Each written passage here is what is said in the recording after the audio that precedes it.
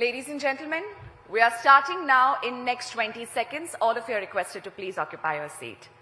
And may I humbly request you to put your mobile phones on the silent mode, please.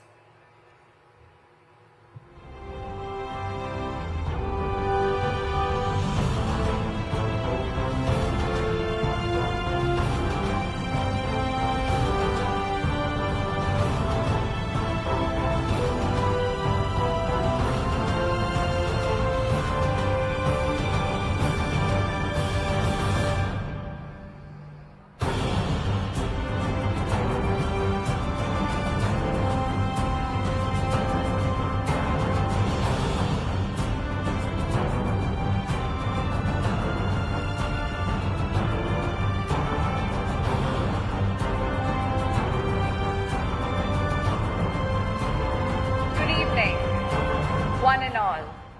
Ladies and gentlemen, welcome to Hindustan Petroleum Corporation Limited presents Times Drive Auto Summit and Awards 2025. My name is Namrata Sehrawat and I'm thrilled to be your host for this knowledge-packed evening. The automotive sector of India contributes approximately 7.1% to India's GDP. And it is poised to grow over $300 billion by 2026. India's Automotive Mission Plan 2047 seeks to establish India as a global hub for automotive manufacturing and research and development. We are already the largest producer in two-wheelers, second largest in buses, third largest in medium and heavy commercial vehicles, and fourth largest car manufacturers in the world. The growth trajectory of this industry is supported by the missions such as Make in India, Automotive Mission Plan 2026, National Electric Mobility Mission Plan 2020. India's drive towards EV is gaining momentum. The Government of India aims to have over 30% electric vehicles by 2030. And with India leading the EV revolution, it stands as a beacon of opportunity for both domestic as well as international players. At Times Drive Auto Summit and Awards 2025, we will get the opportunity to hear from some of the seasoned automotive experts and industry leaders who would be sharing their valuable insights and perspectives on the current trends, opportunity, and what we can expect in the future of mobility. And we would also be recognizing the trailblazing achievements across the industry on the basis of innovation and new age solutions. I would now like to take this opportunity to extend a heartfelt thank to all our wonderful partners. So ladies and gentlemen, please put your hands together for our presenting partner, Hindustan Petroleum Corporation Limited, who is always delivering happiness. So I think for that, we can just hear a big round of applause one more time for them. Our associate partner, Urban Harvest. Supporting partner, Maxwell Energy. Please keep the claps rolling. Loyalty and AI Solutions partner, Tag and Pay.ai. Innovation and engagement partner, Magic Tab. Our technology partner, Qualcomm India. Our auto accessories partner, Vega. Our amplification partner, Daily Hunt. Our outdoor partner, Heights. Can we have a big round of applause one more time for all our valuable partners, ladies and gentlemen. We will begin this evening with our ceremonial lamp lighting. So I would humbly request Mr. Rohit Chadda, COO and President, Times Network, to please join us up on the stage, along with Mr. K.S. Shetty, Director, HR, Hindustan Petroleum Corporation Limited, and Mr. Amit Garg, Director, Marketing, Hindustan Petroleum Corporation Limited. Welcome to you, gentlemen. May I request you to kindly proceed towards the lamp lighting.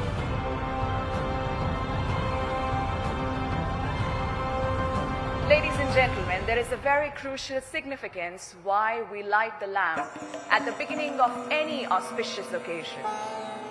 It's a symbol of victory, the victory of positivity over negativity, of light over darkness, of knowledge over ignorance.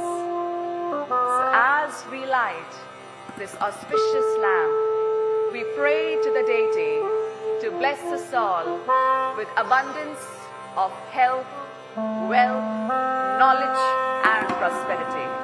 Please put your hands together as we light the ceremonial lamp.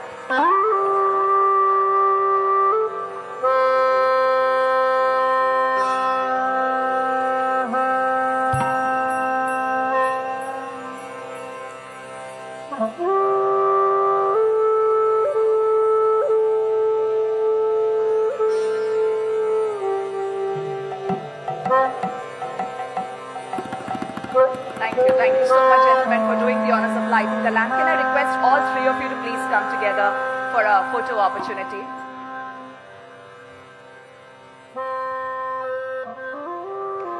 Thank you, Mr. Shetty and Mr. Garg. May I request you to please have a seat? And Mr. Chadda, may I request you to kindly stay back on the stage for the opening address. Ladies and gentlemen, I believe we can put our hands together one more time because we just had a very auspicious start to this day. Over to you, Mr. Chadda.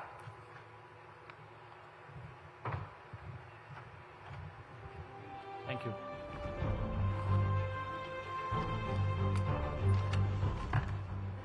Ladies and gentlemen, good evening and a very warm welcome to the esteemed auto industry leaders, awards jury members, mobility innovators, and sustainability champions.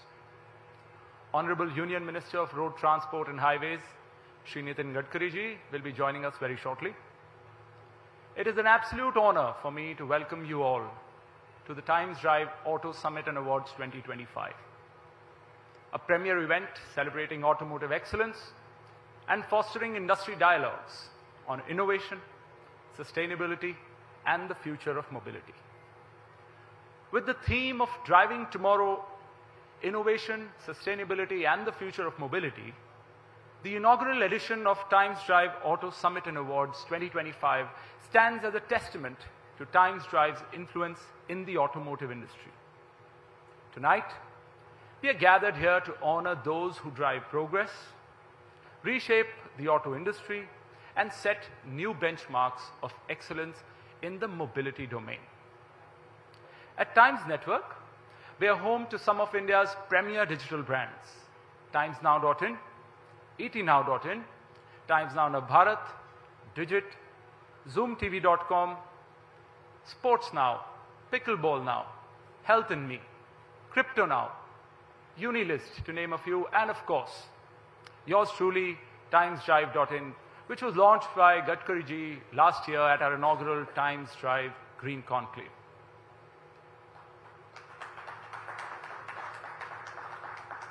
As a next-generation digital automotive platform, Times Drive is the ultimate destination for authentic and insightful automotive reviews. With its commitment to transparency, in-depth analysis, and cutting-edge digital innovations, Times Drive has redefined the way consumers engage with the automotive industry. We take immense pride in Times Drive's unique approach towards automobile consumers, which is why in less than a year, Times Drive directly touched the lives of more than 50 million website users and generated over 200 million video views, helping users across all of their automotive needs.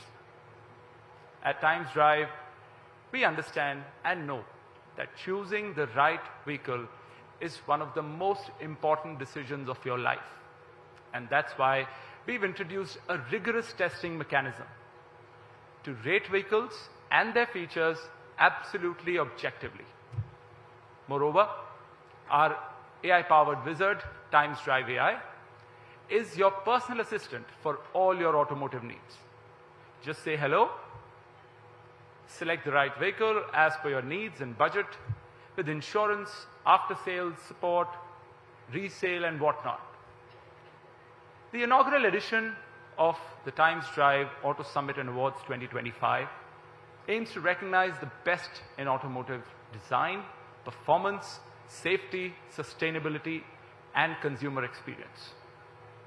To accelerate India's mobility revolution further, the Times Drive Auto Summit and Awards 2025 will recognize trailblazing achievements across four-wheelers, two-wheelers, commercial vehicles, industry innovations, and new age mobility solutions based on performance, design, and consumer impact. This landmark event brings together a distinguished jury panel of seasoned automotive experts and industry leaders who have all come together to recognize the best of the best in the auto industry.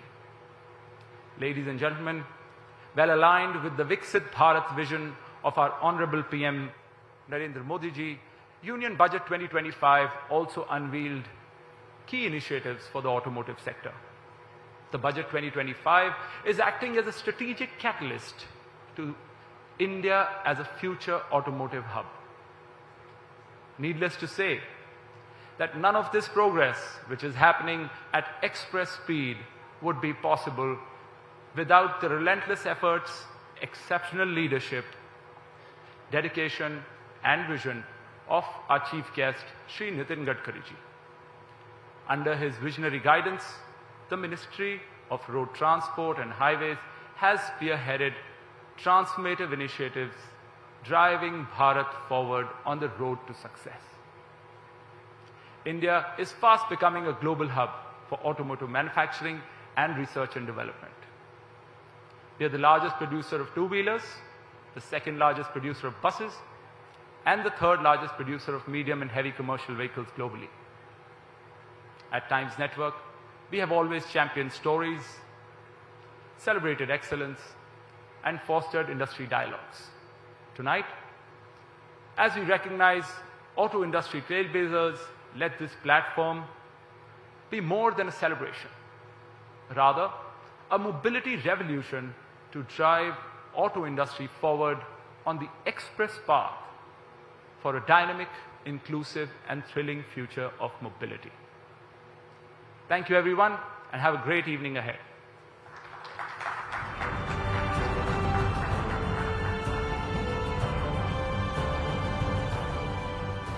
Thank you so much, Mr. Chadha, for that really inspiring address.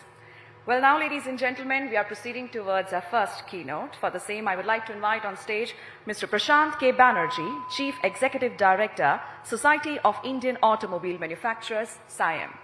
Welcome to you, Mr. Banerjee.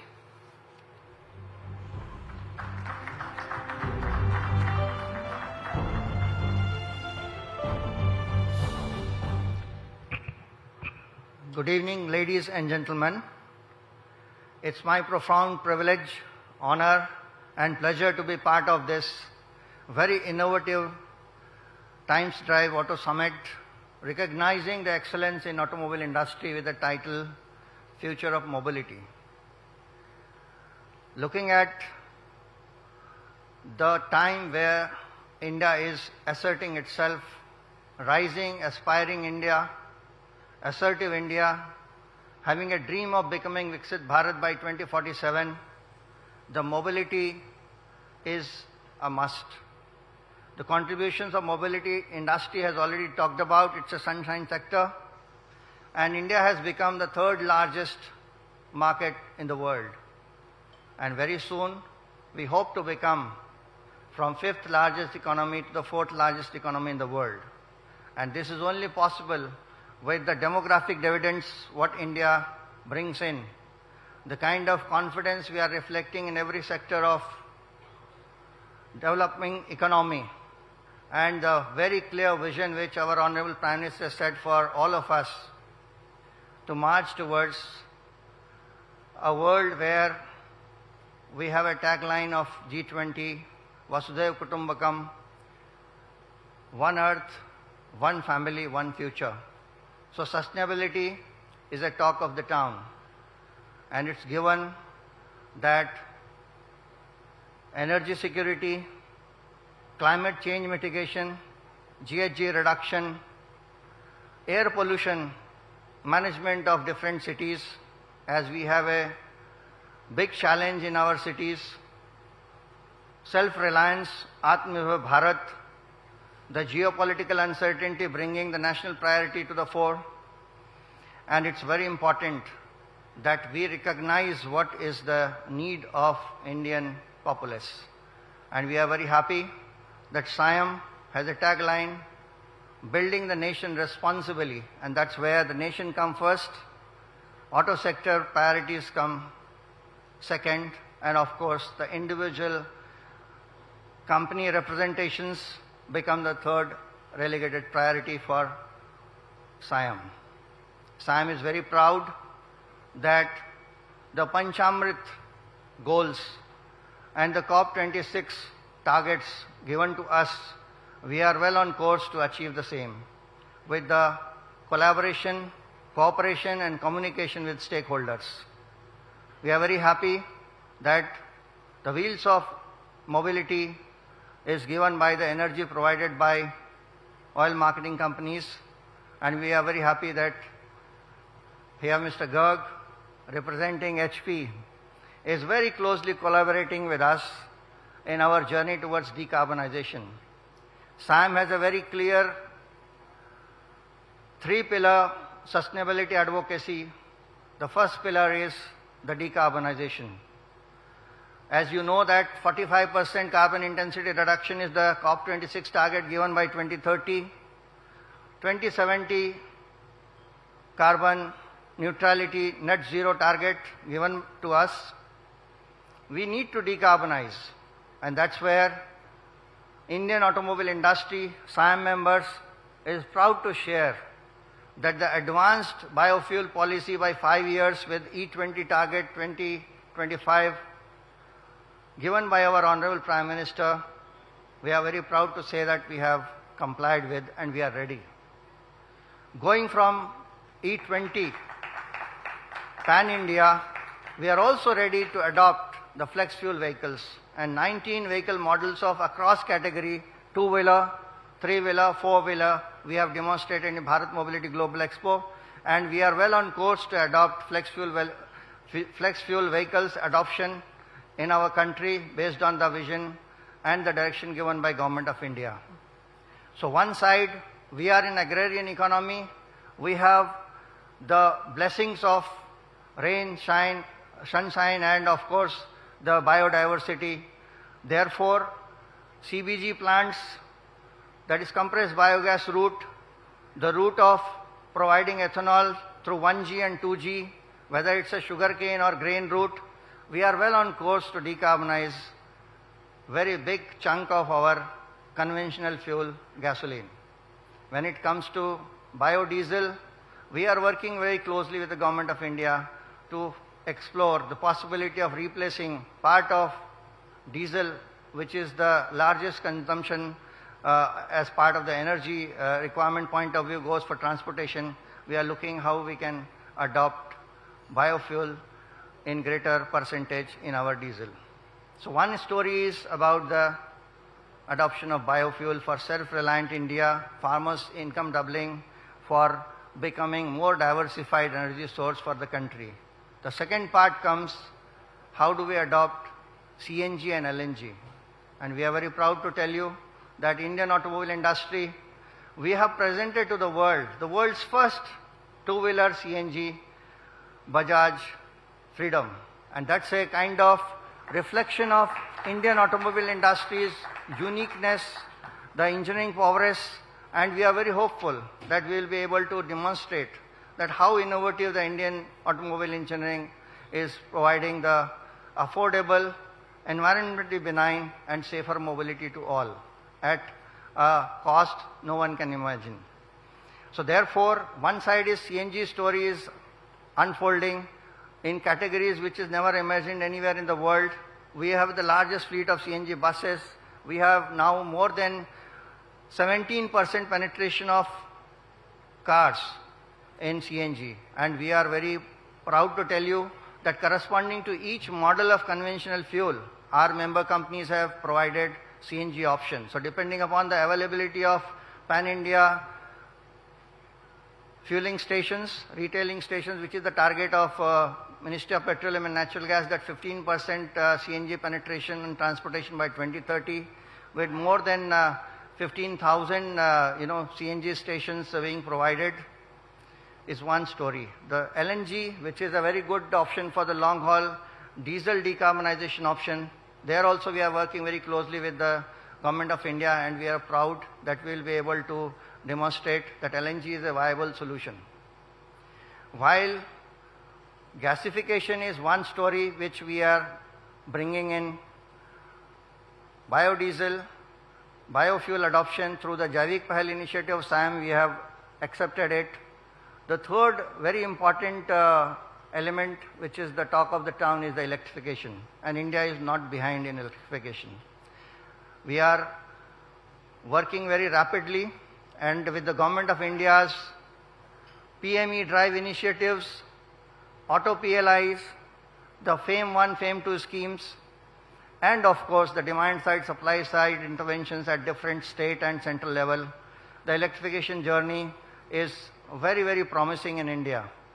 And that's where we are very hopeful that Indian automobile industry is all set with its Vidyutikaran electrification initiative to adopt electric vehicles in our fleet.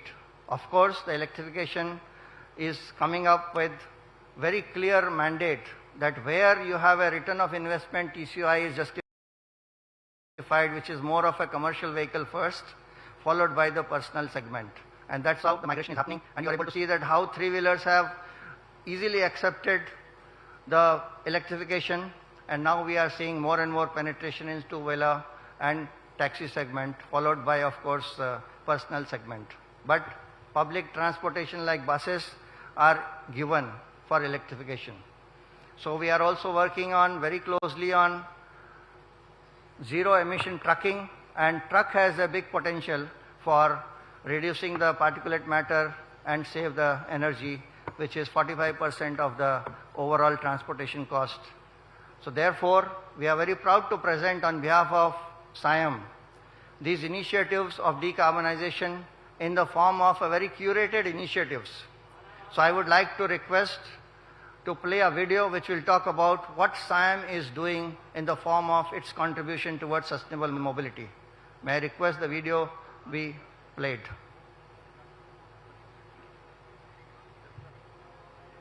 SIAM, an apex not-for-profit national body of indigenous and global major automobile vehicle and engine manufacturers in India, working for sustainable mobility advocacy with the motto of building the nation responsibly, aligned with the vision of Government of India.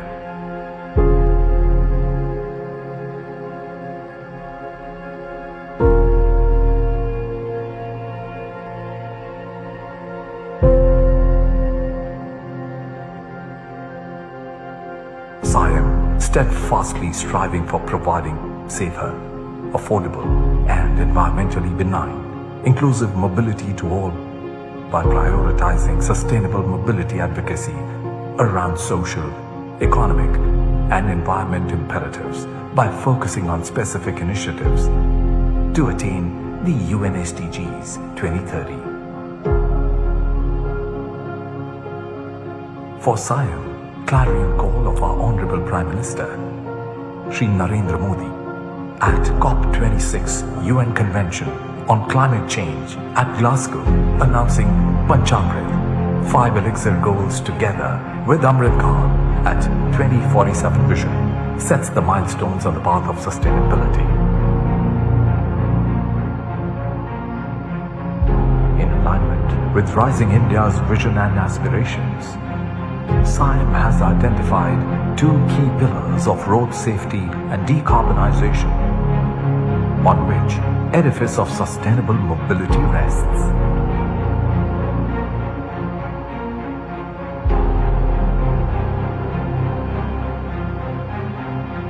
Considering alarming road safety concerns in India, SIAM has decided to initiate 360-degree campaign to address and mitigate road safety menace under Surakshit Safar theme, focusing on education, enforcement, emergency care, engineering and environmental priorities.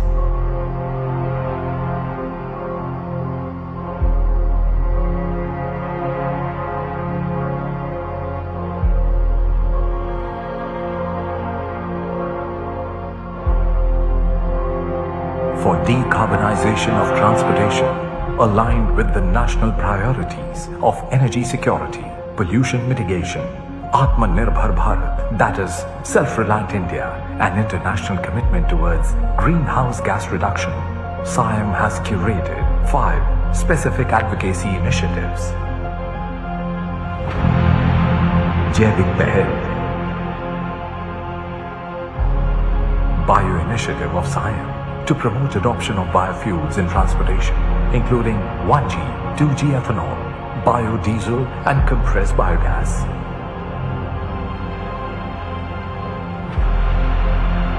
Vidyutikaran, Electrification Initiative of SIAM to embrace virtues of electrified mobility by proactively supporting cross-segment proliferation of homegrown indigenous technologies and manufacturing propped up by government auto and advanced chemistry cells production-linked incentive schemes. Chakriyata, Circularity, another important initiative of SIAM for cradle-to-grave management of vehicles, which focuses on 4 R's: reduce, recycle, reuse and recover for design to end of life of vehicle.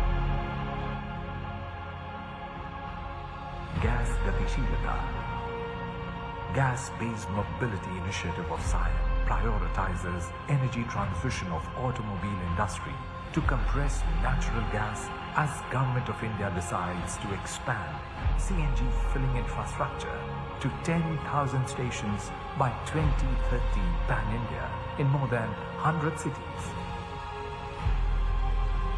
Harit Hydrogen, hydrogen-based mobility initiative of SIAM aligns with the grand vision of National Green Hydrogen Mission launched by Honorable Prime Minister of India with an objective to make India a global hub of green hydrogen production and export.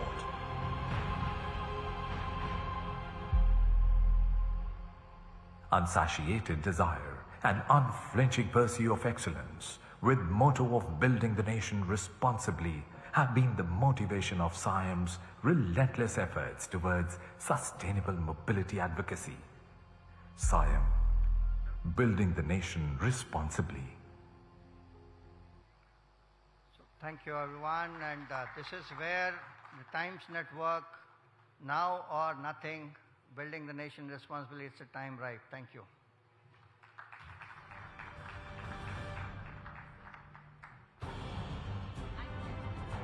Thank you so much, Mr. Banerjee, for enlightening all of us with the great initiatives taken by SIAM towards building the nation responsibly. Thank you so much once again. Can we please hear a big round of applause for him one more time? May I now request Mr. Rohit Chadha to please join us up on the stage and kindly felicitate Mr. Banerjee with a token of appreciation. Thank you so much, sir, once again, for sharing all your valuable insights with us.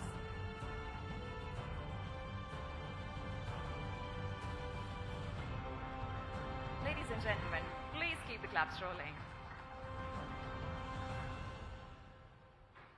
Thank you. Thank you once again, Mr. Banerjee. Thank you, Mr. Chadha. All right, so on that note, ladies and gentlemen, we are now proceeding towards a very exciting fireside chat on customer experience, innovative fuel solutions, and digitalization in oil and gas marketing. For the same, we have amongst us none other than Mr. Amit Garg, who is the Director Marketing at Hindustan Petroleum Corporation Limited. He has an experience of over 37 years in the oil and gas industry. He leads HPCL's downstream verticals and infrastructure expansion while driving diversification into petrochemicals, biofuels, renewables, and EV charging. He also chairs HPCL Renewable and Green Energy Limited and Bhagyanagar Gas Limited, serving on multiple boards. Sir, it is indeed a privilege to have you here amongst us, and we all are looking forward to hear your insights. May I request Mr. Amit Garg to please join us up on the stage. And this fireside chat is to be moderated by Ms. Pooja Sethi, Managing Editor, Digital Content, Times Network. Welcome, welcome to both of you. Ladies and gentlemen, please put your hands together as we welcome Mr. Amit Garg on the stage. Over to you, Ms. Sethi.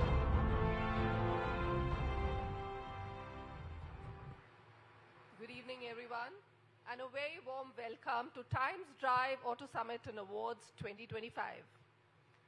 Before we begin, I must admit that the gentleman we have with us today is truly a marketing marvel. An oil and gas industry titan, whether it is retail, LPG, CNG, or lubricants, he has navigated it all in his nearly 4 decades of industry experience. He's a pro in customer-focused approach, and this is how he has transformed the overall customer experience by adoption of cutting-edge digital technologies. Let's welcome Mr. Amit Garg. Sorry. Let's welcome Mr. Amit Garg. Hi, Amit. Thank you very much. Great to have you here. Yeah, thank you. So we'll dive straight into our chat. Amit, customer expectations in fuel retail have evolved significantly. How is HPCL adapting to these changes to enhance customer experience? Yeah, that's a very interesting question, and because it starts from the customer, and HPCL is all about customer centricity. So let me first thank you for having me here. It's a unique privilege to be part of such an august gathering and a wonderful program. So my compliments to each one of you. Thank you. And talking of customers is something which is very close to our heart. So I mean, a tagline which you see all around says delivering happiness. Delivering happiness. And it's to the customers. So what has evolved over the years, and it's about we provide mobility to our customers. We provide the fuel to keep them going, and we provide fuel to burn the kitchen fire so that we move out of our homes in the morning with a paratha or something like that. You're providing mobility in the true sense. Yes, it's completely on that note. And I think it used to be a fuel which people used to just go out to the retail outlet and willy-nilly, unwillingly pay some money and get fuels. Today, customer is not just looking for fuel. That's given.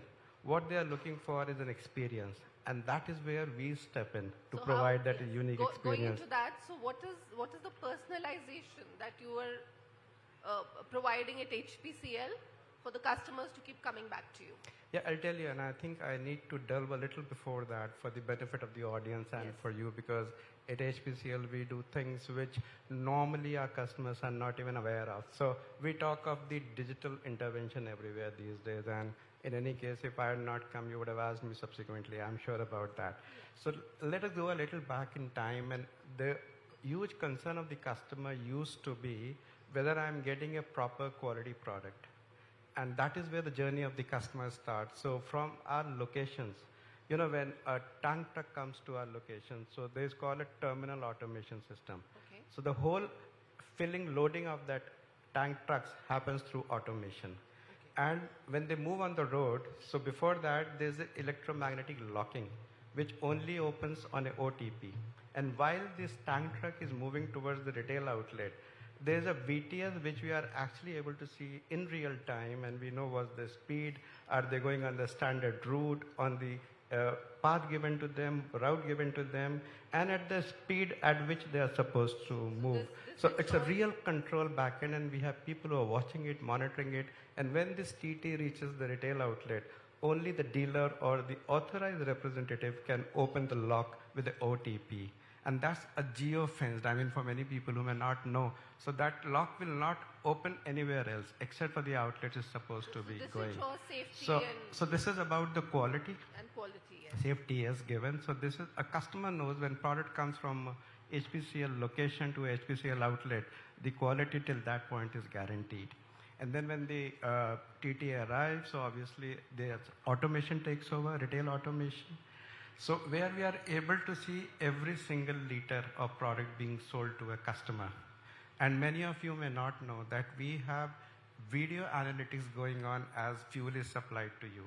So if somehow that CSA, the boy who is the face of the organization, or the wonderful girl who works the whole day, she or he does not say a namaste to you, we come to know that namaste has not been said.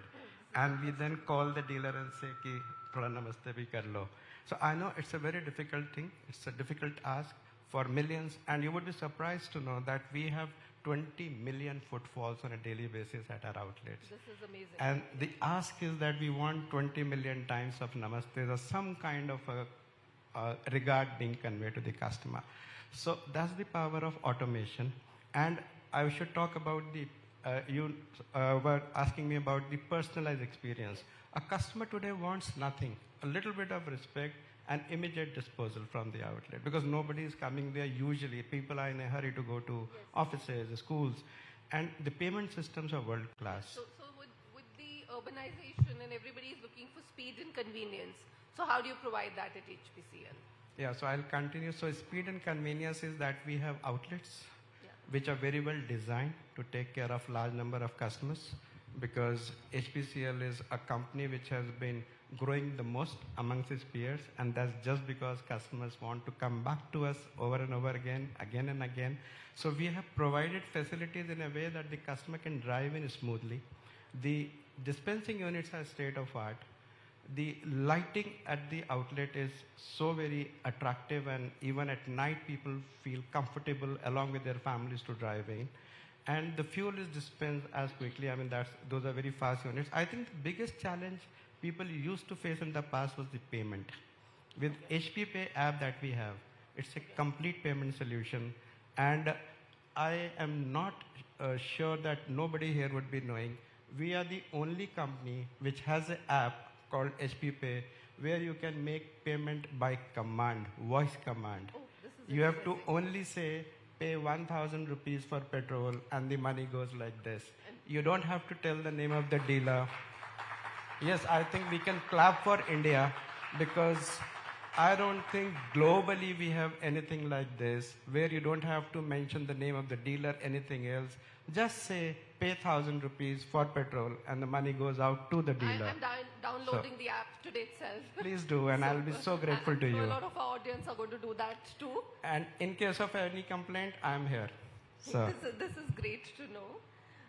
How do you provide the same experience across all your outlets? Like, you have a vast network. How do you ensure that the same experience is replicated across the network, across the pumps in the country? Well, so this is one question where I knew you'll put me actually finally on the mat. So yes, no. 23,000 outlets we have. And while our endeavor is to provide a uniform, good experience across the outlets, once in a while I might say it could be not as great as something we are discussing today.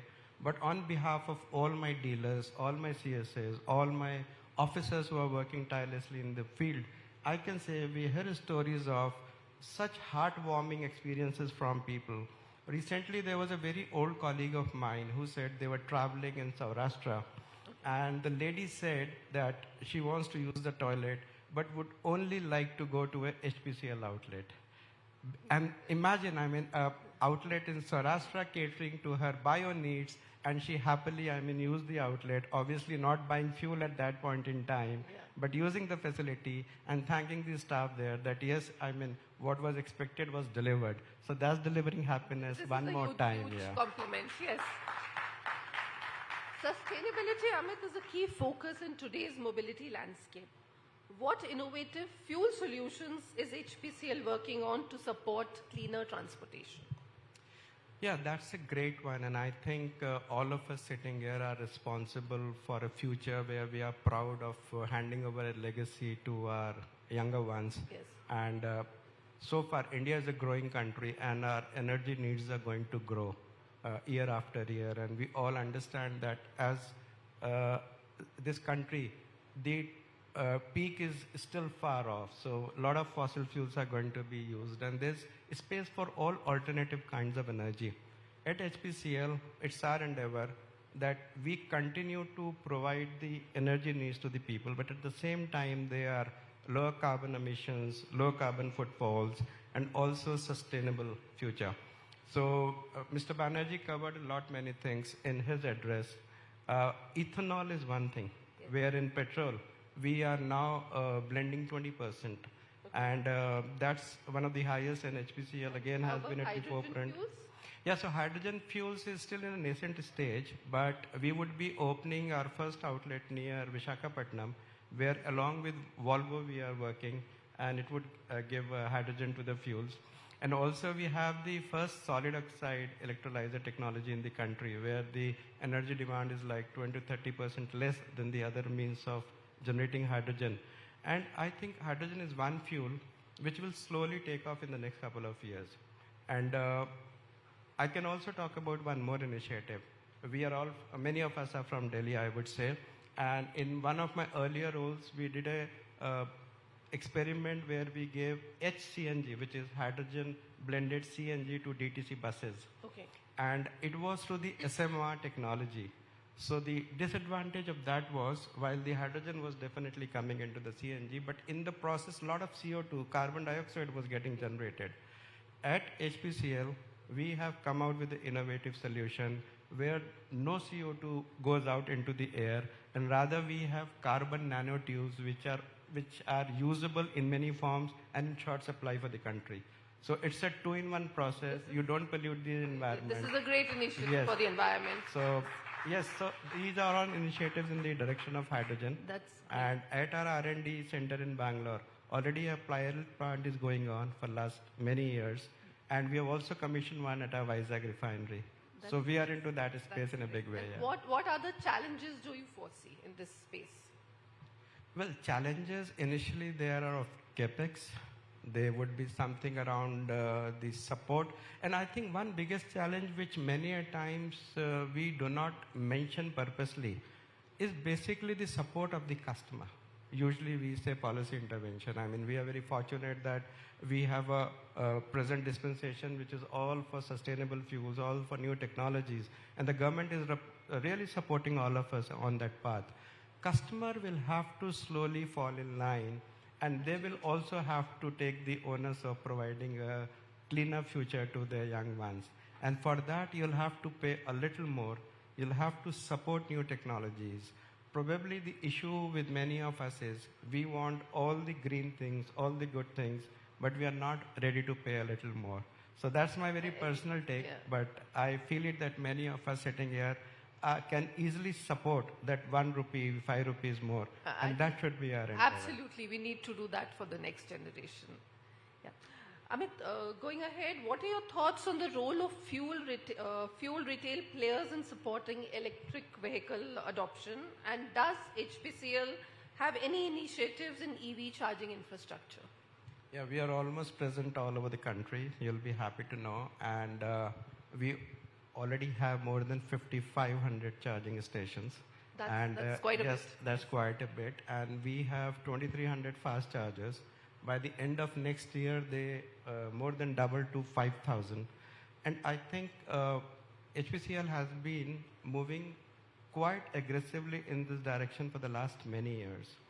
We already have an app which is again HPE Charge, where you are able to see all the charging stations. We have tied up with the OEMs, so when somebody goes to their app, they are able to see our charging stations. And we are also working with the government of Delhi and Mumbai to put up charging stations in their areas where they are asking us to put.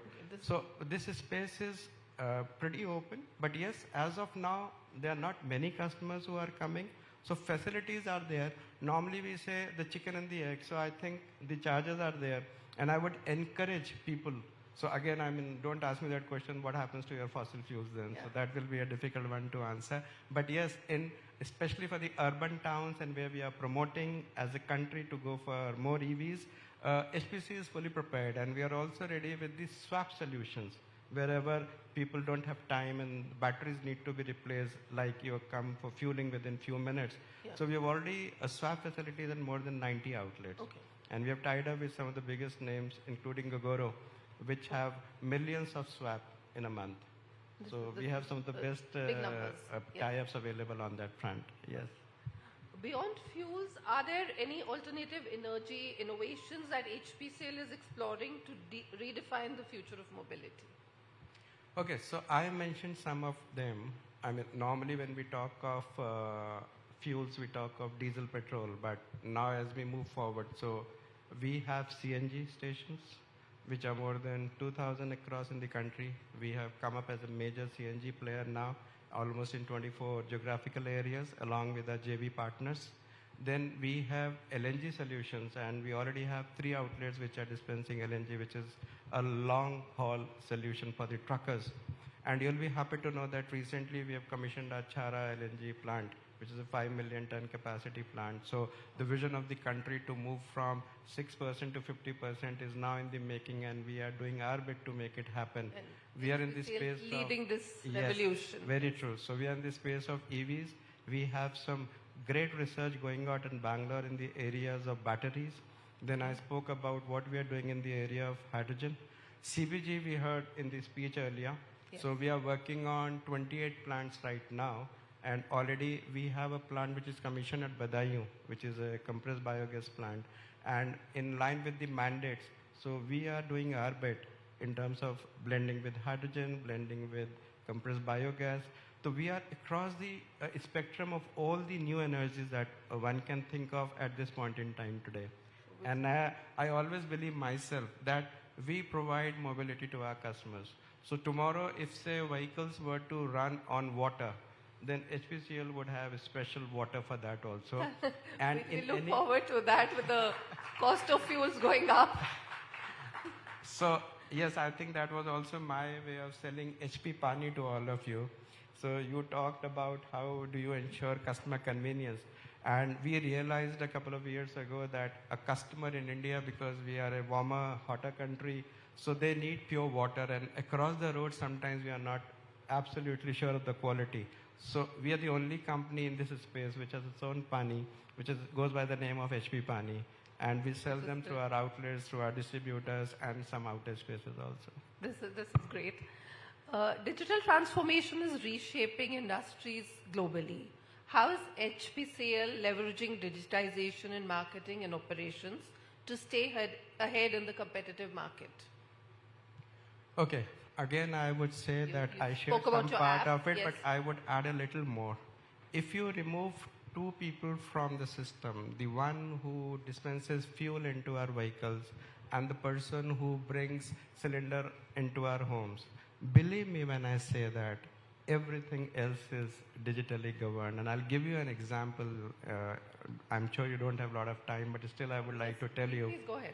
I talked about how the digital intervention starts from the location and from the outlet and the payment terms. Yes. I should especially talk about our DT Plus program for the fleet owners and the corporate customers and the bulk users, where you have a solution for using HSD, and you have complete control over fueling and how that diesel comes in terms of the control through OTPs. And there's a visibility available when the driver goes out and the fleet owner is concerned about how much he has picked up and where is he going, what's the average, what's the mileage. So all that is provided by us. And similarly, HP Pay, that's a payment and a loyalty solution. And many of you would still not know. Today, we have chauffeur-driven vehicles. And many a times, we don't want to waste time going to an outlet. So we would like to send a driver to get the car fueled. But then, I mean, we are also not very sure inside, what if I give 5,000 rupees and the person, I mean, with all respect to the drivers, because they are actually the custodians of a life, so I have nothing against them. But sometimes we do feel, what if he gets only for 4,900?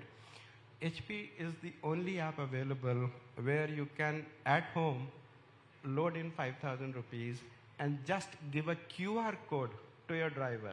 I mean, I have one of the finest driver who works for me, and I mean, my children also are under his custody all the time, so that's not the point. I give him that code, he goes to the outlet, shows the code, and gets the fuel. Not even a milliliter of fuel getting here and there, or money not coming here and there. Those are the kind of solutions we have when you talk of the digital journey. And I think that list can go on. And I would give you one more example, because these are 2 favorite things which touch our lives for everyone sitting here. One is the fueling, and the other is when the LPG cylinder comes to our kitchens. Yeah. You know, when you make a booking for a LPG cylinder, it can be done through various portals of IVRS, HP portal, Suvidha, then Amazon, Paytm. They also have facilities where you. Yes. Anytime you book a cylinder, it gets into the central database immediately. what happens that booking is transferred to the distributor. The distributor then prepares a route all digitally, goes to the delivery boy with a copy to the godown person that here you have to give a cylinder to this delivery boy because it has to go to Mr. Agarwal's place. Yeah. And the moment the cylinder is delivered, the customer says, yes, I have delivered. A bill is given to them, generated automatically in the system. The feedback option is open. And if there's a subsidy element which has to go to them, that is also settled in the background. And most of us know at times feel ki, I mean, what is so great? Ek cylinder book kiya, cylinder ghar aa gaya. Lot of processes go. Where is the yes. digital part of it? Except the actual delivery of the cylinder to your kitchen, everything else is digital, which is happening in the back end. That's the power of what we are doing at HPCL today. That's great. So Before we come to the end of the conversation, I have one last question for you. What do you see as the next big digital disruption in fuel retail? And how is HPCL preparing for the future of mobility? yes, that's something which keeps us on our toes all the time. And I think we'll have to take a leaf out of the book from China, from Japan, from Amsterdam, Netherlands, and a couple of other countries who have done a marvelous job, and Dubai for that matter. Who do you see as your biggest disruptor? No, so I have to pick the best from each one of them, and I'll give you one example. So for example, in the new space, it's more now mobility as a service is the concept which is coming. Okay. So customers are not willing to buy their personalized vehicle. And through the app, the youngster today want to book end-to-end, which would include the last mile. And you know, in Delhi itself, there are motorcycles which you can hire. And now, I mean, we are growing and we are open to new ideas. Our ladies with something which would have never happened in the past, they hop onto that bike and they go out on errands and complete the job and come back. So this is something where we would have to look at the end-to-end solution besides the autonomous vehicles which are going to come, not maybe in our country in the next 5 years, but globally and especially California, China, some countries they are doing a lot. And I think in our direction for sustainability, for the smart cities concept, to bring down the usage of fossil fuels, this is something where we would be working very closely, along with all the other new energy fuels that I spoke about. Yeah. Okay, this is great. Thank you, Mr. Amit Garg, for this very, very interesting and insightful conversation. Thank you very much. And we're sure HPCL will continue to grow under your futuristic leadership. Thanks a lot. Thank Really you so appreciate much. that. Thank you.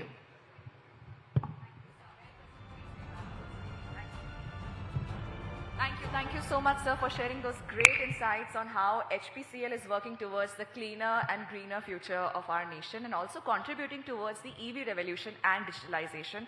Thank you once again. May I humbly request Mr. Rohit Chadha to kindly join us up on the stage and felicitate Mr. Amit Garg.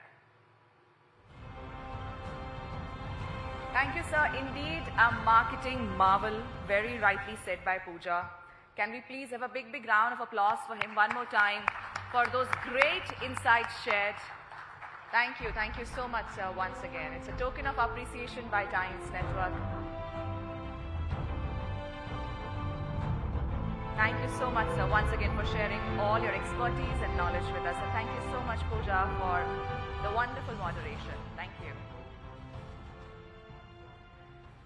All right, so on that note, ladies and gentlemen, we are now proceeding towards our next keynote address. For the same, I would like to call upon stage Mr. C.S. Vigneshwar, President, Federation of Automobile Dealers Association, FADA. Welcome to you, sir.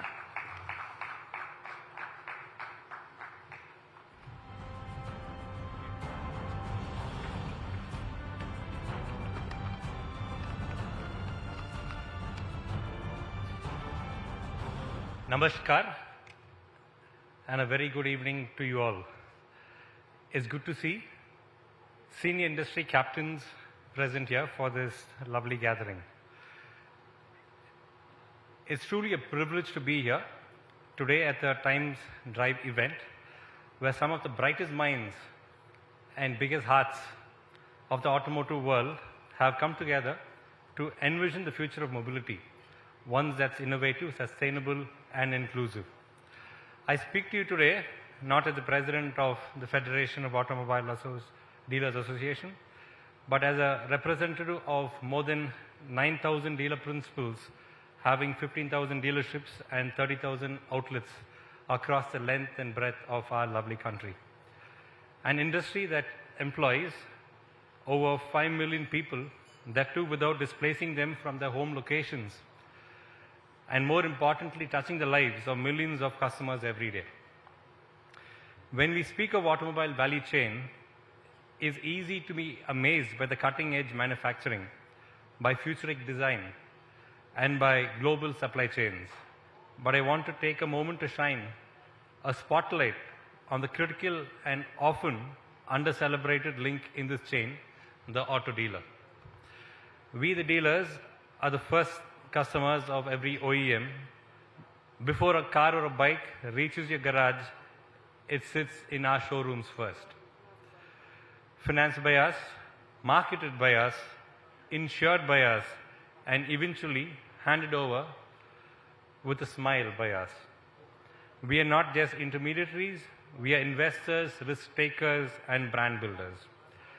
And most importantly, we are the voice of the customer, bringing real-time feedback, evolving preferences, and on-ground realities to the table. FADA plays a crucial role by consistently releasing real-time auto retail data, which has now become the industry's most trusted mirror of actual market demand. While wholesale numbers tell us what has been dispatched, FADA's data tell us what has truly been sold. From media houses to OEM, from policy makers to financial analysts, everyone look to dealers and their FADA data as a barometer of India's customer sentiment. This contribution to data transparency is helping the ecosystem make informed decisions, responding to demand cycles, and plan better for our future. In a country as diverse as India, where customer aspirations vary every 100 kilometers, it is a dealer network that understands the nuances of local demand, seasonal trends, and buyer sentiment. During the BS4, BS6 transition, or through the post-COVID recovery, it was a dealer community that bravely weathered disruptions, often acting as a shock absorber for the entire industry. When all the OEM petitions were rejected by the Honorable Supreme Court, FADA stood as a rock, saving dealers from huge losses. We have data, we have feet on the ground, and most importantly, we have relationships. Trust is our biggest currency, and built on one customer, one test drive, and one service at a time. But our contributions don't end at business. Across India, dealers are deeply engaged in CSR initiatives, from plantation drives to road safety campaigns, from sponsoring helmets to organizing awareness rallies. These efforts are not headline-seeking, they are heart-driven, carried out in every community where we operate. Dealers don't just build businesses. We build relationships, we build safer roads, we build greener tomorrow. And in doing so, we make dealerships not just a place to buy vehicles, but a place that stands for values, responsibilities, and community spirit. As we move towards an increasingly complex future, FADA has proactively built new verticals that are future-facing, inclusive, and deeply empowering to the mobility of our country. Generation Next, or Gen X as we call it, was created to nurture the next generation of dealers, leaders by giving them platforms for innovation and to contribute. The women in FADA, or WIF, we believe that the future of auto retail must be inclusive, and women must play a strong role and have a strong voice in leadership and operations. Two-wheeler verticals, focusing on India's largest retail segment, addressing its unique needs and aspirations. And then there's the FADA Academy, our proud initiative to transform learning from the dealership ecosystem. FADA Academy is not just a training platform. it's a transformation platform. We are building world-class learning modules to dealers and the leadership teams on how to run more efficient, customer-focused, and tech-enabled dealerships. Whether it's digital marketing, HR best practices, financial discipline, or service excellence, FAD Academy is preparing dealerships for profitable and sustainable growth in a rapidly evolving market. With our tie-ups with IIT Delhi, Narasimhanji Institute of Management and Science, we focus not only on contributing learning, we are also ensuring that dealerships are not just ready for change, but they are ready to lead it.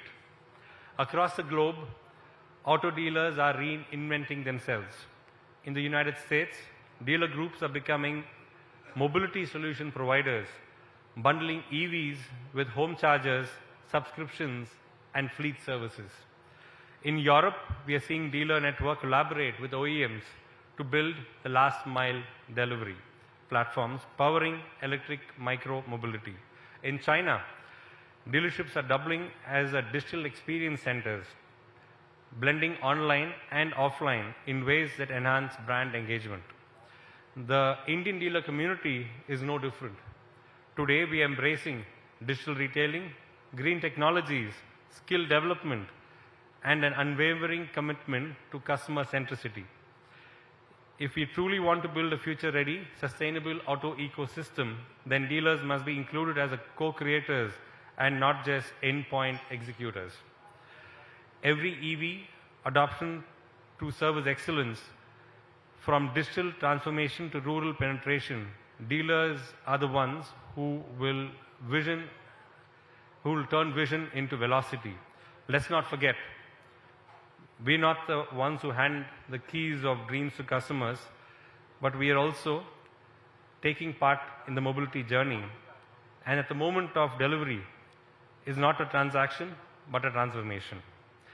As we chart the course ahead for India's mobility journey, let's remember the road to innovation and sustainability doesn't start at the factory gate, it begins at the showroom floor. And the floor is held by unwavering spirit of India's automobile dealers. Together with the OEMs and policy makers, tech disruptors, and media voices like Times Network, I'm confident that we will not just drive tomorrow, we will define it together. We thank Times Drive for this opportunity. Thank you. Jai Hind.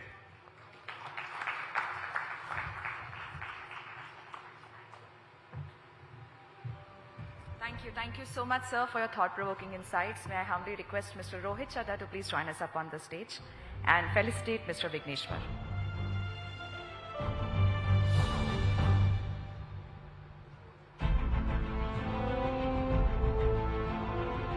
Thank you so much, sir, once again for enlightening all of us and sharing all your thoughts with us.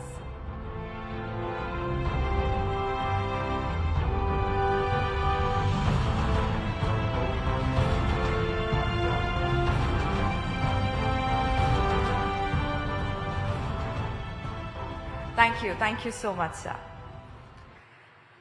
All right, so with this, I think we are at Times Drive Auto Summit and Awards. I can see two supercars here. So that actually makes me want to ask you one very interesting question. How many of you drive? Give me a raise of hand, please, people who drive. Wow. First of all, Shalini ma'am, you're looking very beautiful this evening. Can we please have a big, big round of applause, ladies and gentlemen? We have Mrs. Shalini Pasi here with us. Thank you so much for joining us here. So since ma'am, you drive, can I ask you a question? If you could drive any car, past, present, future, that ever existed, for a day, which car would that be? I learned to drive with my grandfather on a Maruti 800, which was a navy blue car, and I would love to drive that car with him again. Maruti 800? With my grandfather, yeah. Thank you so much for that. Well, indeed, I believe many of us must have learned driving on that car, right? How many of you did? Just give me a raise of hand. People who learned driving on Maruti 800. Fantastic. Even I did. Fabulous. Now, just passing this question to somebody else. One car which you would love to drive for a day. Past, present, future, ever existed. Anything interesting coming to your mind right now, sir? Yes? It would be the McLaren 720S. Oh, the McLaren. Okay, fantastic, fantastic. So, if you would like all the people who know here how to drive, if you had to describe your driving style, what would that be? There are people who are rash drivers, people who are not so rash drivers. So how would you like to describe your driving style? People who drive, once again, just raise your hand. Give me your hand. Okay, 1, 2, 3. Yes. Sir, please go ahead. I drive very, at a speed of about 60, 70, that's it. Not more. So anybody here who has ever crossed 100, 120?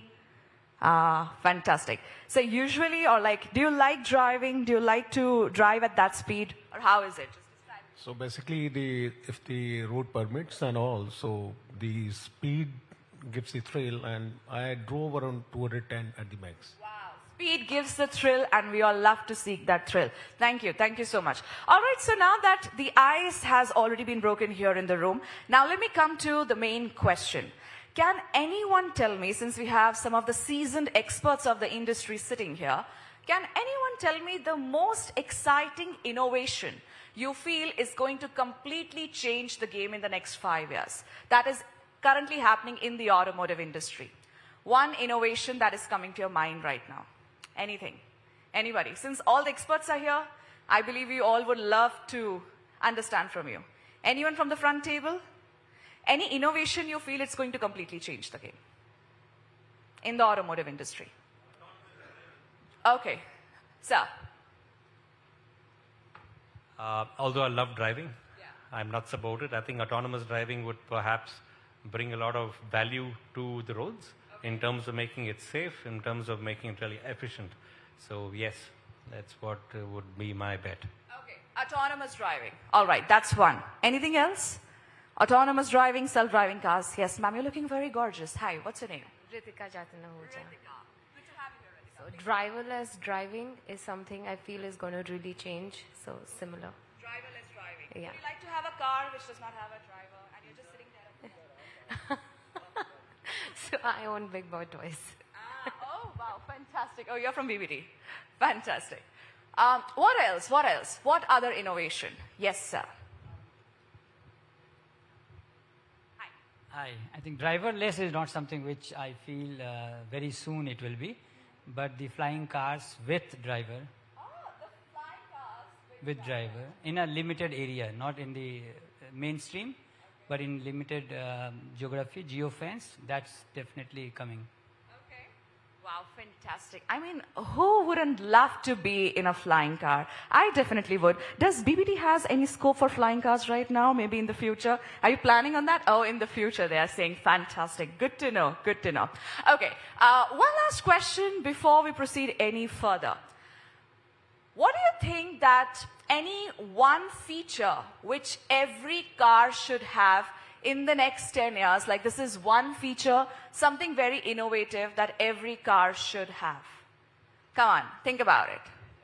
People who are like really car enthusiasts.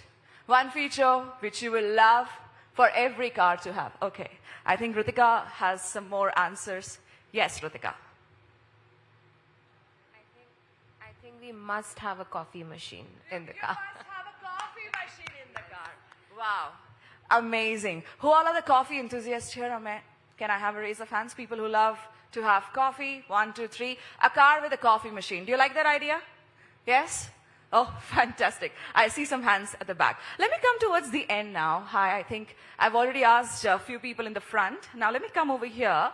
So one feature which you feel that every car should have in the next few years. Something innovative that is not currently there, but yes, maybe something futuristic. Anything coming to your mind?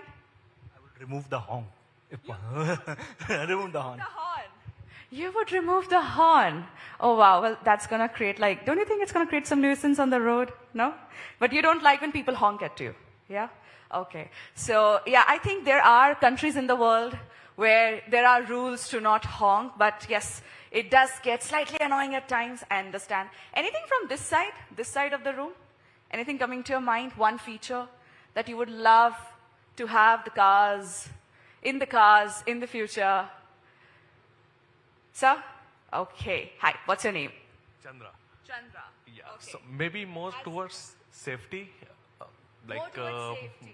If the car is approaching towards certain crash, it takes its own decision. It stops, freezes, something stops it. So more on the safety side, because in India, too many people get killed because of road accidents. Yes. If really we can work on that.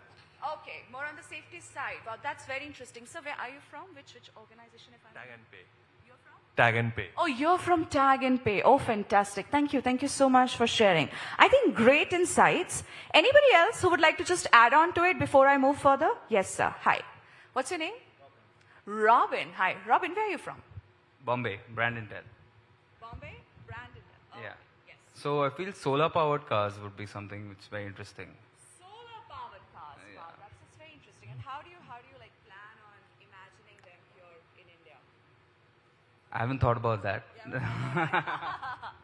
Okay, so I think, yes, we are having a lot of innovation in terms of solar energy. Solar-powered cars, another very interesting idea. Anything else? Anybody? Yes, sir. Hi, may I know your name, please?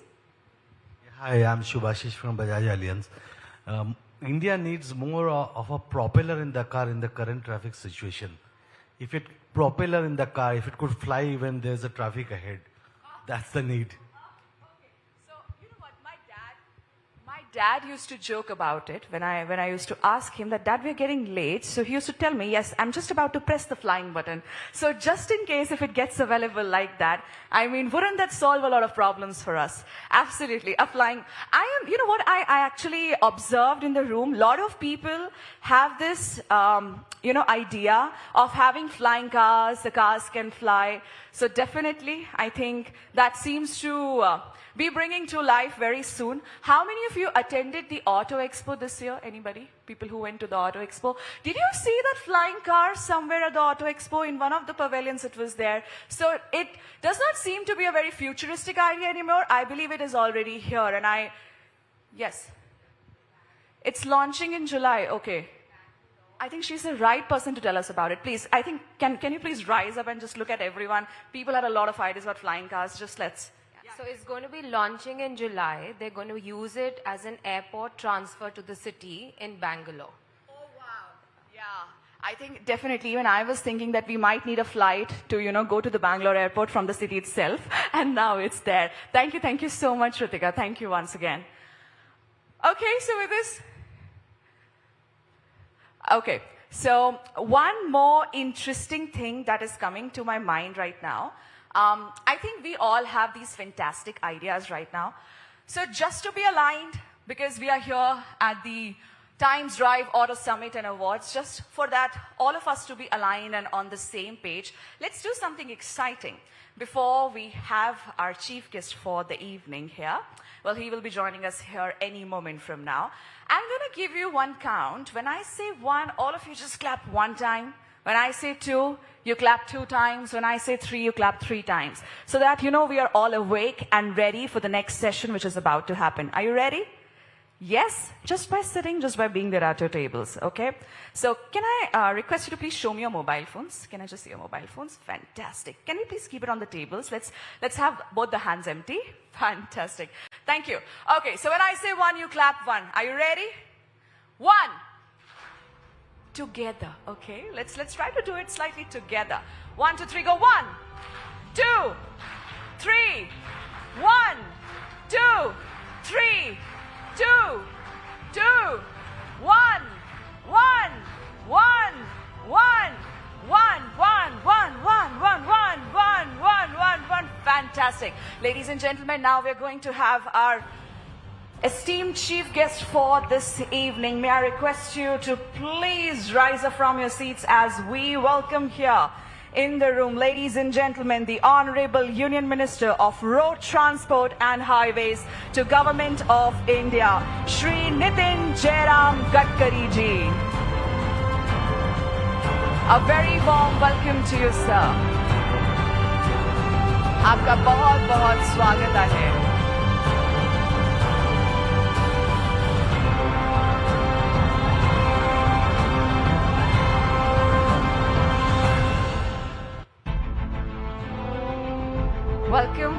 you, sir. May we request you to please have a seat over here. Thank you so much for taking time out and joining us here this evening. Indeed an honor to have you here amongst us. Thank you so much. Ladies and gentlemen, please put your hands together one more time as we welcome the Honorable Minister. बहुत-बहुत शुक्रिया sir, आप अपना कीमती समय निकाल यहाँ आए. Thank you once again. Ladies and gentlemen, may I request all of you to please occupy a seat as we now proceed towards our next part.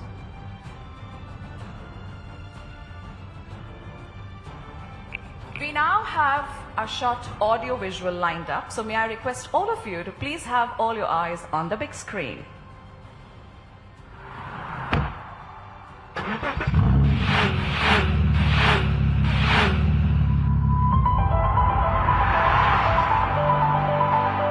Do you find yourself constantly chasing the latest trends in the auto world? Presenting timesdrive.in, your ultimate pit stop for everything you need to fuel your passion for automobiles.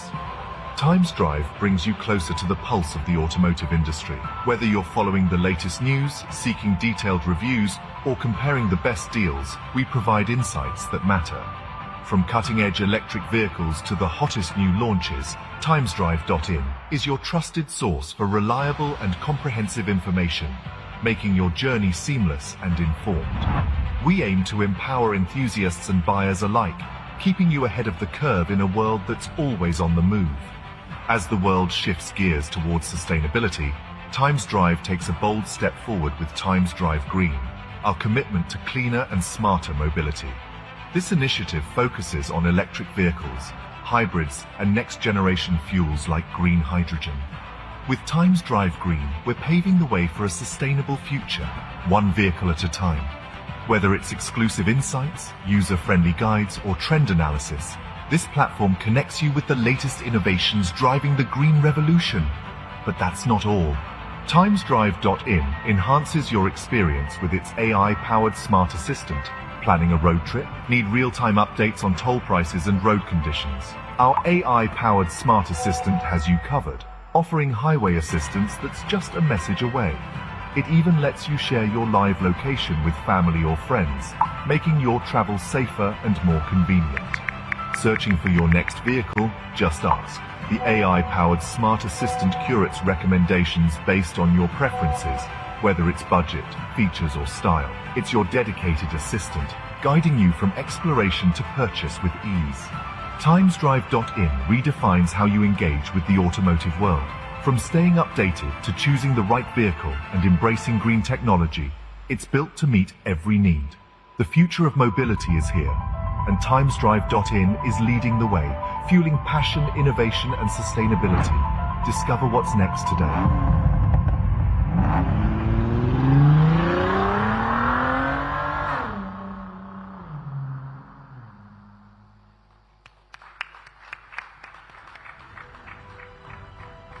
Ladies and gentlemen, it is indeed an honor to have amongst us a visionary leader, a change maker, the man who has completely redefined the road transport and highways in India.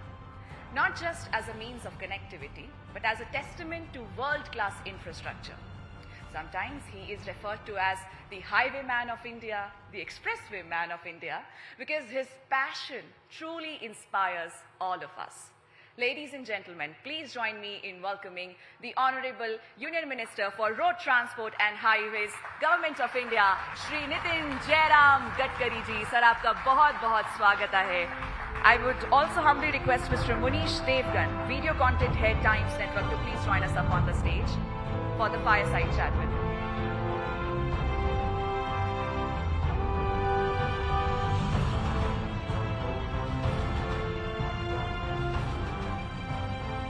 Welcome to you, sir.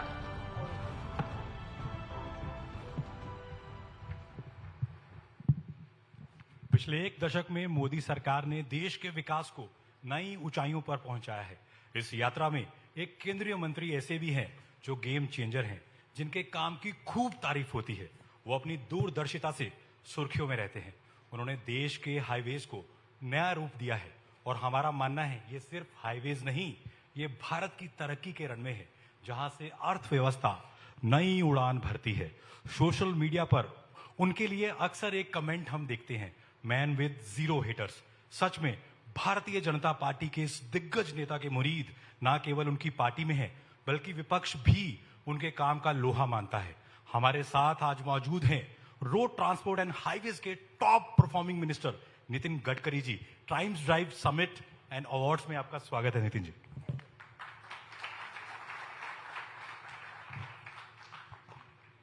Bharat में लाखों लोग मेरे जैसे electric car खरीदना चाहते हैं, लेकिन charging infrastructure और की कमी और दूसरा महंगा होने की वजह से थोड़ा हिचकिचाते हैं।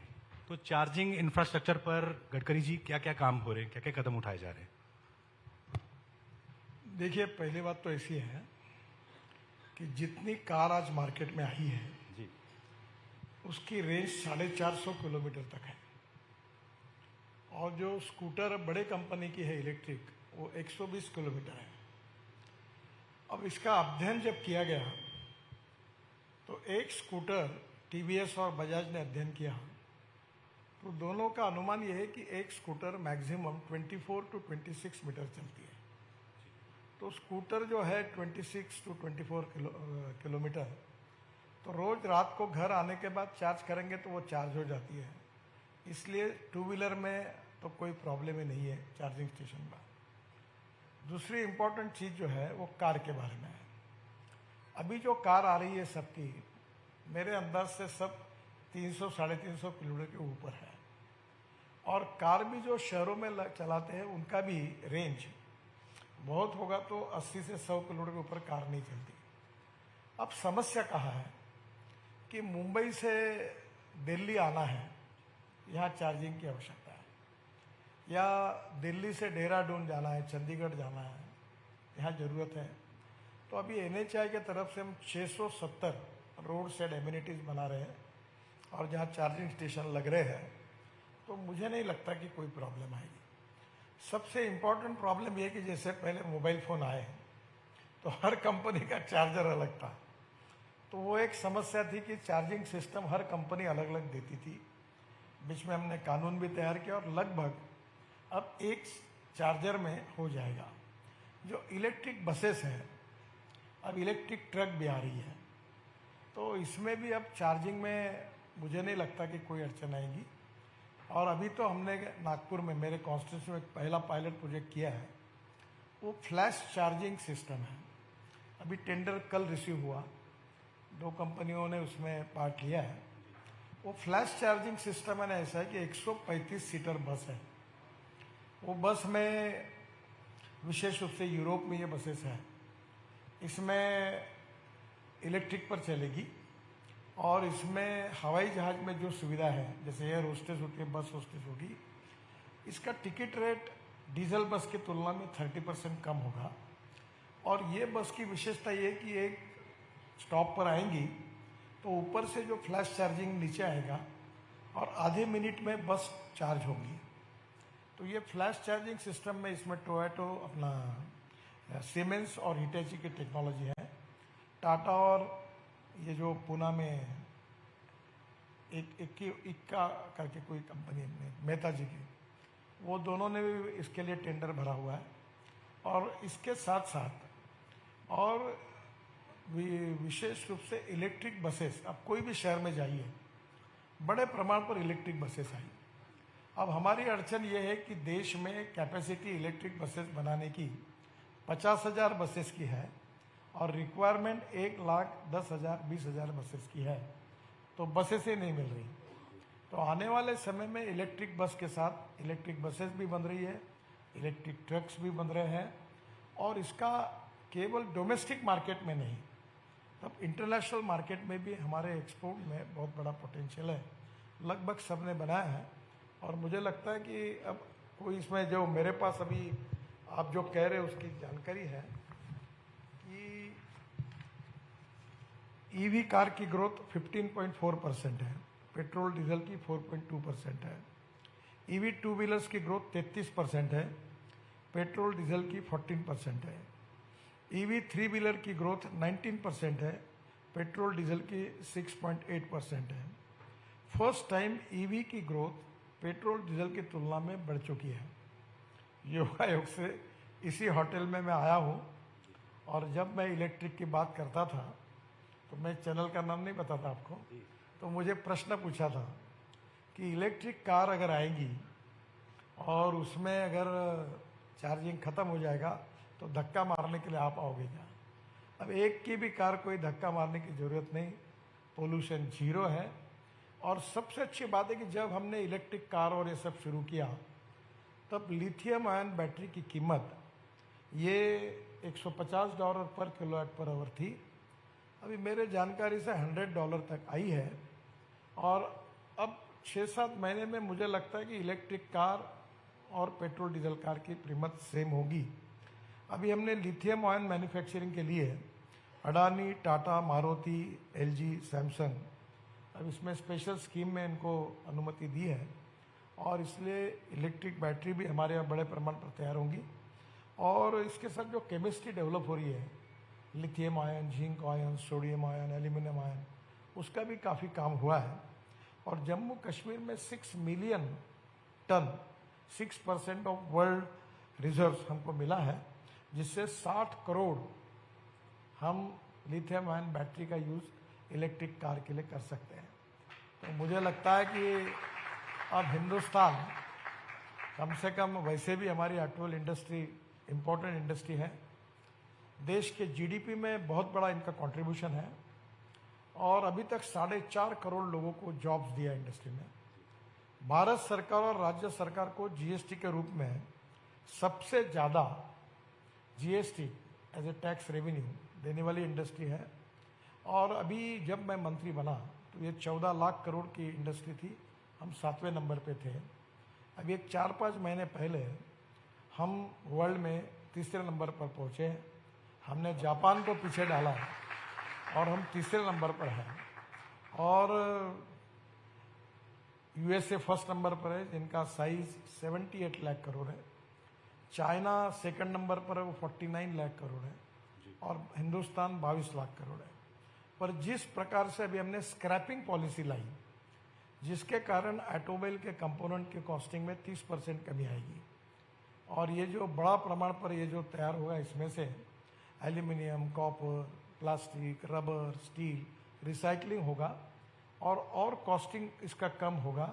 और हम वर्ल्ड में, मेरे अंदाज से 5 साल के अंदर, because of electric alternative fuel and bio fuel के कारण, हम 5 साल तक हम ये कोशिश करेंगे कि हम दुनिया के नंबर 1 पर पहुँचे हैं। और ये इंडस्ट्री जिस प्रकार से ग्रोथ कर रही है, और इसमें एक अच्छी बात हुई, यहाँ कंपटीशन है। जैसे अपने एविएशन सेक्टर में एयरलाइंस बंद पड़ी, टिकट रेट बढ़ गए। अब एक डिज़ाइन ये लाता है तो उससे दूसरा इससे ज़्यादा डिज़ाइन लाता है। एक कीमत ये जाहिर करता है, उससे कम दूसरा करता है। ये बैठे सब लोग। अब ये बड़ा कंज्यूमर बेनिफिशियल इंडस्ट्री हो गई, क्योंकि अब मार्केट सेंसिटिव है, क्वालिटी इज इम्पॉर्टेंट और कॉस्ट भी इफेक्टिव है। तो डोमेस्टिक मार्केट और इंटरनेशनल मार्केट में दोनों जगह पर बहुत अच्छा। और आपको तो पता होगा कि हमारे 2 व्हीलर्स की जो इंडस्ट्री है, ये बजाज, टीवीएस, हीरो होंडा, इनका 50% ऑलरेडी प्रोडक्शन एक्सपोर्ट हो रहा है। पर इनसे होशियार भी बाकी भी छोटे लोग हैं। ये अलग अलग शहरों में इन्होंने क्या किया, उन्होंने 125 किलोमीटर की रेंज की स्कूटर बनाई, टीवीएस और बजाज ने। तो इन्होंने 60 किलोमीटर वाली बनाई। तो लिथियम आयन बैटरी की कॉस्ट कम की, तो वो 1.25 लाख रुपए में बेचते, ये 60,000 रुपये में बेचते हैं। तो आजकल छोटा भी आदमी 2 व्हीलर ले रहा है। और अभी तो आते समय मुझे एक प्रेजेंटेशन दिया, उसने स्कूटर में ही ऐसा एक डब्बा माल रखने के लिए बनाया और वो 200 किलो का माल उसमें ट्रांसपोर्ट हो सकता है। तो ये जो होटल के लिए अगर जो काम करती है उसमें बजाय, ये भी बहुत पॉपुलर बनेगा। तो मुझे लगता है कि हमारे इतने अच्छे काम इस पे हो रहे हैं, हमारे स्टार्टअप, डिज़ाइनर्स, और एक के एक बड़े बड़े अच्छे डिज़ाइंस आए। मैं भी इस समय जब एक्सपो में गया था तो मुझे भी आश्चर्य लगा, क्योंकि पहले हमारी इंडस्ट्री कॉस्ट सेंट्रिक थी, पर अब हमारी ऑटोमोबाइल इंडस्ट्री क्वालिटी सेंट्रिक बनी है। और इसलिए वर्ल्ड की मार्केट में हम कैप्चर भी करेंगे, एक्सपोर्ट भी बढ़ेगा, रोजगार भी निर्माण होगा, ग्रोथ भी होगी और आत्मनिर्भर भारत निश्चित रूप से बनेगा। गडकरी जी, आप बेबाक राय रखने के लिए जाने जाते हैं। आपने कई बार कहा विदेशों से महंगा पेट्रोल खरीदने की बजाय देश में ही बायोफ्यूल और अल्टरनेटिव फ्यूल पर काम करना चाहिए। और एक आपके पास मास्टर प्लान और है, एविएशन फ्यूल, वो क्या है, जरा दर्शक जानना चाहते हैं। देखो, अभी डावोस में जो वर्ल्ड कॉन्फ्रेंस हुई उसमें ये बात लगभग तय हुई है कि धीरे धीरे पेट्रोलियम एविएशन फ्यूल में 5% बायो एविएशन फ्यूल ऐड करेंगे, जैसे इथेनॉल की शुरुआत हुई। अब हमारे देश में विशेष रूप से दिल्ली वालों को पता है, मैं भी भुगत भोगी हूँ, या रहते नहीं में ज़्यादा दिन। दिल्ली ये पोल्यूशन का कैपिटल बना है। इसका कारण 40% पोल्यूशन बिकॉज ऑफ ट्रांसपोर्ट, मैं मंत्री हूँ, और बाकी के कारणों में अभी हमने प्री कास्ट को अभी रोड में मैंडेटरी किया है। मैं 4 दिन पहले फाइल साइन की कि वो सीमेंट लाओ, रेती लाओ, ये लाओ। हमारे देश में आज ही मुझे पार्लियामेंट में क्वेश्चन है तो बात हो रही थी कि जो ट्रक में एग्रीगेट, सैंड, सीमेंट, उसको ढाकने का काम ही नहीं करते। वर्ल्ड में जाओगे तो आपको दिखता नहीं, तो उसके बारे में हमने स्ट्रिक्ट अभी कार्रवाई करना शुरू करेंगे। इसमें सबसे अच्छी बात है कि इंडियन ऑयल ने अभी ये 220 लाख टन जो परली है, राष्ट्र, ये जलाया जाता है, ये पंजाब, हरियाणा और यूपी इधर से है। तो इसमें उन्होंने पानीपत में 1 lakh litre bio ethanol per day, 150 ton bio bitumen और करीब 78,000 ton per year sustainable aviation fuel यानी हवाई ईंधन, ऐसा प्रोजेक्ट डाला है। अब ये जो प्रोजेक्ट डाला है इसमें थोड़ी बहुत अड़चनें थी वहाँ, वो मशीन के साइज वगैरह टेक में पहली बार डाला है। इसमें से जो बिटुमिन तैयार होता है, जो बाय प्रोडक्ट होता है, वो है लिग्नेंट। और हमारे पंजाब, हरियाणा में और देश में 400 प्रोजेक्ट पर काम शुरू हो गया है। मैं उस एसोसिएशन का अध्यक्ष हूँ। उसमें से 60 ऑलरेडी शुरू हुई है। वो सीएनजी बनाते हैं, बायो सीएनजी परली से, और उसमें 35% लिग्नेंट निकलता है। हमने अभी वो लिग्नेंट को ये बिटुमिन में डालकर अभी नागपुर जबलपुर रोड पर 1 किलोमीटर हाईवे बनाया, और वो सेंट्रल रिसर्च रोड ऑर्गेनाइजेशन और प्राज दोनों ने मिलकर प्रोजेक्ट किया, और उसके टेस्टिंग के बाद पता चला कि पेट्रोलियम बिटुमिन से ये 50% ज़्यादा अच्छा है। और अभी हमने ये कल मेरे एक 15 दिन पहले मीटिंग हुई, पेट्रोलियम मिनिस्टर थे, प्रहलाद जोशी जी थे, सभी ऑयल कंपनी के चेयरमैन थे। तो हमने उनको ये मैंडेट दिया है कि ऑलरेडी हमारे देश में 90 लाख टन बिटुमिन इंपोर्ट होता है, तो उसके बजाय हम केवल हमारे रिफाइनरी की कैपेसिटी 45 से 50 लाख टन है।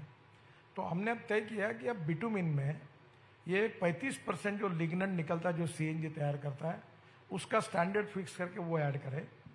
जो टायर हमने बनाए, रबर टायर जो अभी ख़त्म हो गए, वेस्ट हो गए, उसकी पाउडर यूज़ करें, 5 से 7% प्लास्टिक डालें, और ये करने के बाद हम बिटुमिन का स्टैंडर्ड जो एनएच और बाकी उस हिसाब से बनाए, तो मुझे लगता है कि हमारे देश में हम करीब 15 लाख टन हमारा इंपोर्ट कम होगा।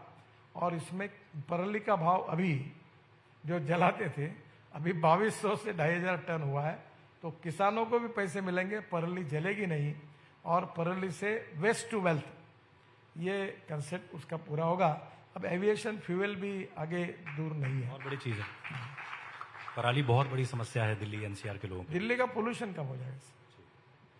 तो गडकरी जी, आप हाइड्रोजन की कार से चलते हैं, इथेनॉल को भी बढ़ावा देते हैं। फ्यूचर में आम आदमी ये सोचता है कि पेट्रोल से ये कितना सस्ता होगा। फ्यूचर में ये जो बायो फ्यूल है, पेट्रोल डीजल से कितना सस्ता हो सकता है? ये उससे सस्ता है। मैं आप आए वो गाड़ी में आया, इनोवा टोयोटो की। एक्चुअली मैंने आज हाइड्रोजन कार लेके आना चाहिए था। वो क्या, हाइड्रोजन भरने के लिए फरीदाबाद जाना पड़ता है जी, मैं थोड़ा वो कम यूज़ करता हूँ। तो वो गाड़ी में ये 100% बायो इथेनॉल है, फ्लेक्स इंजन है, और वो जो गाड़ी लाई है मैंने, वो वर्ल्ड की पहली है, यूरो 6 इमिशन नॉर्म को पूरा करती है। अब इथेनॉल का रेट 60, 65, 70 रुपये है, पेट्रोल का 120 रुपये है। और ये गाड़ी जो है वो 60% बिजली तैयार करती है अपने आप। तो पेट्रोल का रेट अगर एवरेज के दृष्टि से तुलना करेंगे तो 25 रुपये लीटर आता है। अभी ये जो फ्लेक्स इंजन है इसमें टाटा, महिंद्रा, टोयोटा ऑलरेडी था, सुजुकी, हुंडई और करीब 7-8 कंपनियों ने अभी फ्लेक्स इंजन की गाड़ियां लाने का ये किया है। इंडियन ऑयल ने इथेनॉल के 400 पंप वो भी शुरू किए। थोड़ा इथेनॉल में थोड़ा प्रॉब्लम आया कि जब पेट्रोल में डालेंगे तो 5% और अगर हम 100% लेके जाएंगे तो 18%, ऐसा एक GR है, तो 18% GST लगता है। तो अभी मैंने फाइनेंस मिनिस्टर को भी लिखा है, तो आने वाले दिनों में अल्टरनेटिव फ्यूल में इथेनॉल में आएगा। अभी बजाज ने स्कूटर बनाई, मोटरसाइकिल मैंने लॉन्च की, वो CNG पर है और CNG ये बायो CNG भी अब किसान बनाने लगा है। तो मेरा जो इंटरेस्ट है कि हमारे देश में import substitute, cost effective, pollution free और इंडिजिनियस। तो अब CNG की जो बाइक है वो हाइब्रिड करने के बारे में वो कोशिश कर रहे हैं। अभी मुझे अनऑफिशियली पता चला कि वो सक्सेसफुल हो गए कि CNG और पेट्रोल इस पर स्कूटर चलेगी, तो CNG और इथेनॉल हाइब्रिड इस पर चलेगी। तो धीरे धीरे देश में रिवॉल्यूशन होगा और हमारा देश का किसान केवल अन्नदाता नहीं होगा, वो ऊर्जा दाता होगा, ईंधन दाता होगा, विटामिन दाता होगा, हवाई ईंधन दाता होगा। तो ये जो गेहूं चावल मक्का लगाने के बजाय एनर्जी क्रॉप्स जब लगा, मैं किसान हूँ, मैं 4 चीनी मिलें चलाता हूँ, हमारा 10,000 किसानों ने आत्महत्या की विदर्भ में, स्थितियाँ अच्छी नहीं है। तो हमारे ये 22 लाख करोड़ जो फॉसिल फ्यूल का इंपोर्ट है, इसमें से 10 लाख करोड़ भी एग्रीकल्चर और रूरल इकोनॉमी में जाएंगे। तो ग्रामीण इंडिया की जो 65% आबादी है जिनका हमारे ग्रोथ में, GDP ग्रोथ में केवल 12% कंट्रीब्यूशन है, तो ये अगर 10 लाख करोड़ उधर जाएंगे तो वो 20 से 22% उनका कंट्रीब्यूशन होगा। गांव, गरीब मजदूर किसान का कल्याण होगा, गाँव में रोजगार निर्माण होंगे और आगे ये किसान एनर्जी क्रॉप्स को बायोडाइजेस्टर में डालकर उसमें से मीथेन निकलता है और मीथेन से CNG भी तैयार कर सकते हैं और हाइड्रोजन भी तैयार कर सकते हैं। हाइड्रोजन फ्यूल सेल ये भविष्य है। और इसी होटल में मैंने 20 दिन पहले, हमारा एक प्रोजेक्ट है, 7 प्रोजेक्ट हमने पायलट प्रोजेक्ट किए। टाटा की 2 ट्रक, एक हाइड्रोजन फ्यूल सेल पर 100% चलने वाली और दूसरी जो पेट्रोल डीजल का इंजन है उसके ऊपर IC इंजन पर हाइड्रोजन डाल के चलने वाली, दोनों को लॉन्च किया। और हाइड्रोजन सस्ता है। हम ये इंपोर्टेड फॉसिल फ्यूल जिसके रेट हमारे हाथ में नहीं है, क्या है, देश कंट्री टू कंट्री पॉलिसी अलग है। अभी अमेरिका में बहुत उनके पास क्रूड ऑयल है, गैस है, जिनके पास क्रूड ऑयल और गैस देश में सुरक्षित है उनका ठीक है, पर हमारा 80 to 85% इम्पोर्ट है। तो इतना पैसा देश के बाहर जाना और पोल्यूशन क्रिएट करके, दिल्ली में जितने लोग हैं, हम लोग रहते हैं, हम अपना लाइफ 8-10 साल कम कर रहे हैं। मैं आता हूं तो मुझे इन्फेक्शन हो जाता है। तो दिल्ली जैसे शहरों को, देश को प्रदूषण से मुक्त कराना, स्वदेशी और स्वावलंबन के आधार पर ग्रामीण और कृषि क्षेत्र को मजबूत करना और किसान को ऊर्जादाता बनाना, यही सरकार की भूमिका है। और मुझे लगता है अब उसको सबको कन्विंस, पहले मैं बोलता था मुझे कन्विंस करने में अड़चन जाती थी, अभी लोग कन्विंस हो गए। ऑटोमोबाइल वाले भी तैयार नहीं थे, बहुत बार मैं मीटिंग करता था। तो अभी ट्रैक्टर वालों को मैंने कहा कि अब मैं यूरो 6 के इमिशन नॉर्म लगाता हूँ, सब आए बोले 1-1 लाख रुपए कीमत बढ़ेगी।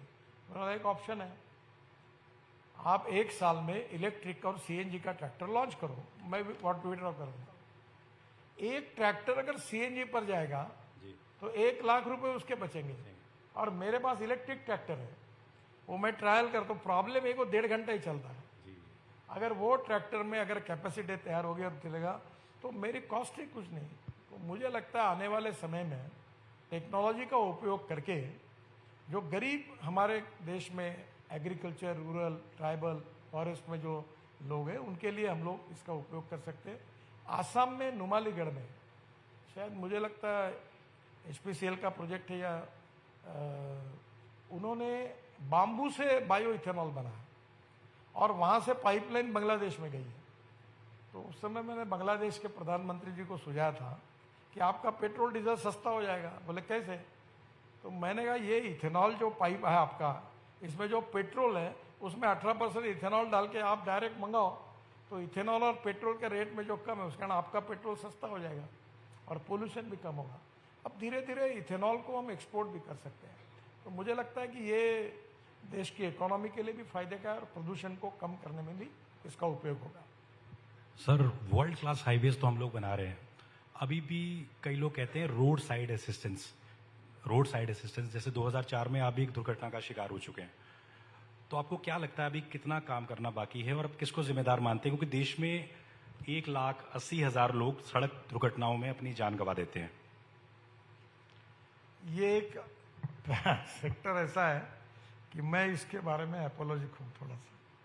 मैं बहुत कोशिश किया हूँ 10 साल में, पर मुझे इसमें यश नहीं मिल पाया। हमारे देश में 4,80,000 एक्सीडेंट होते हैं और 1,88,000 मौतें होती है और मरने वालों की संख्या 18 से 45 एज ग्रुप में 66% है। 10,000 बच्चे मरते हैं। स्कूल के सामने एग्जिट और एंट्री, वहाँ रोड, अभी आजकल तो मैं बोल सकता हूँ कि मैंने अपने घर में पार्किंग बनाई। ये दिल्ली में बड़े बड़े लोग रहते हैं, अभी इनके घर में किसी के घर जाओ ये रोड पर ही गाड़ा रखते हैं अपने, कोई घर में पार्किंग नहीं। बंगला बड़ा बनाते हैं पर रोड पर क्यों रखते हैं? आपके घर में इन्होंने पार्किंग नहीं बनानी चाहिए। अब धीरे धीरे ऐसी स्थिति हो गई कि इतने रोड एक्सीडेंट हो रहे हैं और इसका बेसिक कारण मैं आज अमेरिकन चैम्बर ऑफ कॉमर्स में सुबह था, जो डिटेल प्रोजेक्ट रिपोर्ट बनाते हैं उसमें डीपीआर में जो गलतियां होती है वो हम बदल नहीं सकते। और मैंने कल ही हमारे एनएचआई के आरओ और पीडी और पीडब्ल्यूडी के चीफ इंजीनियर सबके खिलाफ एफआईआर डालने के लिए एसपी को बोला है कि ये जिम्मेदार है, डालो इनको अंदर डालो। इसका कारण एक जगह मर रहे, फिर उसके बाद आइडेंटिफाई हुआ, ब्लैक स्पॉट करके समय मिला, अधिकार उनको दिए और सुधारता नहीं। तो अब धीरे धीरे रोड इंजीनियरिंग में काफ़ी सुधार हम कर रहे हैं, फिर भी करने की आवश्यकता है। ऑटोमोबाइल इंजीनियरिंग में हमारा सुधार बहुत अच्छा हुआ है। हमने भारत एनकैप एक सुरक्षा का रेटिंग लाया। अब हमारे देश में वर्ल्ड के गाड़ियाँ आ रही है टेस्टिंग के लिए। अब वो भारत एनकैप में जो स्टैंडर्ड्स है उसके कारण सब लोग क्वालिटी कॉन्शियस बन गए। 6 एयरबैग लगने लगी। तो ऑटोमोबाइल में अभी इलेक्ट्रॉनिक ब्रेक सिस्टम, जितनी बातें इंटरनेशनल स्टैंडर्ड से हमने लगा दिए।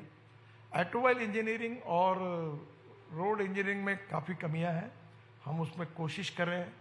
और तीसरी इन्फोर्समेंट, वो कानून भी कड़क कर दिया, कैमरे भी लगाए, लोग फाइन भी भर रहे हैं, चिल्लाते हैं मेरे नाम से। अब थोड़ा थोड़ा एक प्रॉब्लम है ह्यूमन बिहेवियर, कानून के प्रति डर भी नहीं और सम्मान भी नहीं।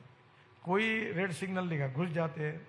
अभी मैंने परसों हमारे इंजीनियर्स की मीटिंग में कहा कि हमारे देश का हर व्यक्ति ये ओलंपिक स्टैंडर्ड का प्लेयर है, एथलेटिक्स से ऐसा समझो।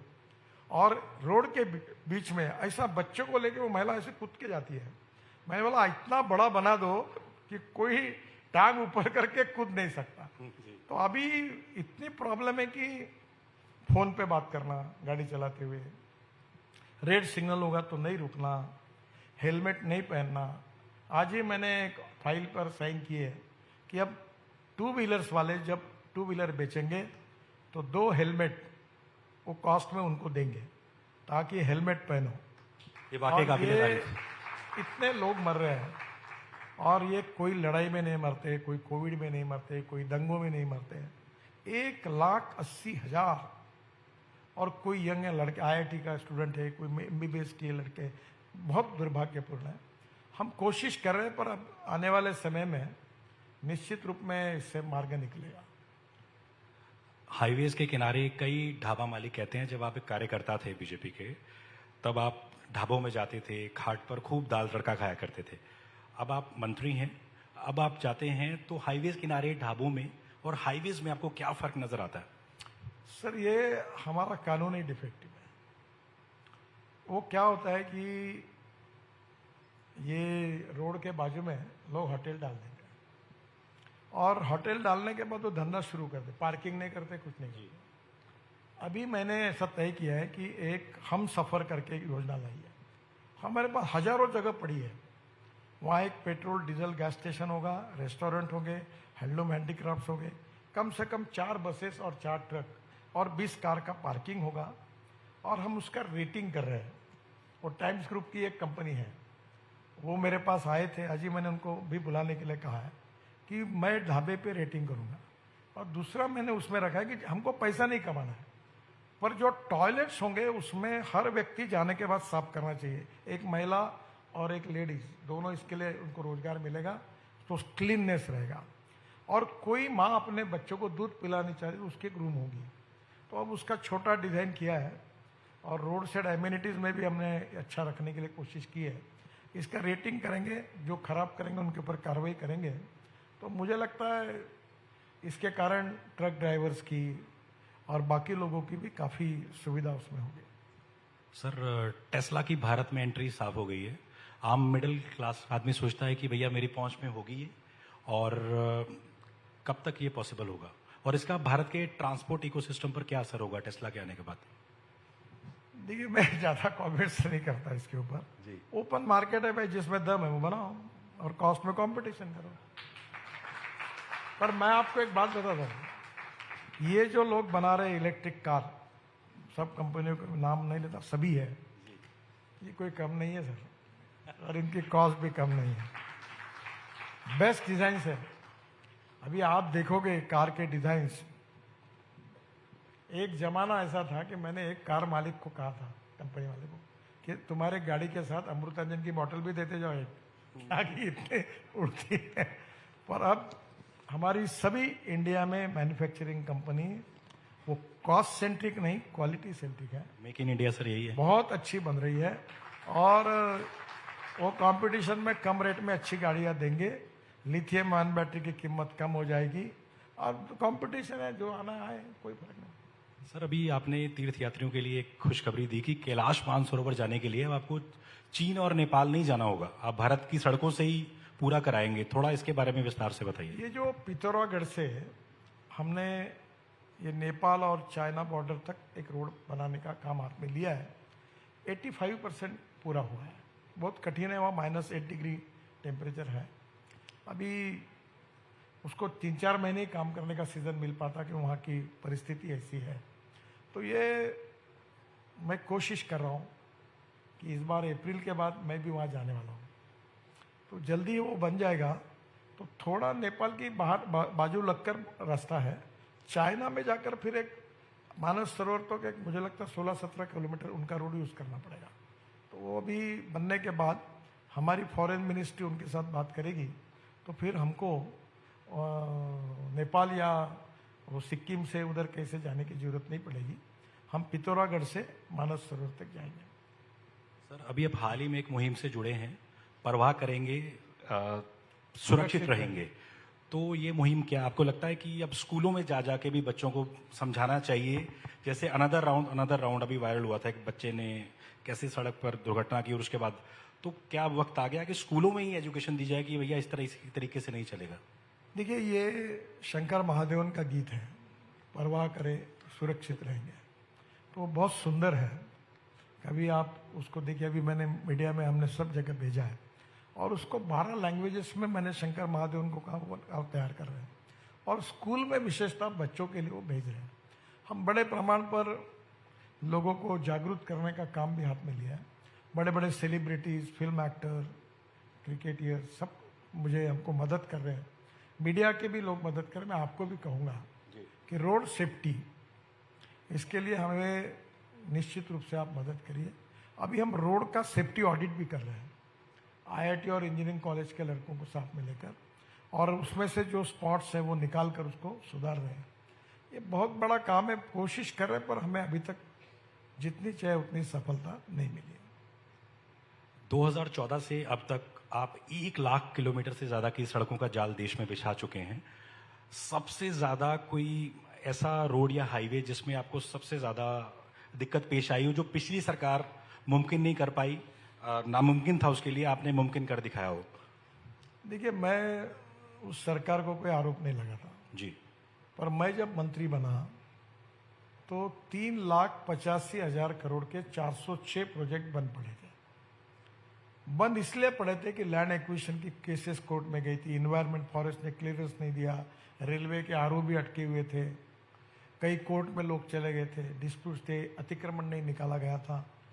और हम लोग उस समय, मैं रात को 12 बजे तक बैठता था। अधिकारी, कॉन्ट्रैक्टर, कंसल्टेंट, बैंकर्स, ऐसी पब्लिक बड़े प्रमाण पे बैठती थी हमारे ट्रांसपोर्ट भवन में, और प्रोजेक्ट टू प्रोजेक्ट में बुलाता था।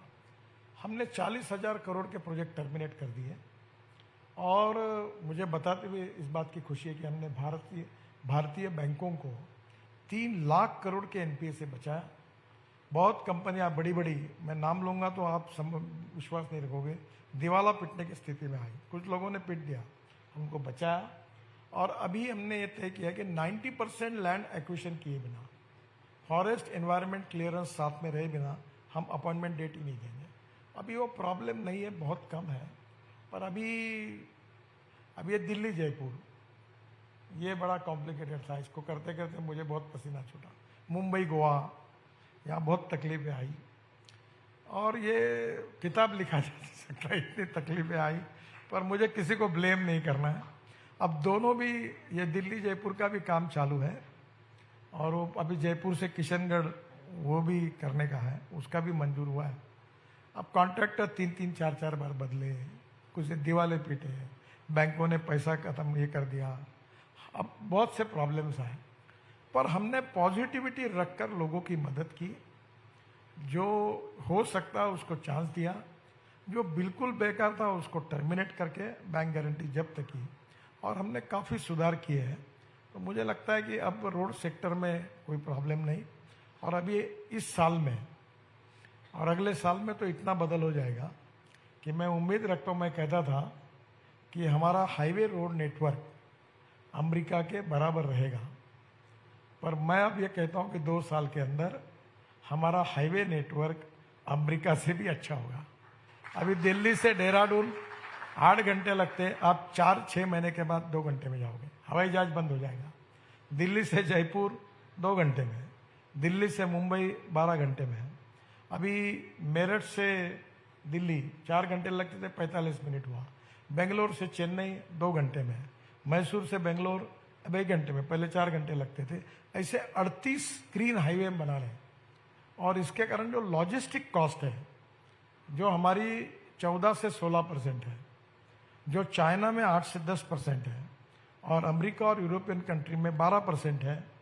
मेरा विश्वास है कि इस साल के अंदर जब हमारे हाईवे पूरे हो जाएंगे, तो और फ्यूल, अल्टरनेटिव फ्यूल और बायोफ्यूल का उपयोग बढ़ेगा, और इलेक्ट्रिक पर ट्रक आएंगे, तो मुझे लगता है कि हमारी लॉजिस्टिक कॉस्ट सिंगल डिजिट यानी 9% पे आएंगी। We will be more competitive for export, और हमारा एक्सपोर्ट 1.5 गुना बढ़ेगा।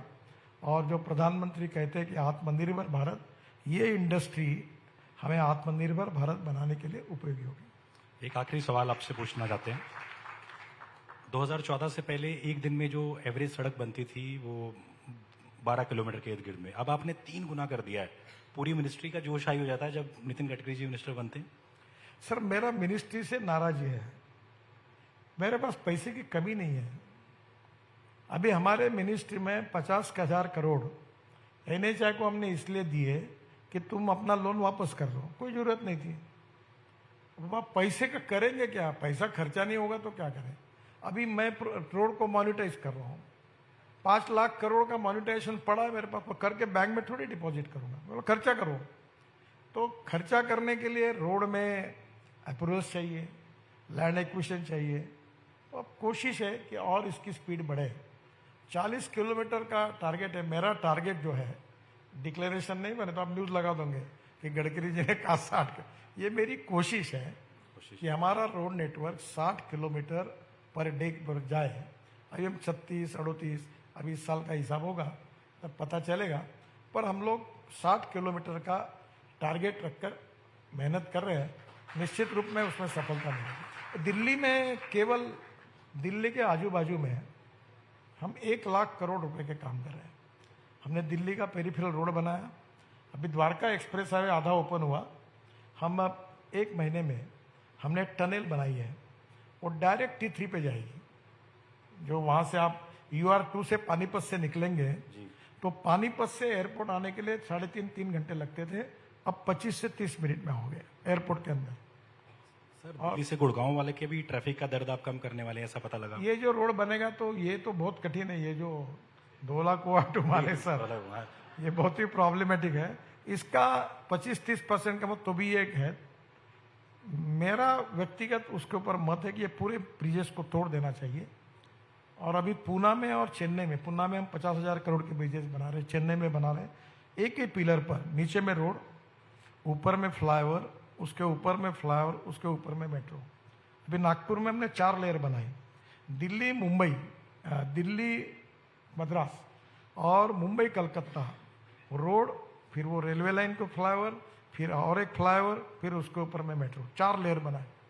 तो अब आने वाले समय में इसको सुधारना पड़ेगा। दूसरा, अभी मैं यहाँ आ रहा था तो मैं स्पेन गया था, तो स्पेन में मैंने देखा कि रोड के अंदर में ऐसे बड़े बड़े रोड से 3-3 हजार 6-6 हजार गाड़ियों का पार्किंग है, और वो पूरे टनल से उन्होंने ब्रिजेस बनाए नहीं। एक योजना पे काम चल रहा है, अभी तक कोई फाइनल नहीं हुआ। ये जो 11 मूर्ति ना, इधर कौन सी मूर्ति है ना, ये रोड पे आखिरी में है। हाँ, वहां से आगे जाकर वो स्टेशन है, पार्लियामेंट से आते थे, उससे अंडरग्राउंड टनल बनाकर डायरेक्ट गुड़गांव के बाहर निकले ताकि ये डायरेक्ट ट्रैफिक जा सके। क्योंकि दिल्ली से गुड़गांव आने जाने वालों का ट्रैफिक का दर्द कम करने की बड़ी बात बोली। वैसे गुड़गांव का प्रॉब्लम पूरा दूर नहीं होगा, पर एक 6 महीने के अंदर 40-50% कम हो जाएगा। तो बहुत बड़ी चीज गडकरी जी ने बोली है। आज हमारे साथ आप जुड़े टाइम्स ड्राइव कॉन्क्लेव में, बहुत बहुत शुक्रिया आपका, जोरदार तालियों से। Thank you very much sir.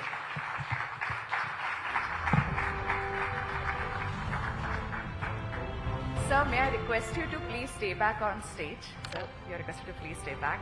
अपने बहुमूल्य विचारों को हम सभी के साथ साझा करने के लिए आपका बहुत बहुत धन्यवाद। ऐसे प्रतिभा संपन्न व्यक्ति की मौजूदगी मात्र हमें हर्ष और उल्लास से भर देती है। Ladies and gentlemen, can we please hear a big round of applause one more time for Shri Gadkari ji. Thank you so much, sir, for enlightening us with your words of wisdom. Now, ladies and gentlemen, we are proceeding towards our Times Drive Auto Awards 2025. For the same, I would like to request Mr. Rohit Chadda, COO and President Times Network, to please join us up on stage, along with Mr. Amit Garg, Director Marketing, Hindustan Petroleum Corporation Limited, and Mr. K.S. Shetty, Director HR, Hindustan Petroleum Corporation Limited. Gentlemen, you are requested to please join us here on the stage.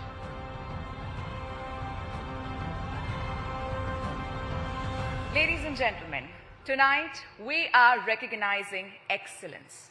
And behind every prestigious award, there is a panel which dedicates countless hours to evaluate, analyze, and deliberate to select the most deserving winners. So we would now like to take this opportunity to felicitate our esteemed jury members for their invaluable contribution. We would like to refer to it as the award for Times Drive Hall of Fame. First and foremost, I would like to call upon stage Rachit Hirani, founder and chief editor, Motor Octane. Thank you so much, Rachit.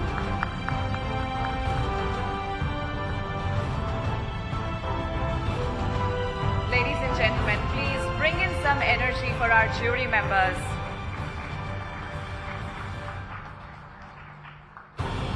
Thank you, Rachit, for all your contribution. Ladies and gentlemen, now I would like to call upon stage Garima Aftar, content creator, podcaster, independent auto journalist, co-chair Youth Affairs and Sports at PhD CCI.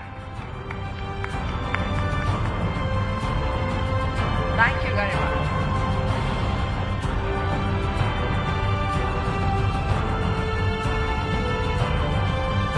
Ladies and gentlemen, please keep the claps rolling. And now I would like to call upon stage Dino, two-wheeler auto influencer. Thank you so much, Dino.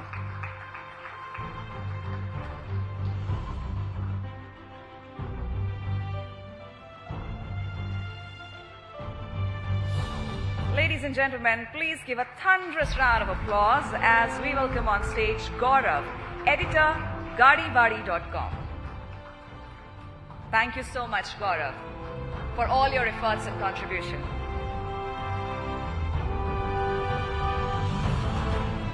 Everyone with some energy, please. Can we hear a big round of applause for all our jury members? We have Daniel Rajkumar, editor and lead test rider at Revnitro Private Limited. Thank you so much, Daniel.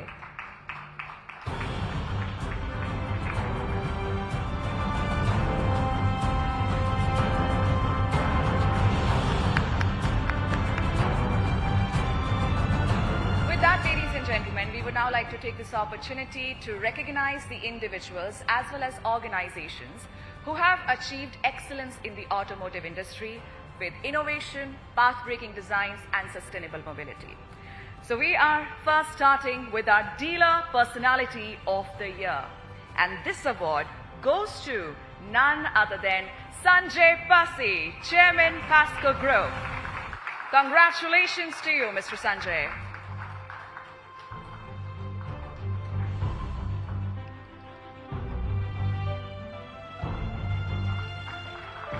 Ladies and gentlemen, please put your hands together for our Dealer Personality of the Year.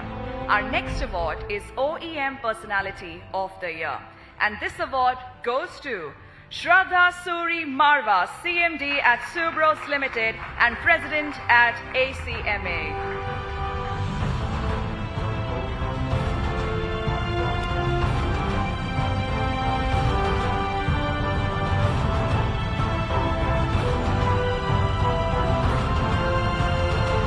Gentlemen, our next award is Best in Class Automotive Parts Manufacturing, and it goes to Bimbo Auto India Private Limited. I would request MS Rekhi, the chairman, and Mandeep Singh Rekhi, the CEO, to please join us up on the stage.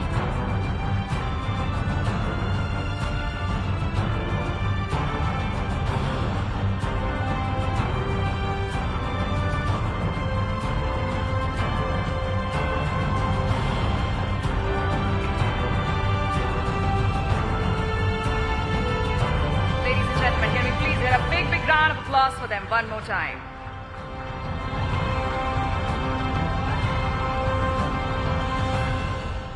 Well, our next award is for Dealer Personality of the Year, Supercars. And it goes to none other than Jatin Ahuja, founder and managing director, Big Boy Toys. Congratulations to you, Jatin.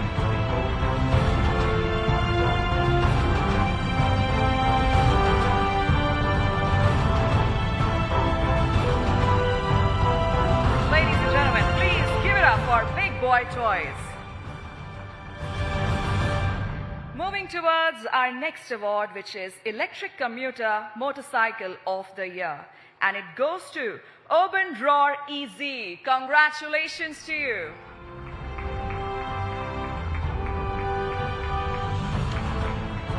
I believe we can do better than that. Can we please put our hands together louder one more time, ladies and gentlemen, for our Electric Commuter Motorcycle of the Year, Urban Roar EZ.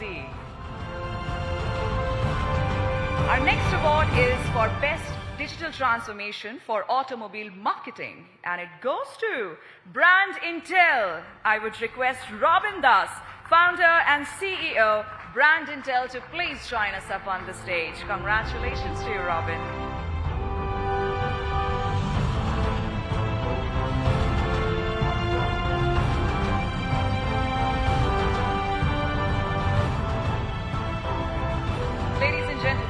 Our next award is for Best Motor Insurance 2025, and it goes to none other than Bajaj Allianz General Insurance. Congratulations. I would like to request Subhashish Mazumdar, President and Head Motor, Bajaj Allianz General Insurance, along with Mr. Sumit Chandiramani, to please join us up on the stage, who is the insurance advisor, and Mr. Shailendra Bharti. Many, many congratulations to Bajaj Allianz General Insurance.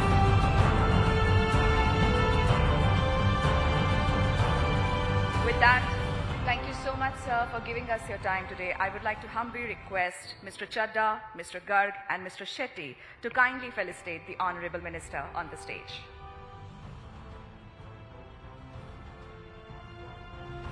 Once again, sir, on behalf of everyone, I would like to thank you for giving us your time for sharing your experience, your knowledge, your expertise, your wisdom with all of us.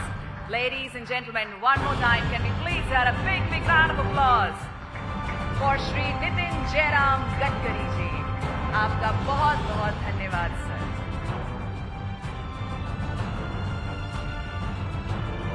Thank you so much sir once again for joining us here. Can we please take a group photograph with all four of you here on stage? Yes, let's take one more photograph. Thank you. Thank you. May I now request Mr. Chadha to kindly escort the Honorable Minister. Thank you. Thank you. Thank you so much, Mr. Garg. Thank you, Mr. Shetty. All right, on that note, ladies and gentlemen, all of you are requested to kindly remain seated as now we are proceeding towards our first panel of the evening. You're requested to kindly occupy a seat. I believe all of you must have been taking a lot of pictures here this evening. So just in case if you're planning to post it anywhere online, please make sure that you use the hashtag #TimesDriveAutoAward. That would also help us know that yes, you have posted about this event. So let the world know you're here. So we're going to wait.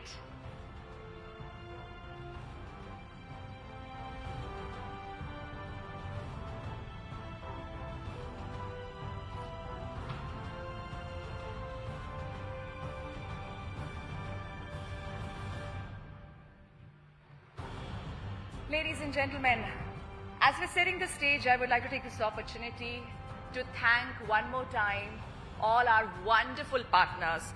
Please can we hear a big round of applause one more time for our presenting partner, Hindustan Petroleum Corporation Limited, who always believe in delivering happiness. Our associate partner, Urban Harvest. Thank you so much, Urban Harvest. Our supporting partner, Maxwell Energy. Our loyalty and AI solutions partner, Tag and Pay. Our innovation and engagement partner, Magic Tab. Our technology partner, Qualcomm India. Our auto accessories partner, Vega. Our amplification partner, Daily Hunt. And our outdoor partner, Heights. Once again, a big thanks to all our incredible partners for helping us in organizing this summit. Ladies and gentlemen, can we please hear a big, big round of applause one more time for all the partners? And can we request all of you to occupy your seats back again? I can see a lot of people are standing over that side. So in the paucity of time, we have to delve into our first panel discussion. So may I request you all to please be seated. Please make yourselves comfortable. Back to your seats. Ladies and gentlemen, humble request to everybody on this side as well. Please be seated. Thank you so much. So ladies and gentlemen, we are now proceeding towards our first panel, wherein we will gather a lot of valuable insights on innovation in automotive technology and future trends. But before I invite all the esteemed panelists here on the stage, one more time I would like to request, I can still see a lot of people standing. Can we please all have a seat, ladies and gentlemen? Please have a seat. Please have a seat. Thank you. All right, on that note, everybody, please join me in welcoming on the stage with a big round of applause, Mr. Puneet Anand, AVP and Vertical Head, Corporate Communication and Social, Hyundai Motor India Limited. Welcome to you, sir. We have Mr. Vijay Kumar Mishra, Technical Director, JK Tire and Industries. Jyoti Malhotra, Managing Director, Volvo Auto India Private Limited. Ravi Bhatia, President, Jato Dynamics. And this session will be moderated by Ashish Masi, Editor, Times Drive. May I request all the esteemed panelists to please join us up on the stage, and over to you, Ashish.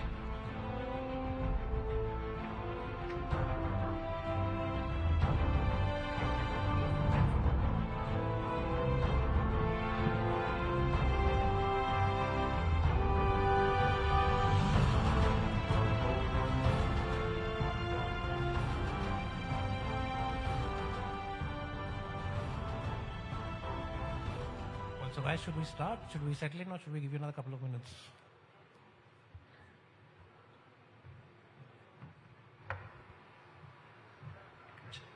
Okay, people on this side of the room, can we please request you to have a seat? Ma'am, sir, thank you so much. Fabulous. Everybody please have a seat. All right, very exciting panel and very esteemed panelists we have amongst us. So without any further ado, over to you, Ashish. We can begin. Well, so I think the gentlemen over here don't really need any introduction. I think we all know them. We've got some big manufacturers over here. We've got, of course, Jatto Dynamics, one of the biggest leaders and one of the biggest names. So I don't think we need any introductions. First of all, I'll straight dive into it. Puneet, so we'll start with you. And the question that I have for you is, what are the big new features and what are the big new innovations that you'd like to see in the next 5 or 6 years? Because you're one of the biggest leaders when it comes to features, when it comes to technology. So what are the big, road ahead you see in the next 5 years? So first of all, good evening, everyone, and thank you, Ashish. I think that's a question which probably in the beginning of the session was also being asked from the audience. When we look at the development of the Indian automotive industry, I think a lot has flown already in the last 5 years, and we've seen the advent of some futuristic models, features. But what do I see going forward in an automobile car going forward in the next couple of years is the emergence of software-defined vehicle, or SDV as we call them. And large of these software-defined vehicles would actually be based on the connected car technology. And in fact, when we talk of the powertrain, we are also talking about these vehicles being powered by electrification and in future, the hydrogen powertrain also. Now, having said that, when we look at Hyundai, who has already pioneered this connected car technology way back in 2019, when we launched the first of its class, the Blue Link technology in India. Now, for the benefit of the audience, I just wanted to share that this connected car technology basically is an AI-based tool which is given in your car through a SIM, which is inserted in the car system itself, so that your car can communicate either vehicle to vehicle, vehicle to infrastructure, so that any action done by the driver can be real-time monitored through the connected car technology. I remember way back in 2019 when we first introduced the Blue Link, our penetration was hardly close to around 5% of the total cars which you sell. But now, as we go forward 5 years and in 2024 calendar year, the penetration of our Blue Link technology is already at 26%. And this is growing as I speak. In fact, I remember now, cumulatively, we would have sold more than 700,000 connected cars on road. And this connected technology not only helps us to understand the driver behavior, but also helps us to ensure that the road safety, because that's one of the prime importance as far as any automobile OEM is concerned. Because we want that our car should have the 3 S. S means smart, S means sustainable, and S also means safer cars. So in future, we would be seeing a lot of these software-defined vehicles with connected car technologies, and the powertrain, which I think Mr. Banerjee in the beginning of the session and Honorable Minister Mr. Gadkari also talked about, will be the emergence of new powertrains, which would be in electric cars, which would be in hydrogen cars, CNG, and the flex fuel vehicle. So I think it's a very exciting time at India. We are looking for the advent of all these technologies, and everybody sitting in this room, including the OEMs and our vendor partners, are working tirelessly to ensure that these future-ready technologies come in our cars as soon as possible. And from a tire perspective, sir, if you could give us some guidance of what you expect in the next few years. Yeah, sure. Rajit. Thank you so much. First of all, thanks to Times Drive for actually a great session and a very informative. Since morning, since beginning, we are hearing so many things. I'm representing tires, which is actually responsible for mobility, if you ask me. So fundamentally, what my colleague just now stated, I think the way we look at the future is going to be primarily driven by a few factors. First of all, it is safety, which I think we've been talking a lot. A lot of innovations are happening towards smart mobility, and which I think he touched very well. And I think third would be sustainability, which is a very, very critical aspect. I'm not getting into more into vehicle because a huge amount of technology development is happening on the vehicle front. But coming back to sustainable and fuel efficient, I would consider as important aspect. So from a tire perspective, I think a lot of work is happening towards this direction. Fundamentally, smart or connectivity, as he touched, connected mobility. In fact, tires talking to the vehicle, that is already there. We are looking at self-healing tires. We are looking at kind of puncture guard tires. We are looking at so many things which are already available in terms of technology. But the focus, because automation, or I would say the connectivity or the capability of the vehicle are continuously enhancing, and therefore it is also necessary that the component industry, particularly like tire for that matter, has to not only meet those challenges but meet the environmental, meet the sustainable, meet the safe challenges, which is what we are looking at and we are working. Jyoti, if you could also take that question, because you're at the top end of the market in terms of pricing. So what do you see in terms of the features, the new tech that's coming up in the next 5 years? So. Yeah, so first of all, once again, thank you so much for having us here and having this conversation. And I think I agree with Puneet. One of the key things you will see, obviously, is the software design vehicles, SDVs as we call them. They are around the corner. At Volvo, we've already launched EX90, which is our first SDV. And I'm sure you will see this coming in all the cars over the period of time. So what does that really mean is that today the whole system is developed of different ECUs. And this will have a core computing. So there is one single ECU which controls the whole car. So it is going to become much more faster. And obviously, this is the base is on EVs. And beyond that, I think what I see coming up is also regarding AI. AI will play a very important role when it comes to providing safety to the whole system. It's not about providing safety only to people who are inside the car, but it is also takes care of, let's say, through recognition, animal recognition, pedestrian recognition systems will have ability to recognize. And through AI power, you can actually diagnose what is likely to happen and take whether it is emergency braking. So you will see a next generation of AI. And what will support that is LiDAR. So today, most of the cars we use radars. Now the next generation car will have LiDARs, which can actually see through even in the night. So and supported with AI, they will ensure that we are able to offer the best and safest cars in the country. And I think beyond that, I think already the next generation of ADAS, driver assistance will come through. I think during the conversation there was a discussion about self-driving cars.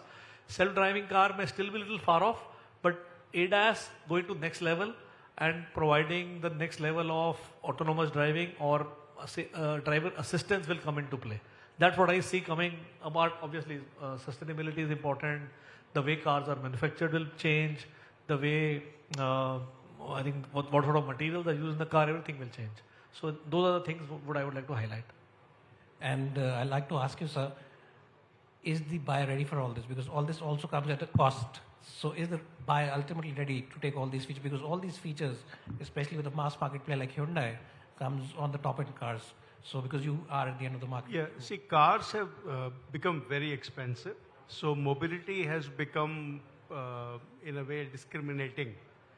Mobility is not accessible to everybody. That is the sad part of technology creeping up the car prices. So one of the things which is to be done is that you have to balance between what the public wants and what the technology is offering. Technology is offering really all, you remember Star Trek. Star Trek said, "Beam me Scotty," right? That's the ideal mobility which I'm looking for. Someday I'll be sitting on this chair and tomorrow I'll be in Bombay in my home, right? So that's not happening. The technology promises a lot. It is still experimental. So whether it is the energy density of a battery, which is growing but not there. There is the convenience of charging, which is there but not there. So autonomous driving, even in US, Waymo is the biggest company. So they also had a car chasing a truck which had a buffalo because it did not recognize the truck but recognized the buffalo. or a truck which was transporting trees was chased by a car thinking it's just a tree, not a truck. So technology is evolving rapidly, and we have come to rely on technology as a matter of fact, whereas it is an evolving science. So we will have experimentation, we will have failures in experimentation, there will be frustrations in experimentation. But yes, it is driving. Mobility is becoming exclusive and not for masses. And what are the other big challenges you face? I mean, what are the challenges you face in adoption of all these technologies that they spoke about? Okay, so, yet the features are, many of the things that automotive industry talks about, or people like us talk about, are still covering the distance from a lab to a mass production car. Not all has come to a mass production car. So this transition of features as they grow in adoption is one of the challenge. How to make them cheaper? So battery, for example, we are talking about 100 kilowatt. Yes, it will come below that. But today, electric car is 40% more expensive. And I think the minister made a statement also that within 6 months, it will be all right. So yeah, mark the date. Puneet sir, I'll have the same question to you. So I think I'll also add to what Mr. Ravi also said. Definitely technology comes at a cost. But at the same time, when OEMs try to democratize technology, then the adoption rate of those technologies also start increasing. A case in example, India is a very warm country, very hot country. And, who would have thought that people in their car would love to have a panoramic sunroof? That was considered to be a luxury. Even though the customer may or may not use a sunroof, but I can tell you that in the last calendar year, out of 100 cars which we sold, 52 cars were sold with a panoramic sunroof. That means 1 out of every 2 cars sold of Hyundai had a sunroof on it. Now that is something which kept us thinking that why customers are preferring. Because today technology has also become ubiquitous, and at the same time the cost of adoption because of the multiple adoption by OEMs has also started coming down. The second case is automatic transmission, which always customers used to say, oh, automatic transmission is very expensive, fuel average, so on and so forth. But now, 1 out of every 4 cars sold by Hyundai is an automatic transmission. Similarly, connectivity, which I told you, 26% cars are already with connectivity. And also, the penetration of the high-end trims, especially for Hyundai, has already gone up to 18%. So yes, technology comes at a price, but I am very happy to share that the auto industry has become quite responsible, and that's where the cost of technology, when spread over a larger mass, and that's where we see the proliferation of 4.3 million cars, passenger vehicles, which we sold in India last year, has actually led to the democratization of these technologies. And the days will come when future technologies, which I think Mr. Jyoti also talked about, ADAS.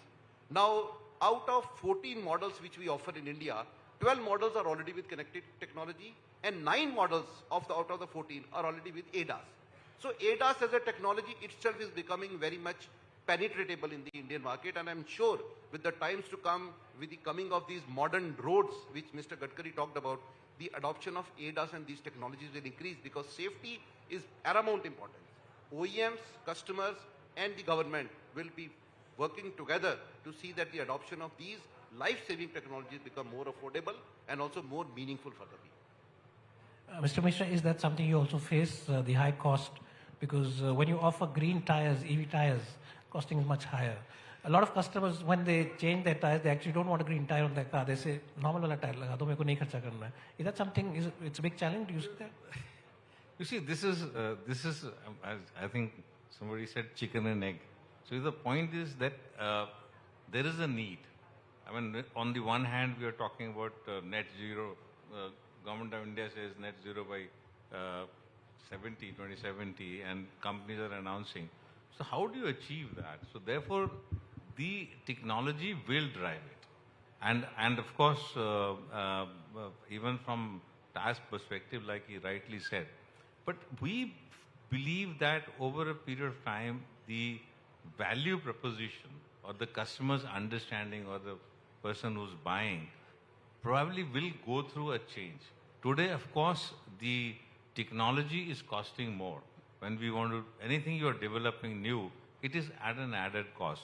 But also, as he said it, that over a period of time, as it grows or multiplies, probably the cost will also come down, because also the material which you buy, because the future is also going to be lighter material which is going to offer better sustainability and better fuel efficiency, but it is today more expensive. But the way when we discuss with many of the manufacturers, I think gradually this will come down. But yes, this challenge is there, and some of the customers or some of the people who are interested in taking the technology forward are paying. But yes, there is a challenge as far as adopting new technology is concerned. And Jyoti, I'll come to you. Do you see the same kind of challenge? Because your cars are, as it is, expensive, of course, being luxury. But, in terms of when you sell an EV, is it easy to sell an EV or do you sell an ICE car? How is the difference over there when it comes to, at the top end of the market? See, as a company, we are pushing towards electrification. I think already even India itself, we are selling almost 25% of our cars, we are selling electric cars. And I think going forward, the adoption of EVs is going to pick up. It's not that 100% will be EV, but I think today in the overall market, it's only 2%. For us, it is 25%. But I think in our industry, it is already 6-7%. This will continue to grow. But obviously, there are challenges. I think we heard from the minister and others also. Obviously, there are 3 C's. There are many, but I think on top of my mind, I would say one is the charging infrastructure. And we heard HPCL setting up chargers, and there are many others who are setting up chargers. So I think having the right sort of fast chargers available, which are compatible with all type of cars, and having it in the right places is first. Related to that also is making it easy for customers to put home chargers. Today, it's a bit of a challenge, especially in high-rise societies. It's not easy to install a home charger, because with the technology, the long-range cars will come, but still you will need a home charger. So I think charging infrastructure will remain a challenge. We need to address that very quickly. Second, obviously, is cost. We need to ensure that very quickly, how can this become more accessible? EV technology, overall cost of ownership is quite low, but initial cost of acquisition is still higher. How can we bring it down so that it becomes accessible to everyone? And third thing is also consumer mindset. From the perspective that, see, it's not about you have to pay more for something which is sustainable, but it's about EV or this new technology also crossing a line of fear of unknown in your mind. Customers need to travel that line and say, okay, I've been using IS, this is a human habit, how do I change that? And I think education will play an important role. And I think government incentives, policies are supporting that. We heard how it is important for our country that we should move in that direction. So I'm sure in our country, we will have EVs moving forward, and all these challenges can be overcome. And I think what we heard from the minister and from others beforehand, I'm very confident that these challenges will be overcome very fast. And Ravi sir, I'll ask you, basically, this big challenge, as you said, EV penetration is a big challenge. There are lots of hurdles. What do you think can be done, to ease the pressure on the mind of the fence sitter? A lot of people are sitting on the fence. Should I buy an EV? Should I not buy an EV? EV sales have slowed down this year. So there are 2-3 things have to come because human beings mimic other human beings. So first of all, if I see my neighbor buying an electric car, and I walk into my society parking, and I see green lighting chargers coming up, my behavior will probably change. One thing to encourage that mimicking approach is to do what China did. They selected some cities and went whole hog into converting everything into electric. So whether it is the charging infrastructure, whether it is buses, whether it is cars, so just take one city and make an example out of that. So Delhi is a perfect case study for that, right? Imagine if Delhi was to say tomorrow, 100% taxis will be electric. Now taxis on a day will do at least 10 trips. So you have electrified 10 trips for a taxi. For the personal mobility, as Gadkari ji was saying, 50 kilometers is the maximum, right? So why not do plug-in hybrid incentivization? So you have to pick a city and make it a role model for other states to look at that. If that is not done, we are spreading few resources very, very thin. also, do you think that, when a buyer is buying a car, he has that green conscience behind, or do you think he's just buying it because paise bach jayenge? He does all that calculations? Because as he said, people are buying a sunroof. They prefer a sunroof over some other features in the car which might actually be beneficial. So do you think that is also missing, that education is missing? Yeah, education is definitely missing. But more than education, I think the TCO is still not favorable. Somebody said scooters, three-wheelers, it started happening. Why no education happened in three-wheelers? But TCO shifted. So whenever the TCO will shift, you don't need to train people. Money will teach them. Puneet, I'm coming back to you. Lots of benefits you told us about ADAS and the other features which you think are going to become very commonplace in the next few years. But do you think that ADAS is a very relevant feature for India, because our roads are very populated, over-dense, heavy density? A lot of people don't buy a top-end version because they say, "Mujhe ADAS nahi chahiye, mujhe sunroof chahiye." So again, about customer education, how do you think that can be?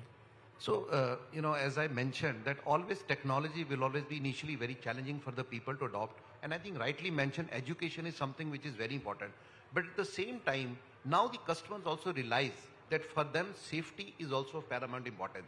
We have seen a couple of years back what happened in the country and the world in terms of COVID, spread, and how people adopted personal transport over shared transport, and how the family values have started coming in.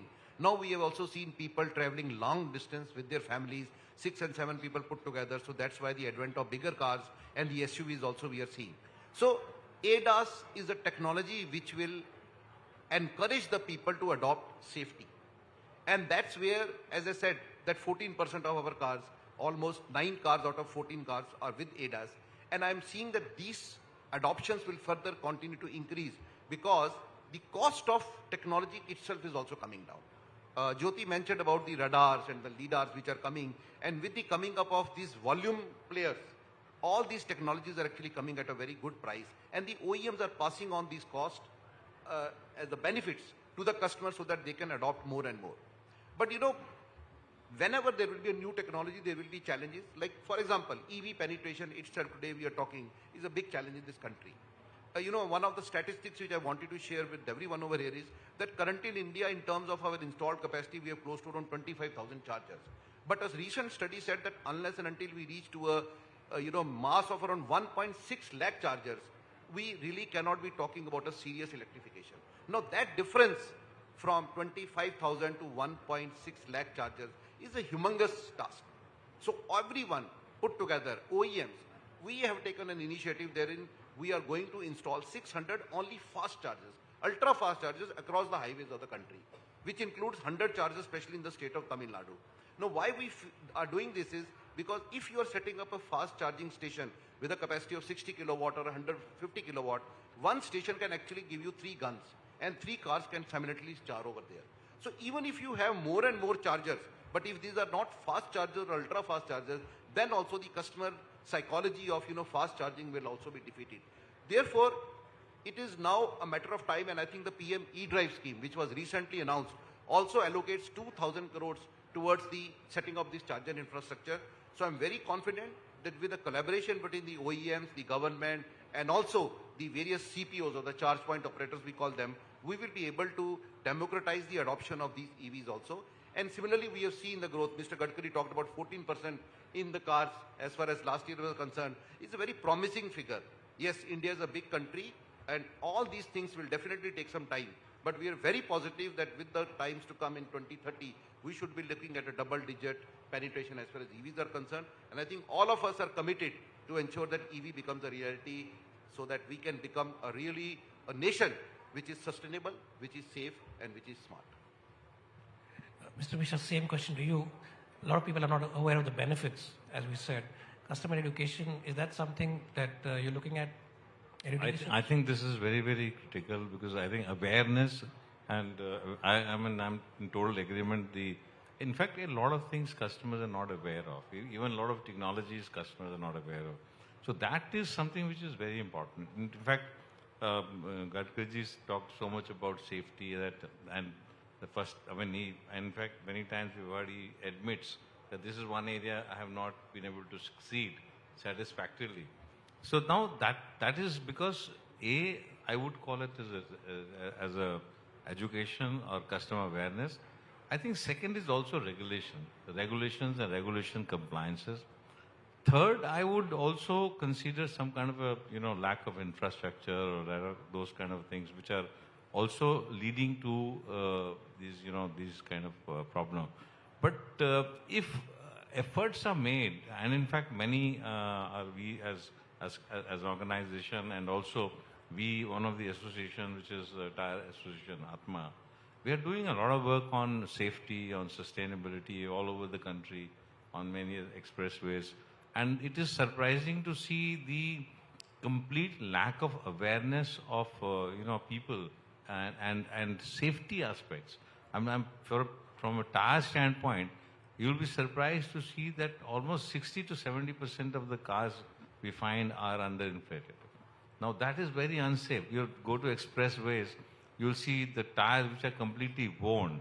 There is a regulation in the country that the tire must be replaced after certain, there is a indication, there are indicators on the tire, everything, but the education is missing. Information is, awareness is missing. So I would say that I think as each one, we need to work on this particular area, try our bit, I would say, to educate and make customers aware about all these aspects, certainly. Jyoti, you mentioned a new technology that's coming up for ADAS. Can you just elaborate on that, because I wanted to... So I think let's look at ADAS as something which can actually work to avoid collisions, right? Because end of the day, humans are driving the car today. I think we all agree that it's not going to change, so that suddenly there will be autonomous drive. Those cars will come later. So right now, let's assume humans are driving the car and technology can only help. So ADAS is a great technology which can help avoid collisions. So there are things like cross traffic alert. There are things like blind spot identification. So before a human can identify, technology can tell you that something is coming and actually push the lane so that you are avoiding the collision. It's already available in our cars, and I believe the next generation of ADAS will further work. I'm sure a lot of our dealer partners sitting here, they will not like it, but collision avoidance means lower revenue for the body and paint shop. But end of the day, as a country, as human race, I think what we need is reduction in the loss of life, fatalities. I think this avoidance can only help us get there. So ADAS is such an important thing, and what I agree with Puneet is, as more companies adopt this technology, the economy of scale will ensure with democratization, the cost will come down, the technology can be made available to everyone. So that is one aspect. Another thing I can talk about is something which we work on, because at Volvo we work a lot on safety. We have been working on doing a 3D mapping of all the collisions which have happened over the year. Now all that data is available, which has been now mapped into 3Ds, and together with AI. Earlier it was not possible to convert that data into some action. Now with the data that is available, the AI can really predict what is going to happen. And those algorithms can be built into the ADAS. That's where the next generation of technology will evolve. And end of the day, the whole idea is to ensure that the technology predicts the driver behavior and takes the right action at the right time so that we can avoid the collisions and obviously reduce the fatalities. India, I think we heard 180,000 lives are lost every year. This could be a great way by which we can avoid. Because end of the day, humans will make mistakes, and I think technology can help avoid those mistakes. Let's use the technology the best possible way. And Ravi sir, we've spoken a lot about the challenges, but there are definitely a lot of opportunities as well. So can you just elaborate what big opportunities lay ahead for us, and then we'll get back. Yeah, I think one of the opportunity of reducing the friction to electrification, we talked about that. One is the battery cost and battery energy density, but the other side is how convenient it is to charge.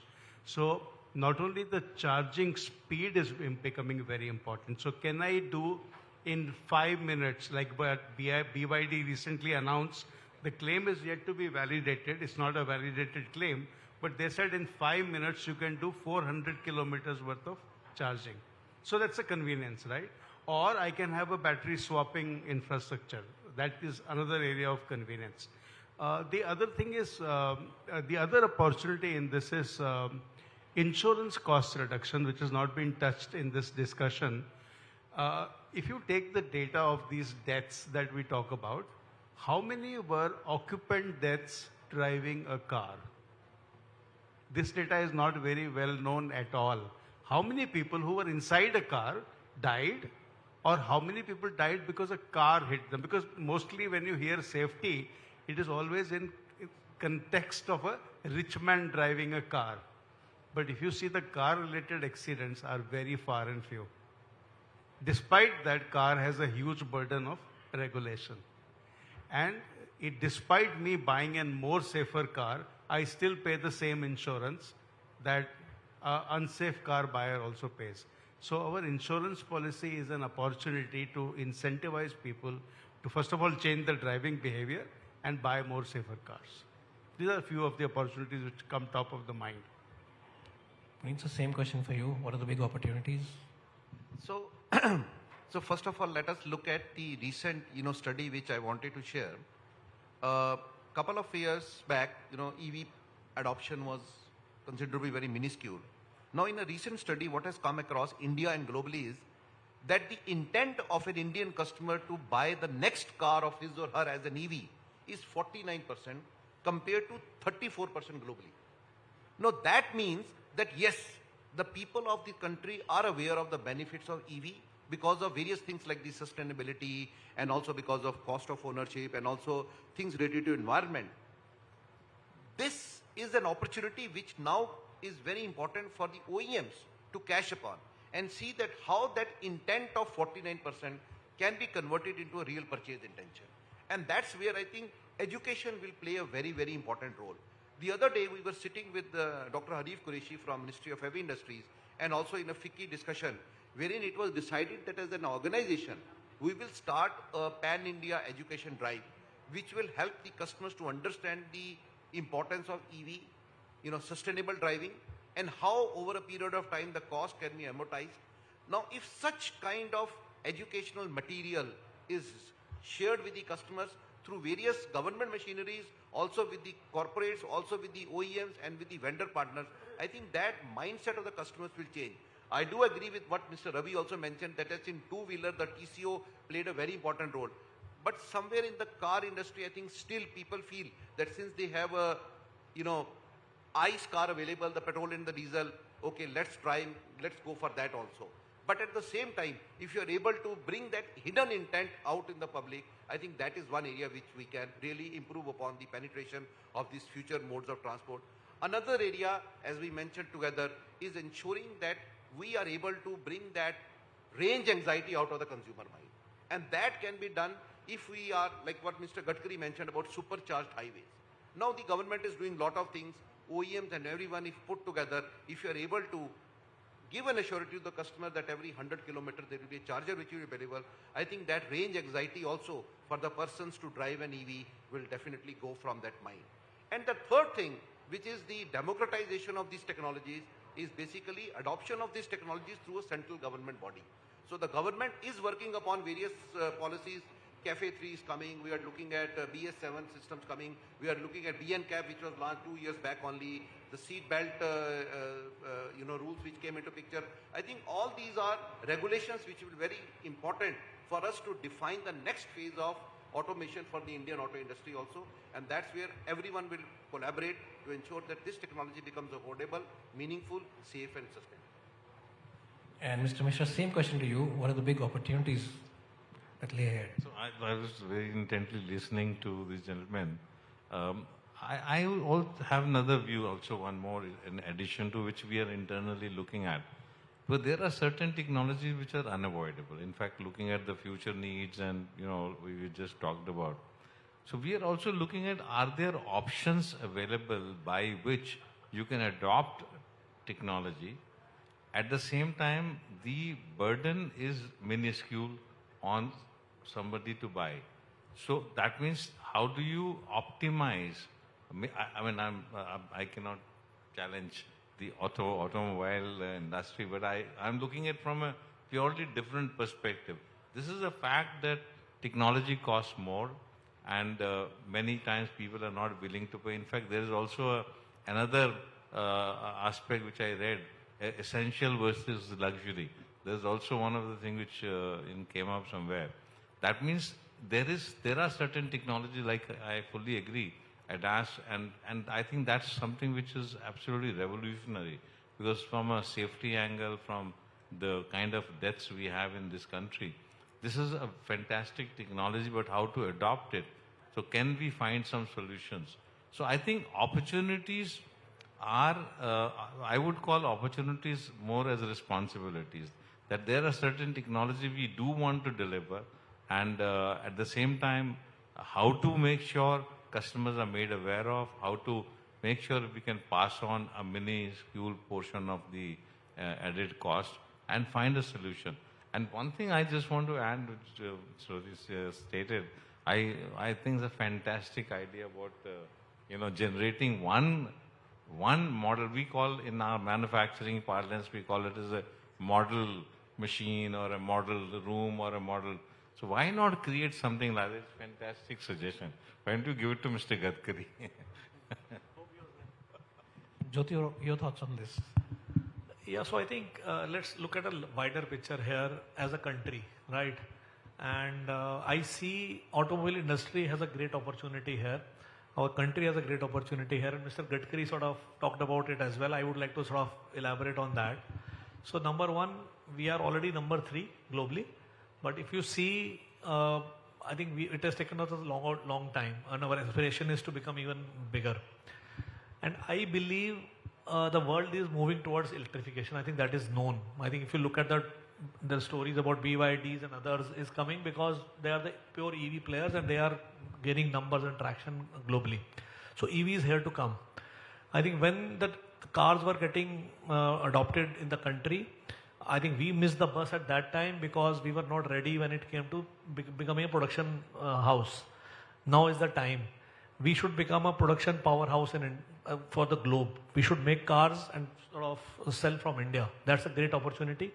And we have the right things set up. The government is very supportive. The policies are very supportive. I think we have this lithium ion find which Gadkari Sahab was talking about. So there is a lot happening for us. So as a country, it's a great opportunity that we make ourselves as a EV center for production. That is the starting point. Then you see as a country, why do we really need to do that?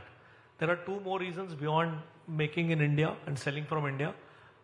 We have the highest polluted countries. I think if you look at the chart globally, I think the highest polluting all states, cities are in India. And EVs can be a great solution to that. There is no second thought about it. Even if, let's say there is a debate whether the pollution shifts from cities to somewhere else, but we need to cut away pollution from the cities. And I think EVs can play a role there. So we need it because of that. And third, obviously oil imports. Minister Saab talked about that. How do we cut down our oil imports and make it self-sufficient? So if you look at from all these perspectives, I believe that's a great opportunity, and I would like to use this forum to say, as an industry, we have to come out with one single voice and say EV sahi hai.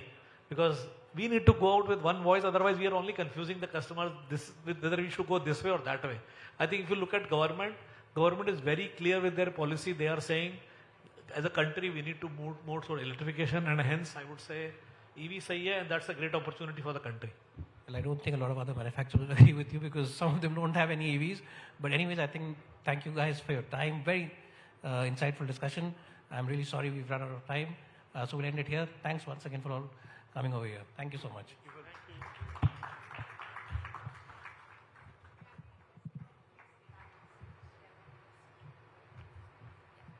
May I request all the panelists to kindly stay back on the stage?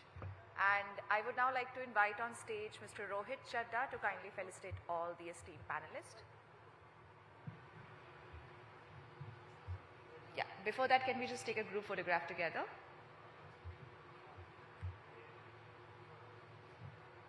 Thank you so much once again for sharing all your valuable insights with us. Very enriching discussion. Thank you once again for enlightening all of us with your wealth of knowledge, expertise and experience. Thank you so much, Mr. Chadda. May I now request you to kindly felicitate all the panelists. We have amongst us Mr. Puneet Anand, AVP and Vertical Head, Corporate Communication and Social at Hyundai Motor India Limited. Vijay Kumar Mishra, Technical Director, JK Tire and Industries. Jyoti Malhotra, Managing Director, Volvo Auto India Private Limited. And Ravi Bhatia, President, Jato Dynamics. Thank you all once again for sparing time and enlightening all of us with your thought-provoking insights. And thank you, Ashish, for the wonderful moderation.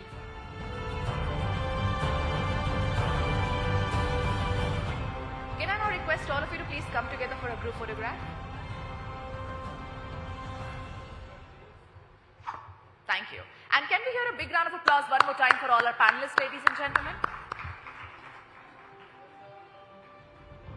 Thank you. Thank you once again. With that, we are now proceeding towards our next panel for this evening, which is on consumer clarity in a changing two-wheeler market. How can brands build trust? Well, another exciting panel night. So I would just like to invite on stage the moderator who would be driving this conversation forward. Please join me in welcoming Ankur Taneja, Assistant Editor, Times Drive. Welcome to you, Ankur. May I now request Sandeep Kumar Ruperia, Business Head at Revolt Motors, to please join us up on the stage. Shresht Mishra, Co-Founder, Simple Energy. Madhumita Agrawal, Founder and CEO, Oben Electric. And Saharsh Damani, CEO, Federation of Automobile Dealers Associations, FADA, to please join us up on the stage.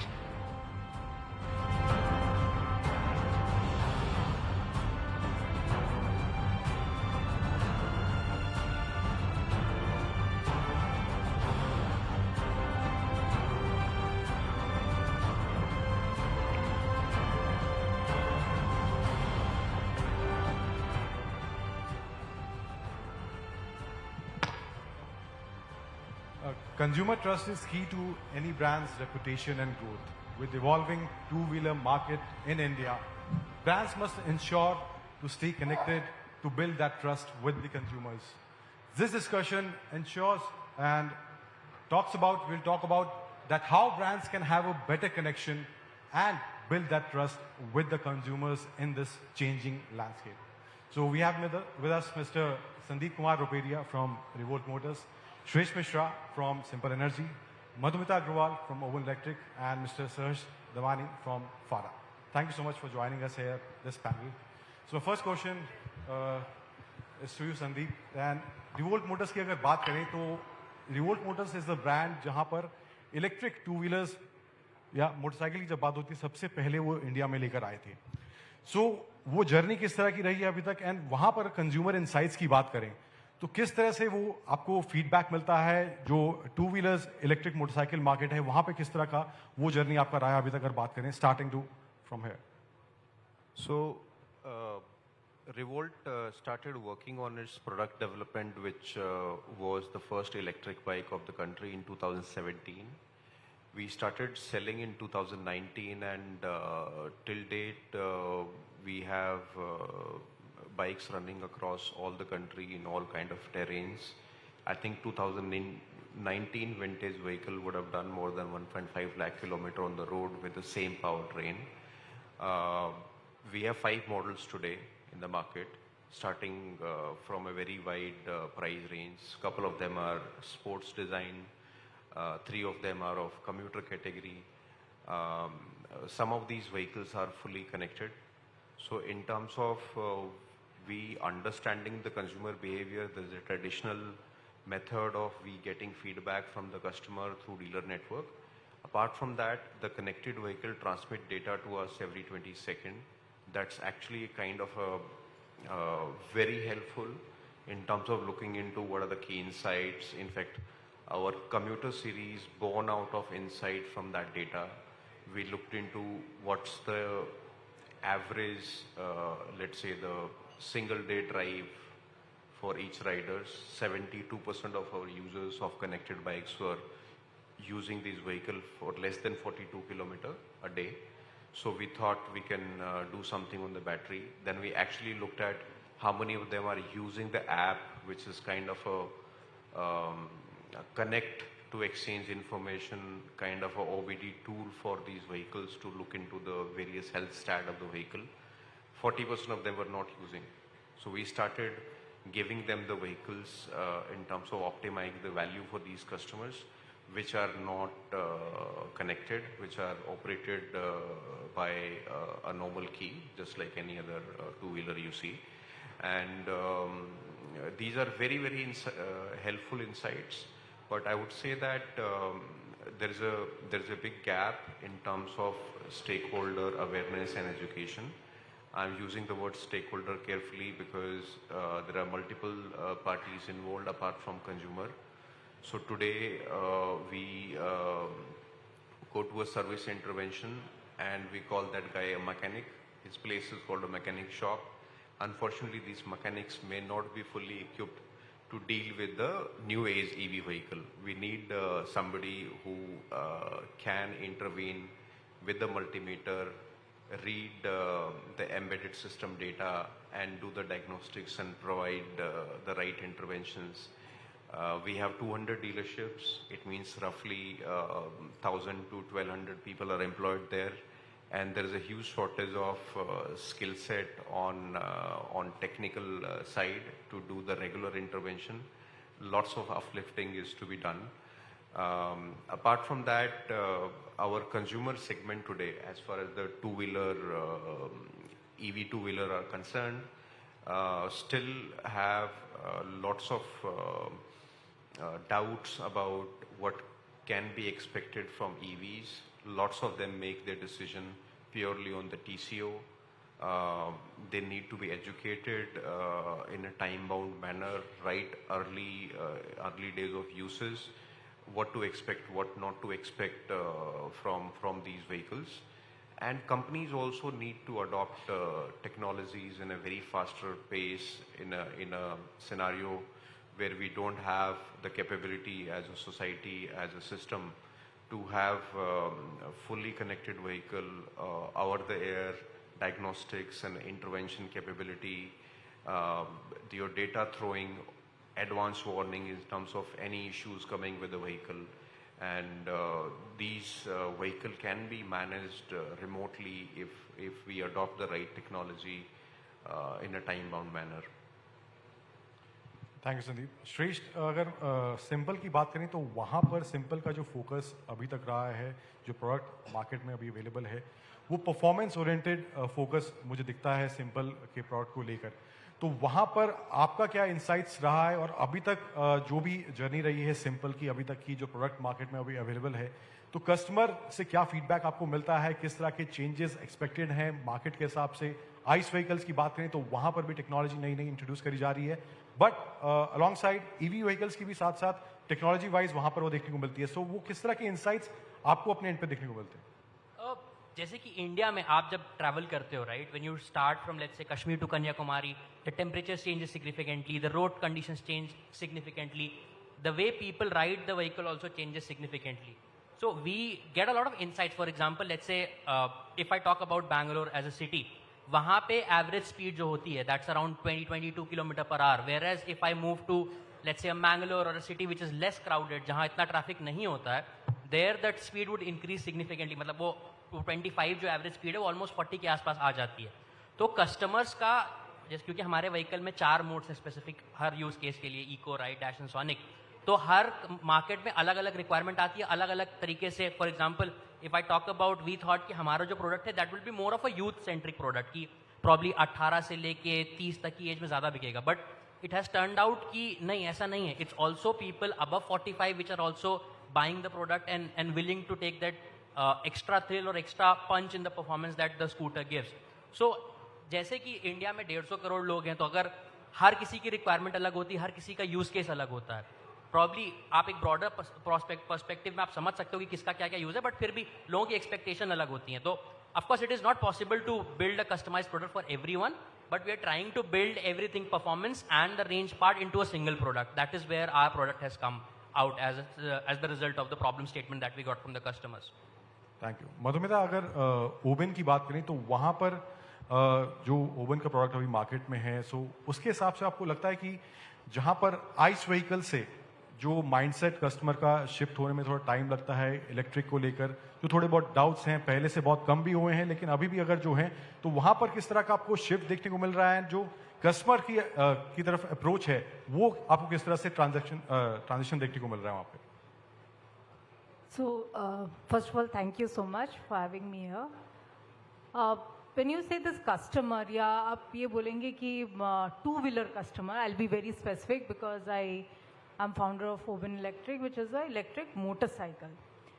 And Bharat जो है विश्व का सबसे बड़ा motorcycle market है, right? So, consume and auto industry itself is a very large industry, whether as a consumption, employment, technology, in all ways. So, अगर वहाँ customer को डिफाइन करें, इंडस्ट्री पहले डिफाइंड है कि अगर हम टू व्हीलर देखें, आपका 70% मोटरसाइकिल अगर है उसमें 100 सीसी, 125 सीसी, 150 सीसी, उसमें प्राइस ब्रैकेट भी है, वो भी फिक्स है. So customer is set with that mindset कि मुझे ये परफॉर्मेंस मिलेगा, ये डिज़ाइन एंड देन ये प्राइस में मिलेगा. So that is something which is very fixed in the mind. And what he will not compromise on is design, क्योंकि ये कमोडिटी है. Two wheeler is like a commodity, life is dependent, livelihood is dependent, और ये एक status symbol भी है. So first is, अगर आप कंज्यूमर को शिफ्ट करना है, एक पल्सर राइडर या एक हीरो स्प्लेंडर कस्टमर को शिफ्ट करना है, पहले तो you have to match all the parameters और you have to be better than that, right? Because he is already riding, वो अभी ऑप्शन है उनके पास, बहुत अच्छा कर रहे हैं वो ऑलरेडी वो है कि हाँ मेरे पल्सर भी अवेलेबल है, हीरो भी अवेलेबल है, राइट?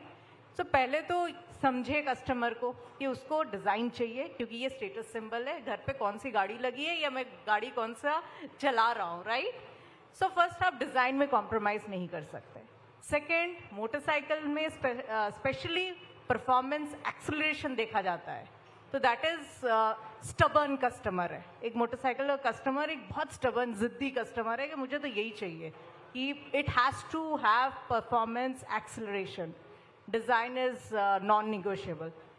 फिर आप सेफ्टी, ईवी में जो सबसे बड़ा मतलब मुद्दा है वो सेफ्टी का है कि क्या ये सेफ है, क्योंकि रिलायबिलिटी, मैकेनिकल कंपोनेंट्स, उसमें हम बहुत मैच्योर्ड हैं एज अ इंडस्ट्री, राइट? सो वहाँ सेफ्टी का एक बहुत बड़ा कंसर्न है कि क्या टेक वहाँ पे यूज़ हुआ है, क्या ये सेफ है, एंड क्या मेरी पूरा फैमिली डिपेंडेंट है उस पर, right? The person is dependent. So वो एक बहुत बड़ा इंपॉर्टेंट एस्पेक्ट है to take care, to shift the consumer. Then all of this you package, आपका जो भी न्यू टेक जो बोलते हैं IoT सिस्टम, टच स्क्रीन या कनेक्टेड व्हीकल, वो तो देना ही है ईवी में. You package all of it in that price bracket. That is the innovation, I would rather say, which OEMs have to crack. That ये सारा चीज चाहिए कस्टमर को, but you have to package it in that cost. अगर आप 150 CC का गाड़ी बना रहे हैं, then आपको 1.5 लाख के अंदर पे ही रखना पड़ेगा, उतने में ही बनाना पड़ेगा. Exactly, and that's the innovation. Tech तो करना ही करना है, but you have to package everything within that price bracket. I think that is what will shift the consumer. मुझे लगता है charging is not for this customer, he is looking at that price benefit, right? वो घर पे second floor से putting extension, he is very fine to charge. Parents are happy, यार petrol का खर्चा डेली मांगता है बच्चा, घर पे चार्ज करेगा, right? As we have also driven, right, vehicle, and daily का रहता है कि पेट्रोल का दे दीजिए पापा. So I think that mindset is there. Charging के लिए they are not worried, they are fine, they कुछ जुगाड़ लगा के they will do. But getting that product at that price point and everything non negotiable, which matches to their personality and all. Yes, I think that's the key to get this customer shifted from ICE to EV. Mister Tamani, अगर dealership level की बात करें या new age vehicles जो आ रहे हैं, साथ साथ आइस व्हीकल्स ऑलरेडी अभी साथ में दोनों चल रहे हैं. कुछ ब्रांड्स जो हैं फुल ईवी मैन्युफैक्चरर्स हैं, कुछ ब्रांड्स जो लेगेसी प्लेयर्स हैं, वहाँ पे ईवी के साथ आइस व्हीकल्स भी हमें देखने को मिलते हैं शोरूम्स में. तो आपको क्या लगता है डीलरशिप लेवल पे अब इन किस तरह का इंफ्रास्ट्रक्चरल चेंज देखने को मिल रहा है, या अगर जो ट्रेडिशनल आइस व्हीकल्स वाला स्पेस होता है अभी के हिसाब से, जो आने वाले शोरूम्स होने वाले हैं, आने वाले डीलरशिप्स होने वाले हैं, किस तरह से आप वहाँ चेंज एक्सपेक्ट कर रहे हैं और किस तरह की ट्रेनिंग वहाँ पर आपको लगता है डीलरशिप लेवल पर होनी चाहिए? Yeah, first of all, thank you for inviting me for this important panel discussion.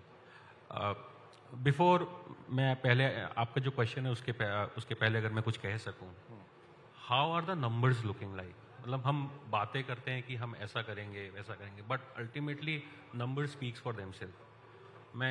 हमने जनवरी में कैलेंडर ईयर 24 का नंबर्स रिलीज किया, एंड अगर ईवी की बात करते हैं तो 24 में या 23 से कंपेयर करते हैं, 23 में कैलेंडर ईयर 23 में EV market share in two wheelers was 5%. 24 में it increase only to 6%, which means growth of a mere 1%.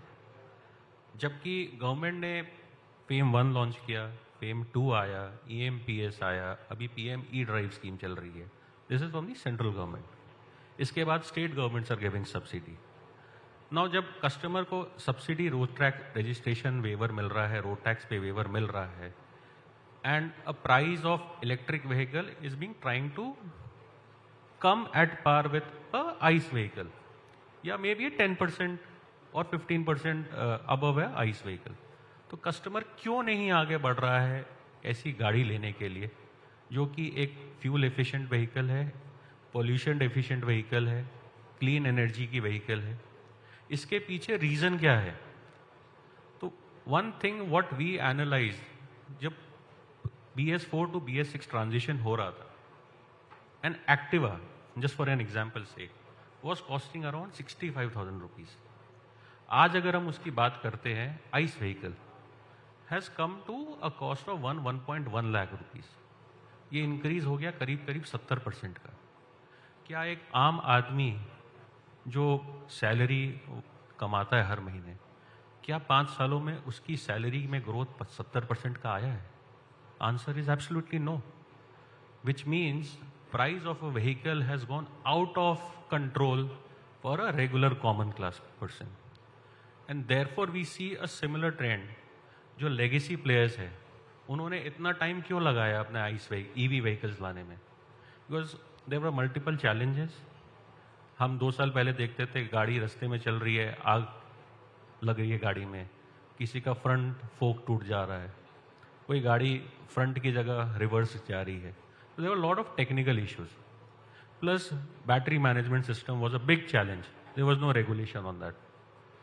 सो ये सारी चीज़ें जब कस्टमर रास्ते में देखता है, प्लस देखता है कि ये गाड़ी की वैल्यू ही करीब 1,20,000, 1,30,000 की है, और उन गाड़ी में ऐसे फॉल्ट आ रहे हैं, तो एक माइंड ब्लॉक ऑटोमेटिकली आ जाता है. एक डर अपने मन में पहले ही बना लेता है वो, कि अगर मैं आइस व्हीकल से ज़्यादा पैसे खर्चे करूं और उसके बाद मुझे ये सब भुगतना पड़े, तो why should I purchase a EV vehicle? So therefore legacy players have taken a slow step. They wanted that the technology should stabilize.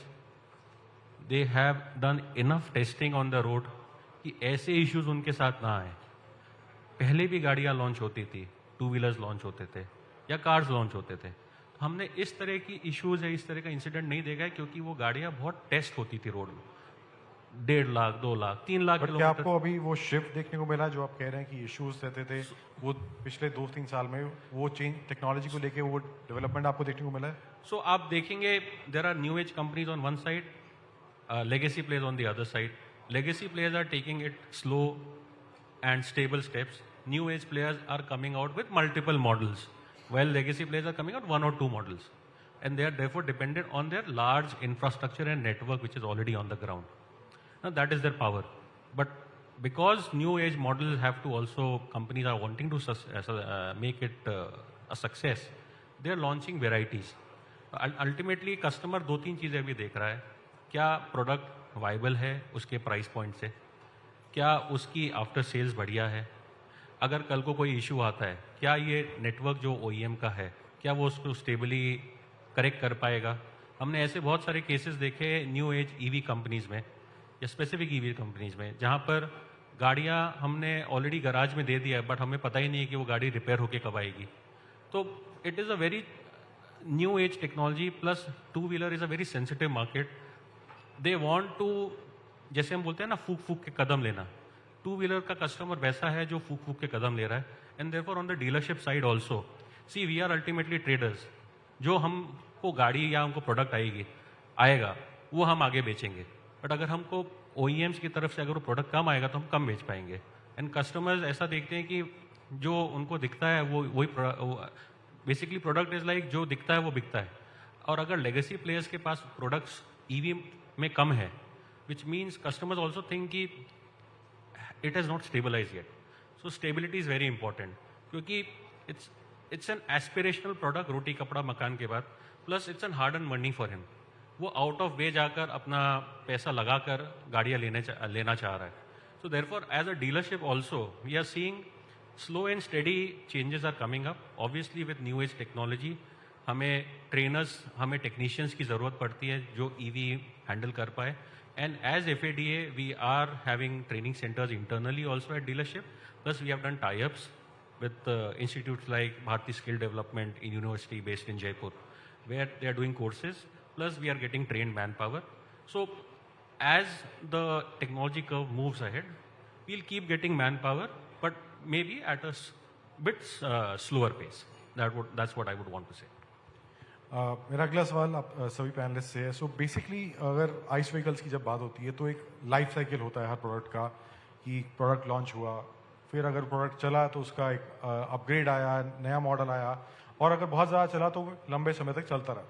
सो आपको क्या लगता है कि जो EVs का लाइफ साइकिल रहने वाला है वो आइस के तरह ही रहने वाला है, या वहाँ पर किसी तरह का हमें चेंज देखने को मिलेगा मार्केट में, या प्रोडक्ट्स जो अभी आ रहे हैं उसके हिसाब से उसी तरह का कोर्स EV व्हीकल्स भी लेते हुए दिखेंगे आप?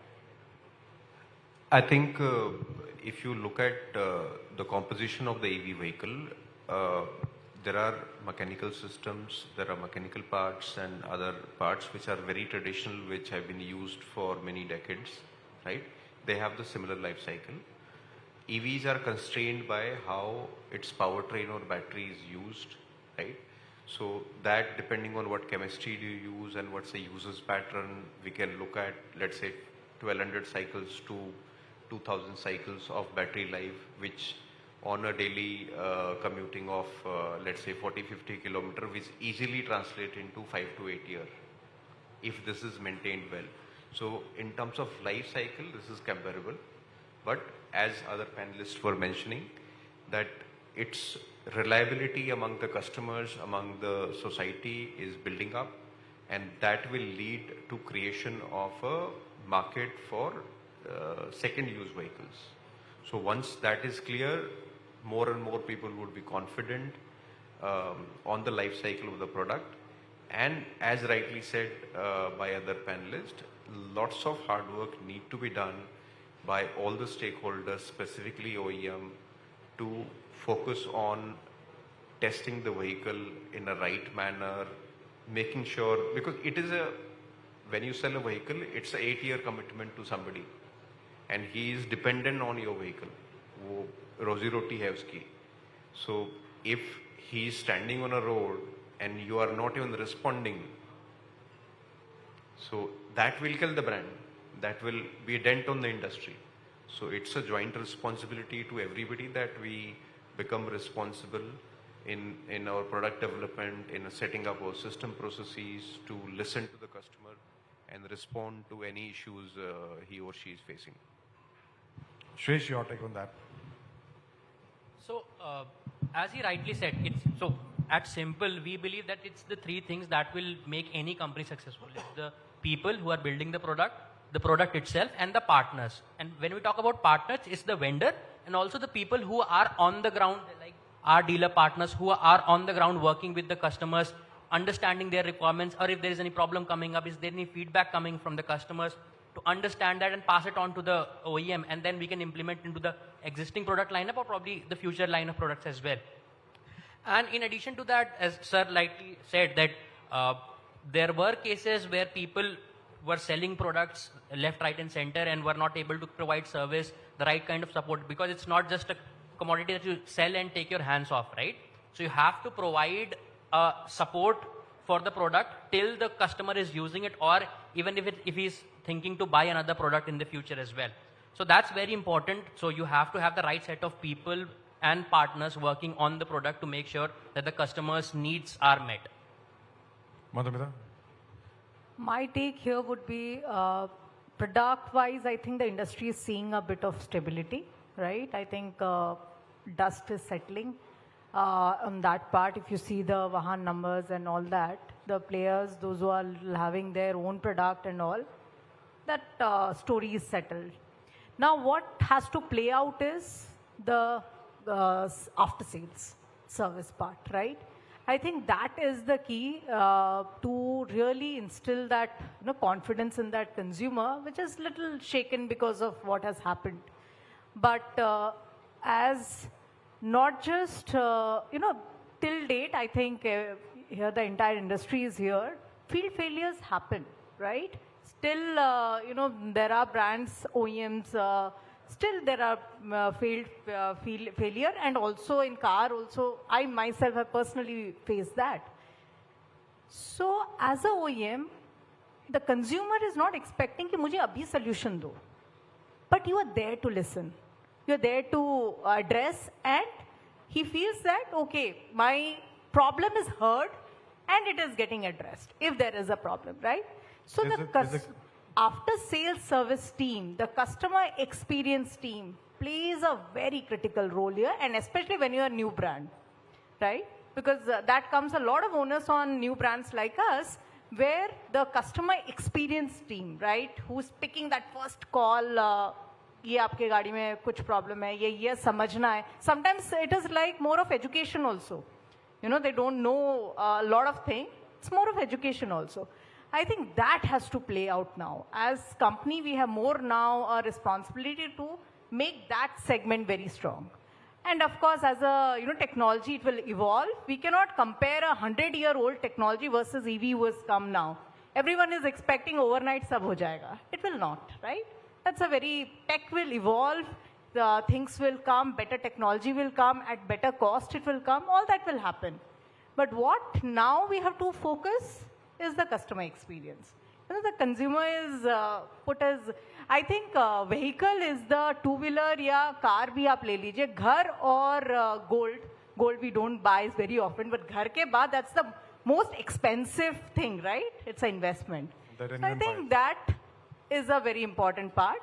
I think what should play now is the customer experience, after sales service, that should be the focus. Mr. Tumani, was sales and support की जो बात है, one of the brands also tried कि showrooms की ज़रूरत नहीं है, dealership की ज़रूरत नहीं है.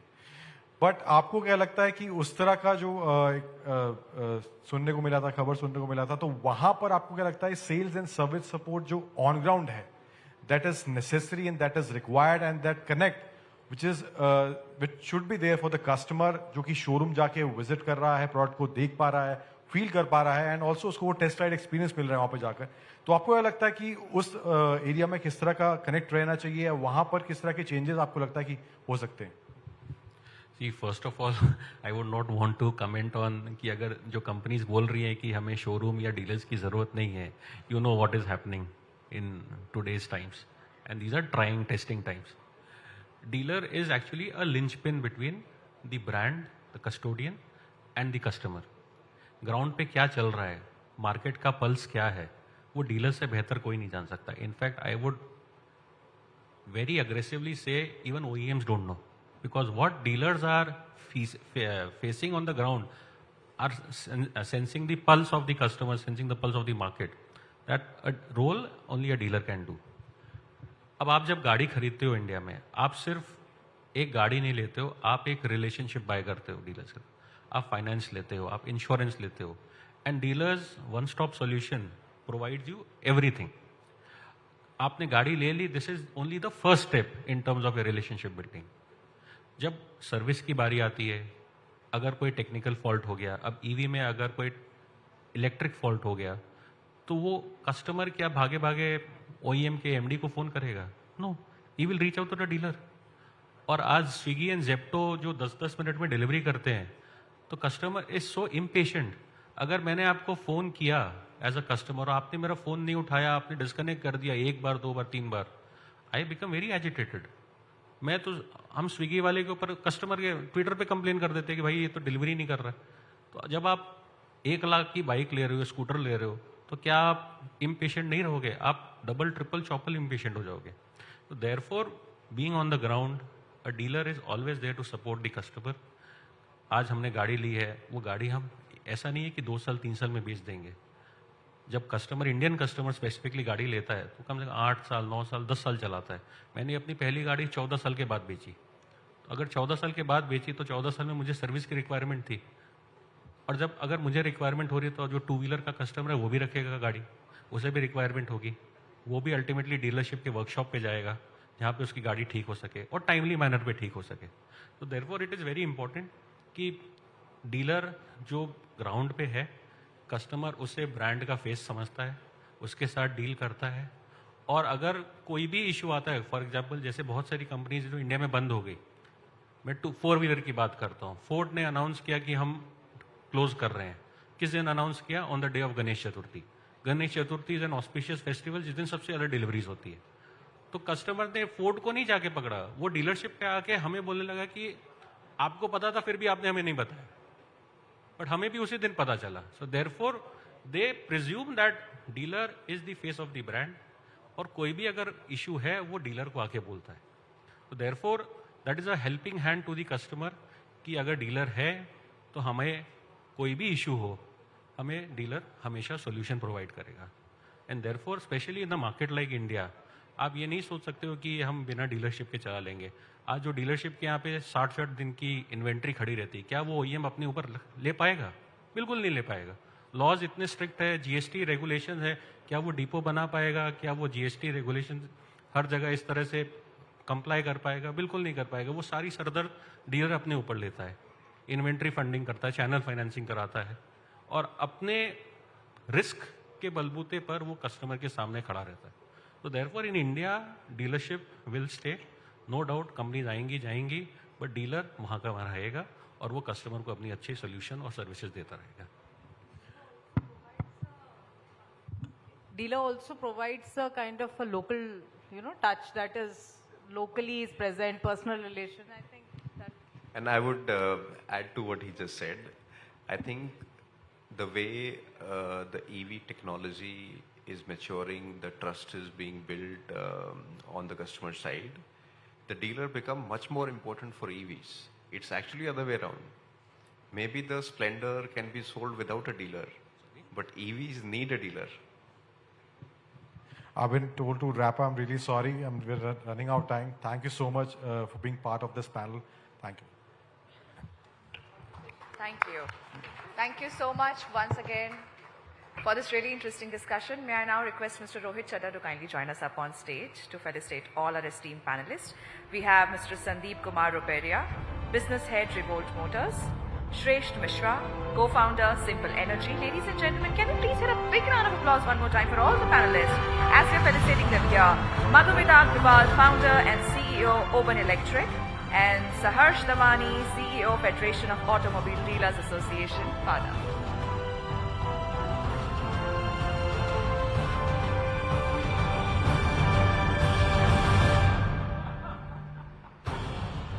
Mr. Chadha, may I request you to kindly present a token of appreciation to all our esteemed panelists. Thank you so much once again for sharing all your thoughts, your perspective with all of us. Well, indeed, a lot of interesting key takeaways from this discussion. So I believe one more time we can keep the claps rolling, ladies and gentlemen. Some more energy we need from you. Thank you.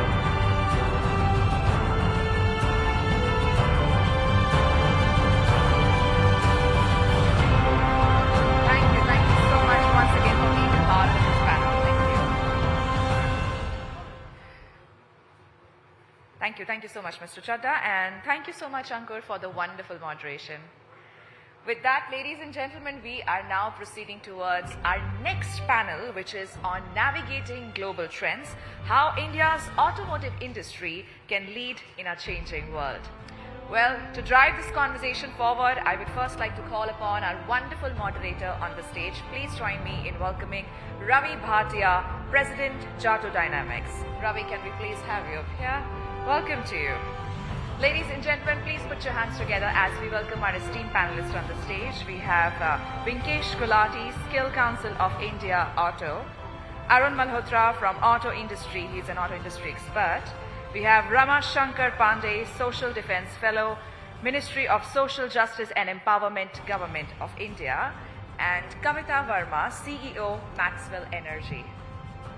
Please put your hands together as we welcome all our panelists here. Welcome, welcome to all of you.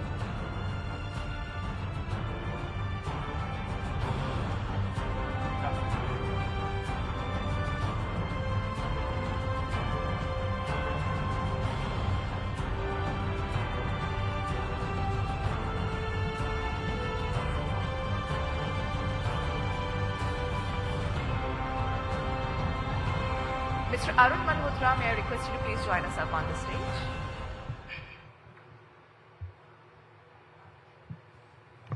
All right. Let me take an opportunity to welcome the panelists here. We have one absenteeism. And he was hungry actually. Yeah. So this is the Moti Baat panel, right? So we have very senior industry professionals here. So we'd like to make it a Moti Baat panel. So the first question straight away goes to, on my left, Mr. Vinkesh Gulati. Vinkesh, the All India Skill Council has a very big challenge in terms of ensuring that the industry creates world-class talent. So talk about the challenges and some of the key initiatives that the council is taking. So thank you. Real good question. Even the before two panels were talking about manpower and the issues of all those. And what I feel like Saharsh has said, FADA already employs some 5 million employees. And FADA on its own is working a lot on skilling, training and all those things. And the lower strata is job of the Automotive Skill Development Council. We agree. Even if EV wasn't there, then too, the reskilling part happens in an auto industry every 2 years. As a process, all OEMs want the employees to be trained every year and 2 year, refurbish themselves because a lot of things have changed. So if I remember 20 years back, a Maruti 800 and today, wanting to name Maruti brand only, the WagonR, the kind of product and features there were and the ease of servicing that time and today would be fast different. And now we are talking of EV. And an ICE which has ADAS with it, which has all those connected car features and a lot of features, things, all that, which on its own needs a lot of reskilling. So yes, it's a big task for all of us on the reskilling part. And I expect, so what ASDC is doing as a job, we are making it 3-part. One is where we are reskilling people. Second is recognizing anybody who has, so which is RPL. And third, obviously, skilling freshers. And what we have realized that people who come to auto industry after being graduates, their shelf life is very less and normally they don't enjoy working here. So what we have changed our stand now is we are finding people who have just passed out of 10th or 12th, which they want to go to ITIs and all, and then give them 2 years, 3 years diplomas so that they can come in our sphere in the manufacturing line if they want to go towards component, in the auto line if they want to become technicians or sales consultant and train them. And this will help us more in addressing retentions issues and making them loyal more because they haven't seen the world of deception in the after graduate joining 3-4 companies and all. And we have been successful. We have trained a lot. And practically in EV, there are a lot of things which we have started, like there are skilling course on EV and hybrid technology. There are skills training QPs on battery management system. There are QPs on charging infrastructure and how to maintain that. So there are a lot of things what we are doing, but paucity of time. We are in the process, but yes, it's just in a nascent stage. We have done some thousands, which I feel is still very less. There are a lot of to do, and whosoever is sitting here from the EV manufacturing front and all, ASDC is there to support. Please come forward. We'll see how we can bridge the gap coming in future. Yeah, thank you, Venkesh. I think that was a very good, insightful response to the question about how challenging and how important it is for the industry to have highly skilled and relevant people available for moving this challenge of growth in the Indian automobile industry. Let me now move to Mr. Arun Malhotra, who's a veteran in the automotive industry and an active participant in the past in the automotive industry and still very relevant as insightful mentor and kind of an expert. So one thing which, Arun, the question to you is that manufacturing hub is a dream. India becoming a manufacturing hub. How realistic is the dream? What are the challenges for this dream? And how do you think government can support this dream? So, Ravi, thanks for the question. I think where we stand, if you see in the auto industry, if India has to become a manufacturing hub, electronics or software is an area where we need to be the leader. Whether we like it or not, in the last 15 years, China has moved far ahead. China was nowhere 20 years back, and now China is far ahead. So there is a focus on electronics coming in. Software is also related to it. Fortunately, our IT and software industry is there. So it's a combination, but it's driven by electronics. So the focus has to come back on electronics in a big way if we need to become the global hub. We've got these schemes like Production Linked Incentive Scheme and the Advanced Cell Chemistry Scheme, which focuses on the components which were required. But the challenge is, I think, we have set the bar too high. PLI schemes been launched in electronics, I would say, in telephones or this area, and auto or pharma at the same time. And auto has not made much progress. Probably we put the bar too high, competition too high. So probably we need to nudge and make it sharper. The other positive part, which is happening, which is slightly under the radar, is the global capability centers, which are coming in a big way. Even auto majors who don't have any presence in India, they're also investing phenomenally high. So can they become the design development stage? Are we going to be only some company at the first stage? Or this global capability center, if you can combine it with electronics and software and only becoming a window to the world, that's the biggest opportunity at this point of time. The third is exports. Two-wheelers, we've done well in exports. Somehow other branches, other fields, it's much, much below potential. Although all technologies are available now, our vehicles are second to none. So these are three areas where the opportunity is there. But I think what is missing in India is this collaboration between academia and industry. That's something very strong in most areas, companies, countries abroad. Somehow we like Mark Twain, East is east and west is west and never twain shall meet. It is meeting somewhere. So if we can combine the industry, academia, industry association interface, which Venkesh refers to, we have a high potential. And the other part is, we say we are very customer friendly, we are manufacturing friendly, but how is a country like Vietnam, who's nowhere 5 years back, how is becoming a hub? Or how is Eastern European countries like Czechoslovakia gaining grounds? So we need to also do an introspection. We have to benchmark ourselves. We shouldn't believe that China plus one means everything comes back to India. It cannot come back. So these are 3-4 ideas, views I had, perspective. I think that's a big insight there about academia playing an active role, because you can't just make everything frugal and cheaper. You probably need to make it unique and innovative. So thank you, Arun, for that. Mr. Pandey, I have always known you as a safety expert, and you have played a very yeoman kind of role there. But I've seen now new phase emerging, which is with the Ministry of Social Empowerment. So one question which comes is, with all this change, there are a lot of opportunities coming for people to learn new skill and do new things and get employed. At the same time, there is a lot of displacement happening. So how can government agencies and people who are supporting this ecosystem really play an active part? Thank you. I think first of all, if you look at the global trends now, India is also making global trends, especially in the area of the auto component I'm talking. So representing ACMA and the component industry, we have a very strong thriving industry. And the export, as of today, of course, we are even at 7, 8, 9, 10 billion, market, what we have made. If you see that we are still roughly 2 to 3% of their market size, we are exporting. Clearly, you see also in Europe, and not only India-like markets also. So all the Latin America, you see Africa. So we have a huge space, and government is actually understood this as a major growth engine. I'm talking about auto component, auto vehicle. I'm not talking as of now, but within the auto component. And over time, what you see is India has got a very unique situation of a huge cost pressure.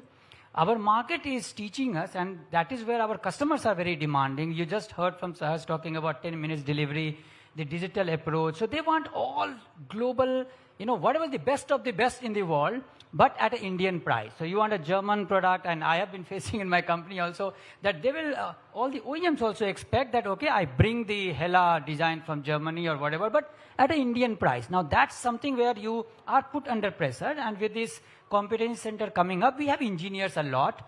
So this is where a very good cocktail is happening, where you have a market which you can test for cost innovation.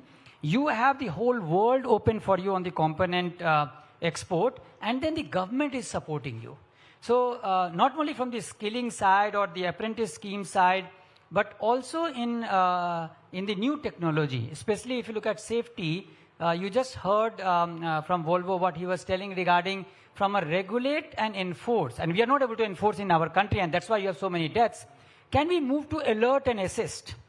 Now, alert and assist, imagine the UPI revolution in India. Imagine how the crowdsourcing of technology we do for the common janta. Can we use the same data lake now? We have a huge database, and connected vehicles are here. We can actually export back to the world a different ADAS, because we have a chaotic road system. Our two-wheelers are 85%. I think the most hazard road, if you want to model it, India is the one. So if you can come up with that kind of innovation, supported by the government's policy, you don't need any new policy. I think there's huge support given from their side. We will create global trends actually. And that is where I personally have seen in my earlier, whether it is Tata Green Batteries or also at Hella, that we started with understanding where the global trend is.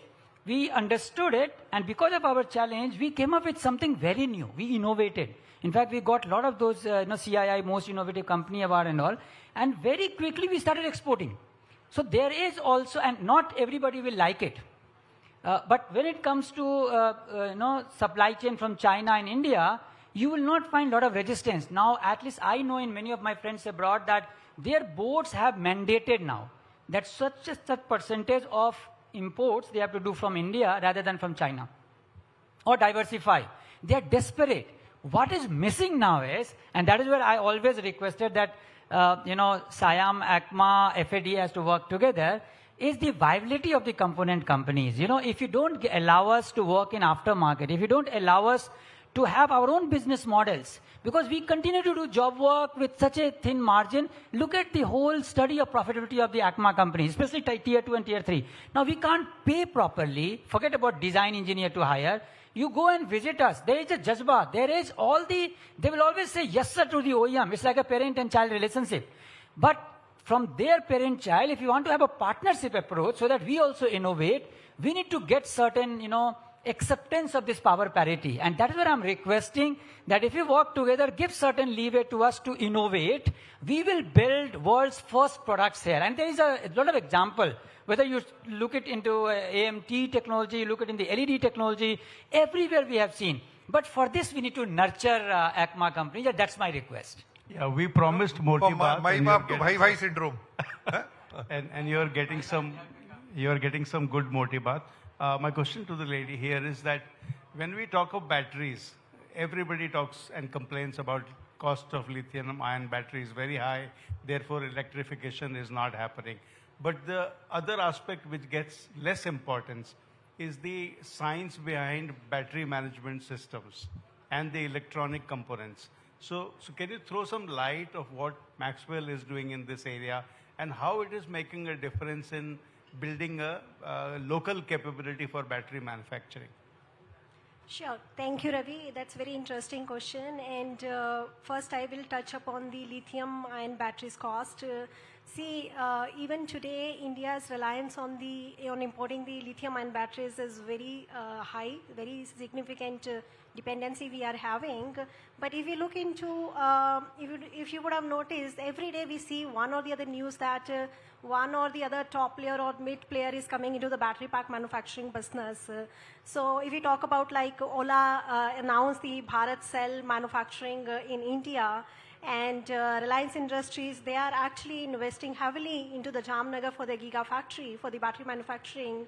Amar Raja, they are investing heavily into the lithium-ion battery technology, and so is Excite doing the JV into those things.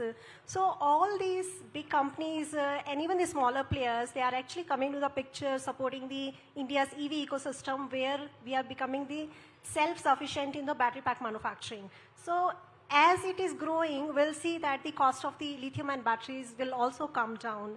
However, it's like Mr. Nitin Gadkari, he talked about that 6% of the world's lithium reserve is found in Jammu, which can power up more than 600 million EVs, right? That itself puts up India into a very significant position to lead its EV future. However, having the raw material is not sufficient. The ability to actually process the lithium and manufacturing the high quality cells and then integrating them into the efficient and the same battery pack, that's where a lot of technology comes into. So all our big Indian OEMs they are coming forward to actually invest more and more into those technologies.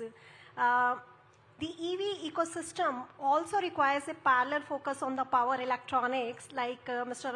Arun also focused on the electronics which we need to cater in-house as well, power management, as well as the localized supply chain. That's where the whole gist of the problem is. And the government policies, the recent PMA drive, which is actually encouraging the local production. And from 1st of May itself, it will be mandated that the battery management systems, the battery modules, they need to be produced locally. That itself is driving huge innovation locally.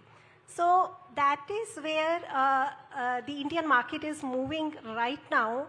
And if we talk about our 400 plus EV startup ecosystem, right, they are doing a lot of innovation in the localization as well. So they are working across the value chain, right from the battery recycling to the charging infrastructures. So this is all happening, and if we talk about how Maxwell is supporting the EV ecosystem, when we talk about the battery manufacturing, it becomes a focal point of the discussion when we want to be self-reliant. However, a EV cannot function unless the underlying electronics that supports the efficiency, reliability, intelligence, and that's where Maxwell is actually playing a huge impact. So what we realized that one of the bottleneck with the Indian OEMs has been facing is the very fragmented global supply for the EV electronic components. Like you talk about the battery management system, you talk about the charger, MCUs, TCUs, they all are coming from the different international suppliers, right? So that is not only increasing the cost, lead time, but also posing us to the risk of the disruptive global supplies sometimes. And that's where at Maxwell, we have been designing and manufacturing all these EV components from the day of inception. And then it's not about only designing, it's about the manufacturing, having the local infrastructure, and we are there from the J1. One of the points which I want to add is that we are also actually enhancing the lifespan of the EV, because from the consumer point of view, anybody who is buying the EV, their main concerns are like how long my battery will stay, can I do the fast charging, is it safe to buy EV vehicle? So that's where our battery management system plays a key role to provide the better battery health and even the safety in the extreme environment conditions, like we have the extreme summer in the North India side, right? That's where it comes. So we, as part of a subsidiary of the Endurance Technology, which is a leading automotive component, manufacturing component company in India, we are at a very strategic position where we can support the automakers in their transition. And if we talk about the local supply available for the electronics components, I mean that gives an opportunity to the startup EVs as well as the established OEMs to just focus on the innovation and forget about the disruption due to the foreign supply chain which they are relying right now. So that's where we are coming to the picture. Thank you. I think, one thing which interestingly emerged here is that it's not only the area of skills that Vinkesh talked about, and Vinkesh, I'll yield to you for making another point you want to make. Go ahead. Okay. So basically, what I was trying to drive is... What I was saying, when we're talking about skills actually, we have shifted from BTech mechanical to BTech computer science in cars. And that's a major shift what we are seeing. And I feel maybe that's a needed shift, but that's a problem shift also. Because the core knowledge of engineering, what was needed for in our system, is missing as of today. But yes, the skilling is trying to cover it up, but there is a gap. And I feel the way what Sarsh was saying before, the problems of EV, fire and all those things, I feel that happened because the startup culture didn't think this as an auto OEM thing. They always thought it as a startup thing. Assemble 4 pieces, give it to the customer, count how many kilometers, how many trees saved, how many carbon emissions saved, and then fund it. So that's where the gap was. I feel now we have stabilized.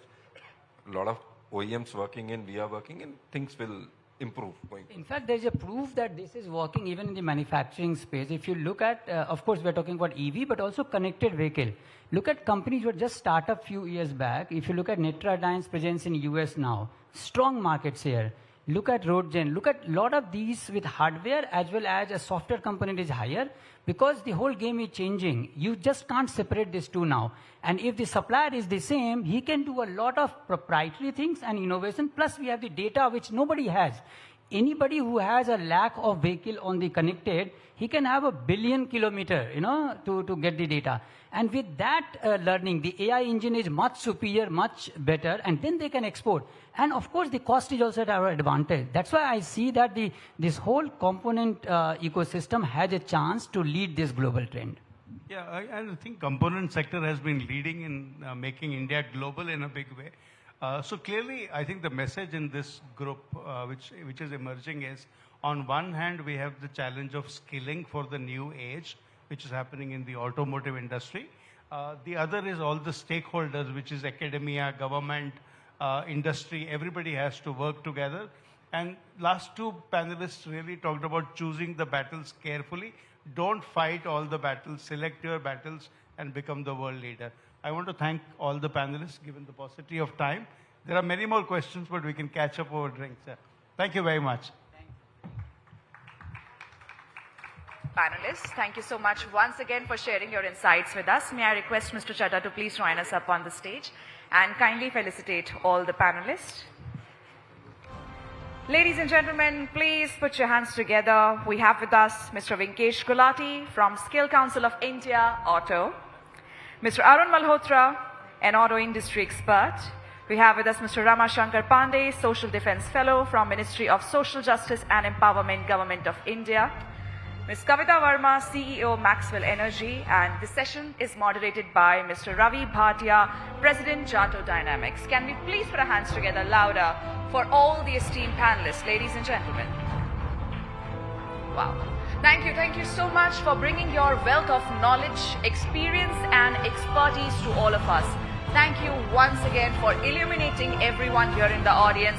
A lot of exciting key takeaways from this discussion. Well, in the paucity of time, we couldn't take any questions, but I believe you can catch the panelists, during the dinner. Thank you. Can we hear some more energy from all of you, ladies and gentlemen? Some more applauses, I believe. Fantastic.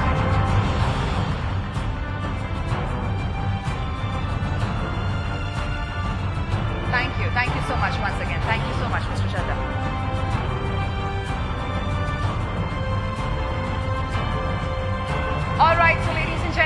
are now setting the stage for the next part because now is the time for our next set of awards.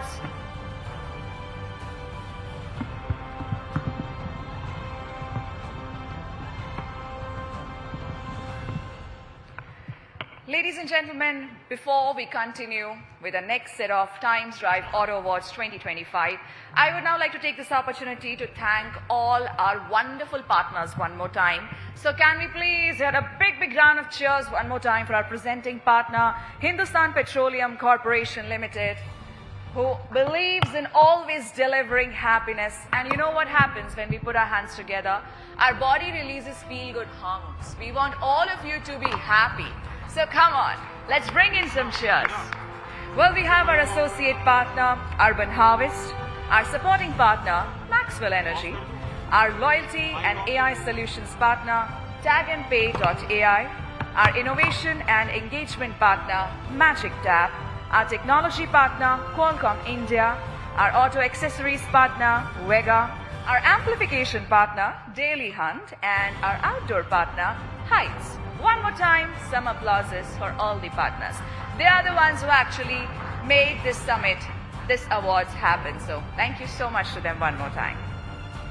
Ladies and gentlemen, as we proceed further, our next set of awards are presented by HPCL. So for the same, I would like to call upon stage the marketing marvel himself. Please put your hands together for Mr. Amit Garg, Director of Marketing at Hindustan Petroleum Corporation Limited, along with Mr. K.S. Shetty, Director HR at HPCL. Can we please have both the gentlemen here on the stage? Welcome back to you, gentlemen.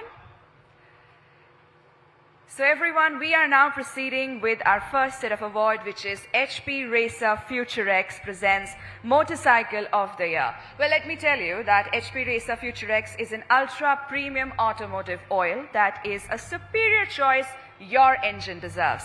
And this award goes to none other than Aprilia RS 457. Congratulations.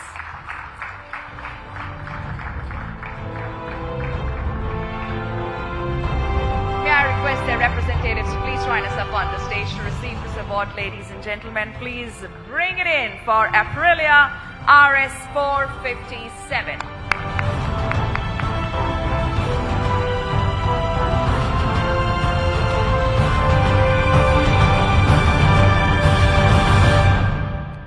So since we are seeing some supercars over here, our next award category is HP Power 95 presents Premium Sedan of the Year. Well, let me tell you that HP Power 95 is a premium fuel for supercars. And this goes to none other than Mercedes-Benz E-Class. Congratulations!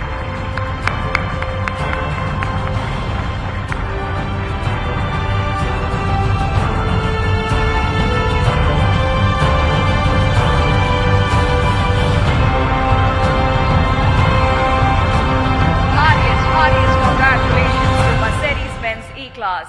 Can we have a big round of cheers one more time? Thank you.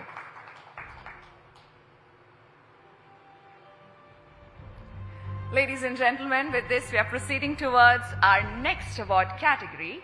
And our next award category is HP Pay presents Digital Campaign of the Year Auto Sector. So HP Pay, I believe, now needs no introduction at all. Mr. Garg already spoke about it during his session.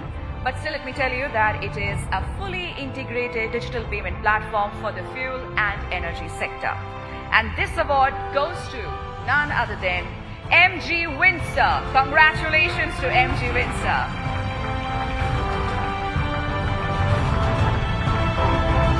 May I request the representatives to please join us up on the stage to receive this award. Heartiest congratulations to you.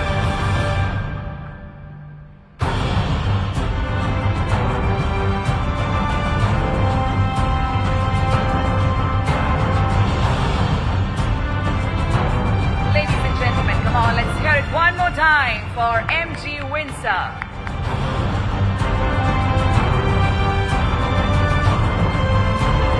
Many congratulations.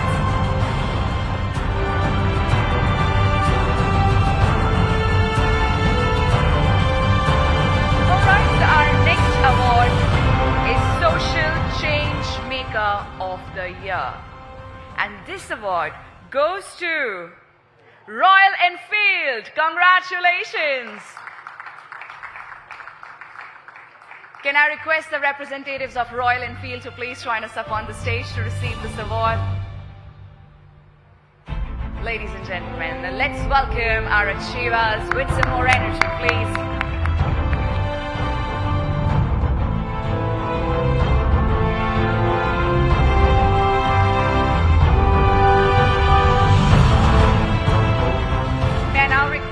Mr. Rohit Chadha to please join us up on the stage and kindly felicitate the team of HPCL we have here amongst us. Well, the marketing marvel needs no introduction at all. We already heard him during his session, ladies and gentlemen. We have amongst us Mr. Amit Garg, Director Marketing, Hindustan Petroleum Corporation Limited. And we also have amongst us Mr. K.S. Shetty, who is the Director Human Resources at HPCL.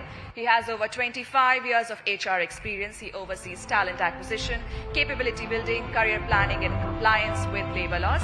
He also sits on the board of HPCL's wholly owned subsidiary, HPLNG. Thank you so much, HPCL, for all your contribution and for being a partner in Times Drive Auto Summit and Awards 2025. Can we just take one more photograph together with all three of you?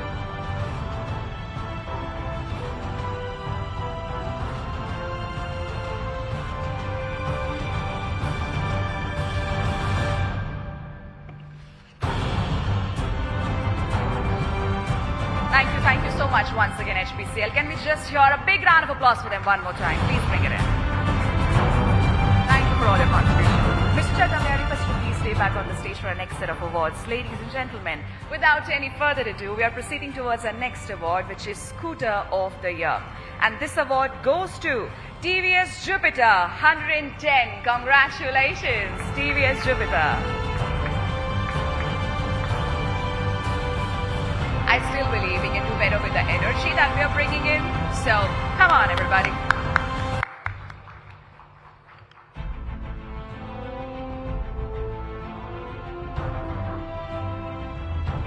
Ladies and gentlemen, Scooter of the Year, TVS Jupiter 110. Thank you so much. Congratulations to you. Our next award is Update of the Year two-wheeler category, and it goes to Ather 450 Apex. Many, many congratulations.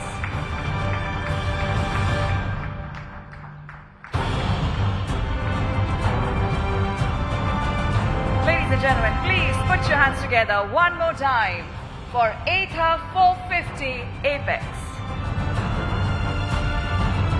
Well, our next award is Adventure Motorcycle of the Year, and it goes to Honda NX500. Kudos.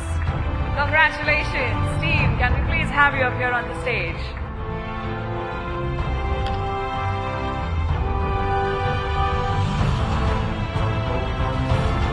Well, indeed, it is a celebratory moment. And ladies and gentlemen, can we please hear it one more time for Honda NX500.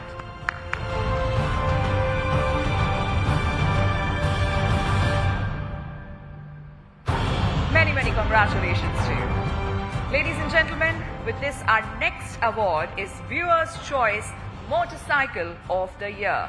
And it goes to Java 42 FJ. Congratulations.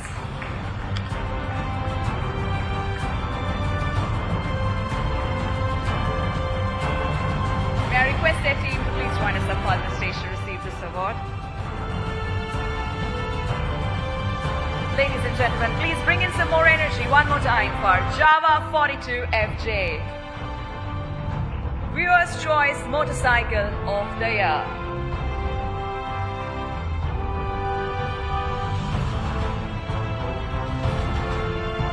Well, our next award is Commuter Motorcycle of the Year ICE category, and it goes to Hero Extreme 125R. Congratulations.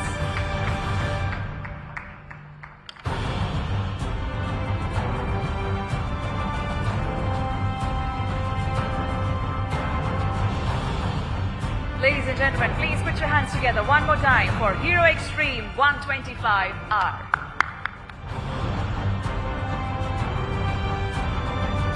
Our next award category is Performance Bike of the Year, and it goes to Suzuki GSX 8R. Congratulations.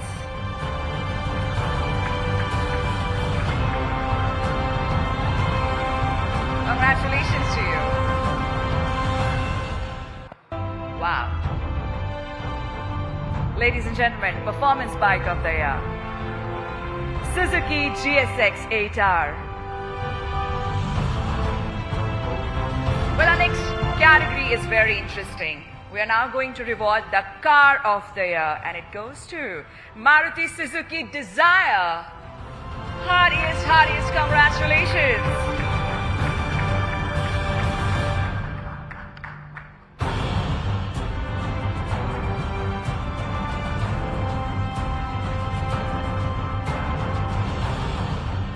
Ladies and gentlemen, please put your hands together one more time for Maruti Suzuki Dzire for being Car of the Year. Moving on to the next category, which is Performance Car of the Year, and it goes to BMW M5. Congratulations.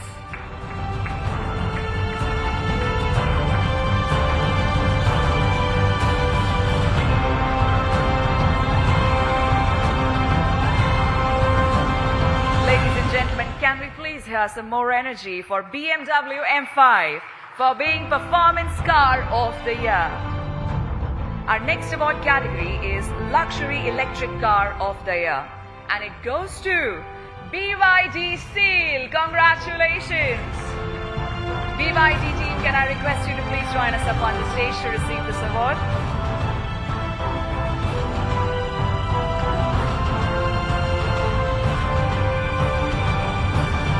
Heartiest congratulations to you.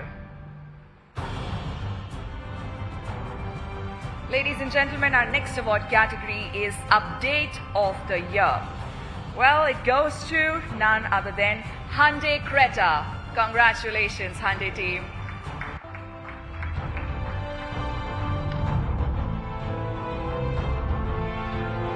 I still feel we can do better with the energy. Can I just hear a big round of applause for Hyundai Creta, ladies and gentlemen?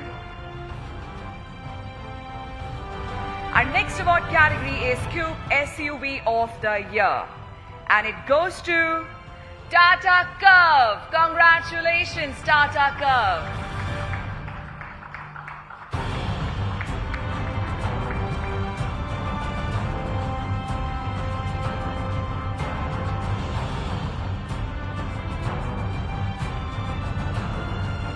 Ladies and gentlemen, one more time, let's hear a thunderous round of applause for Tata Curve.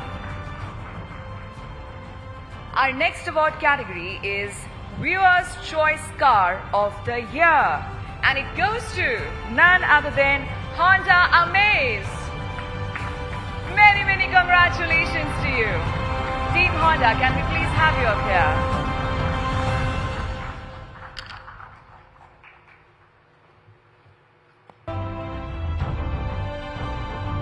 Ladies and gentlemen, please keep the claps rolling one more time for Honda Amaze.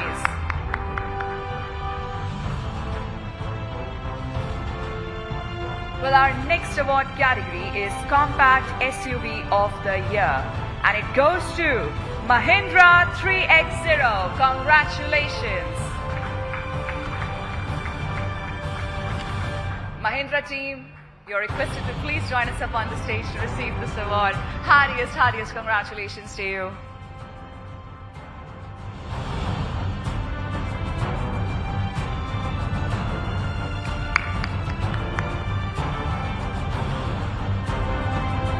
Many congratulations.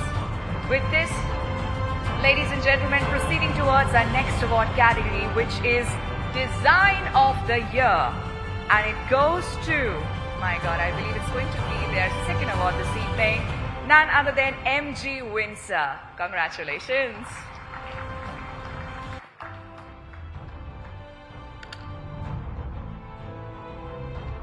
Ladies and gentlemen, second award this evening. I believe we can have a double round of energy for them.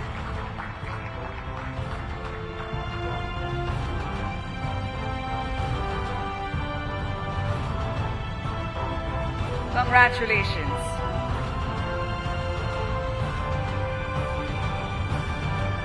With this, everyone, we are now proceeding towards our next award category, which is Sustainability Champion of the Year. And it goes to BMW i5 M60. Congratulations one more time to BMW.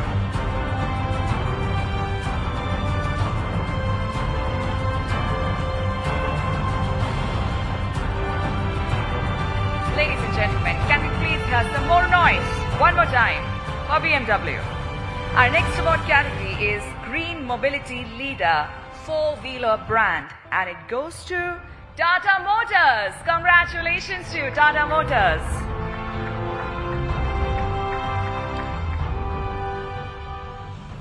Wow. Again, I believe second award this evening, Team Tata. Kudos, congratulations.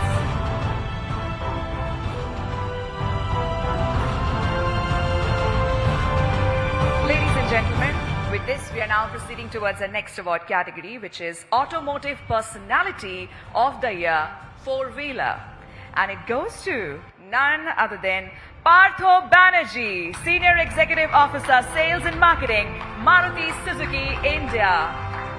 Congratulations to you, Mr. Banerjee.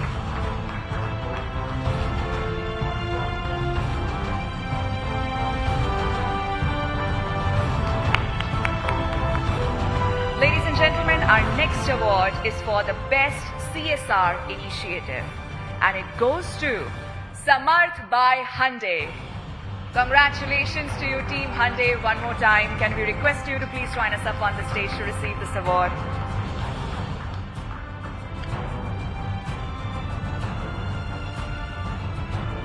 Ladies and gentlemen, second award this evening by Team Hyundai. Can we hear a big, big round of applause for them? Moving on to the next award category, which is Manufacturer of the Year Four-Wheeler. And it goes to, well, it goes without saying, Maruti Suzuki. Congratulations.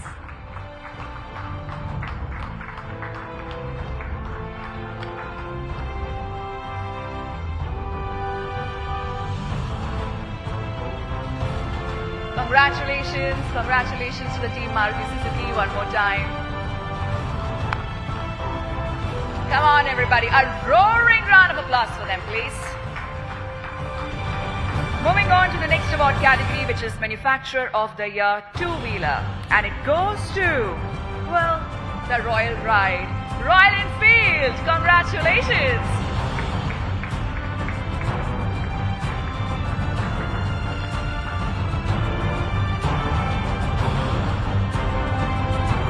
Again, the second award this evening. Heartiest congratulations to you, ma'am. Ladies and gentlemen, can we please hear it one more time for Royal Enfield? Our next award category is MPV of the Year, and it goes to Kia Carnival. Congratulations, Team Kia. Can we please have you up here on the stage?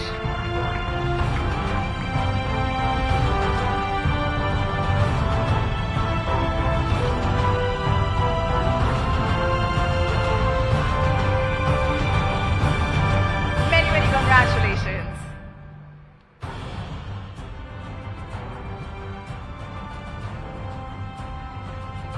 With that, ladies and gentlemen, our next award category is EV of the Year. And it goes to, well, I believe it's going to be a hat trick for them, MG Windsor EV.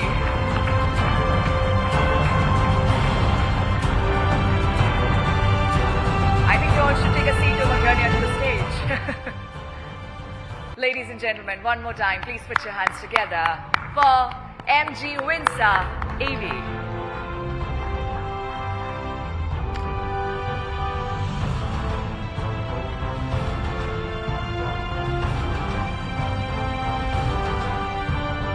Ladies and gentlemen, the next award category is 4x4 SUV of the Year. And it goes to Mahindra Thar Rocks. Congratulations. Team Mahindra, I request you to please join us up on the stage, and everybody, please give it up one more time for Mahindra Thar rocks.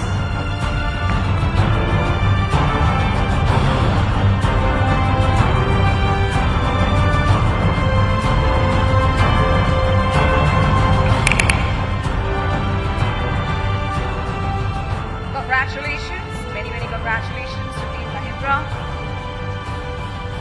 With that, proceeding towards our next award category, which is Social Change Maker of the Year. And this award goes to Puneet Anand, AVP and Vertical Head Corporate Communication and Social at Hyundai Motor India Limited. Congratulations to you, Mr. Anand.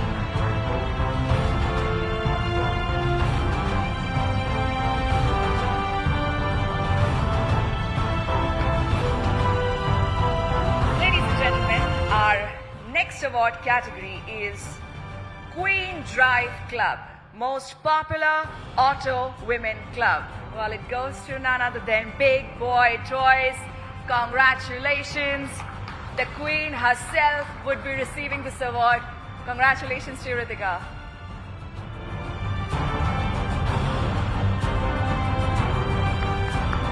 Ladies and gentlemen, please put your hands together.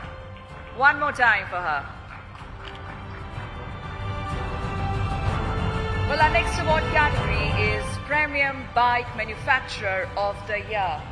And it goes to none other than Ducati India. Congratulations.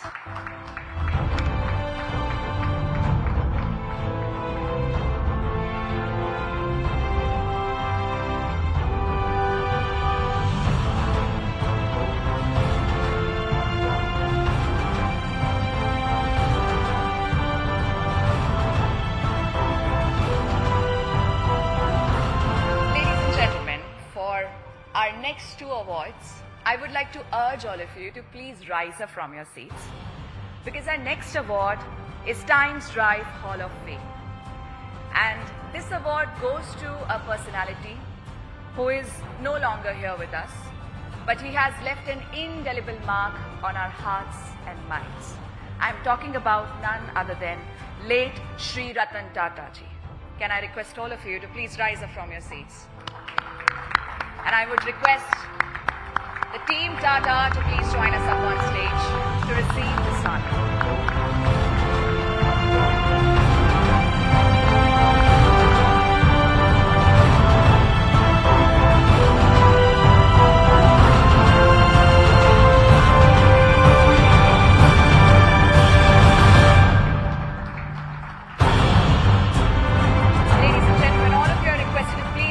Standing, our next award, that is again Times Drive Hall of Fame, goes to late Shri Osamu Suzuki-san.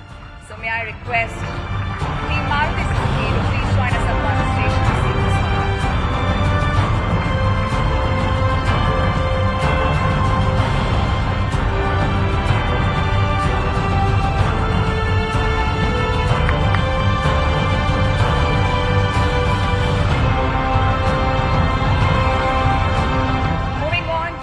Next award category, you're requested to please have a seat, which is Powering Horeca with Ultra-Fast Ingredients Fulfillment.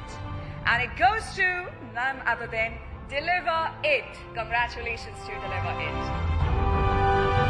Can I request the team to please join us up on the stage to receive this honor? And ladies and gentlemen, I believe you know what you have to do. Please put your hands together, louder, for Deliver It.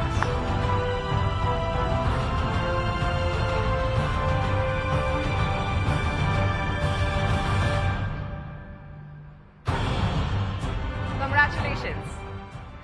Ladies and gentlemen, we would now like to take this opportunity to felicitate our incredible partners here. So I would like to call upon our loyalty and AI solutions partner, tagandpay.ai. Can I request the team to please join us up on the stage?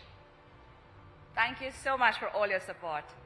Can we hear a big round of applause for Tag and Pay?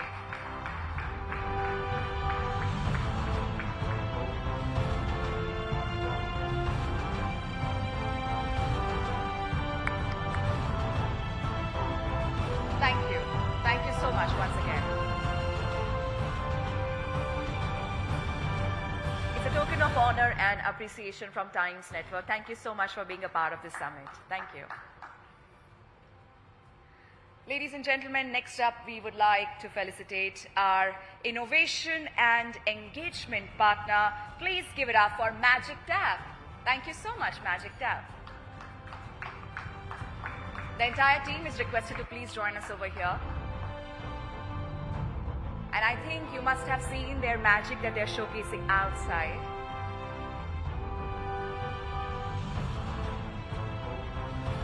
Everybody, can we please hit a big round of applause for them one more time?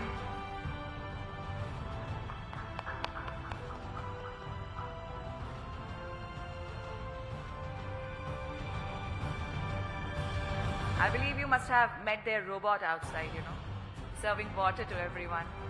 So, thank you so much once again, Magic Tap. Thank you. You know, partners are the ones who actually make any event happen.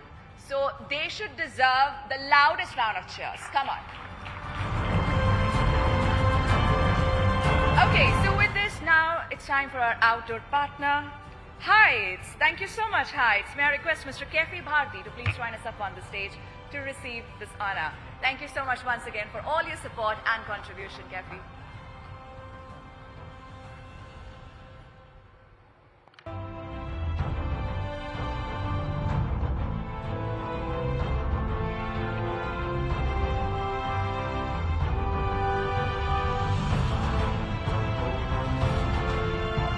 Thank you so much once again. Ms. Chadha, may I request you to kindly felicitate Team Heights.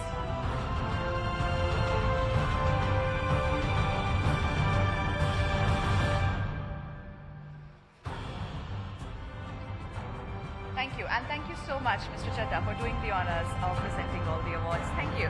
Can we please hit a big hand for him as well? He has been standing here with us for quite some time. Thank you. All right, on that note, ladies and gentlemen, I know you all must be famished by now, so without any further ado, I would like to call upon stage Mr. Nishat Mogia, Business Head, Times Drive, to conclude this evening. Over to you, Nishat.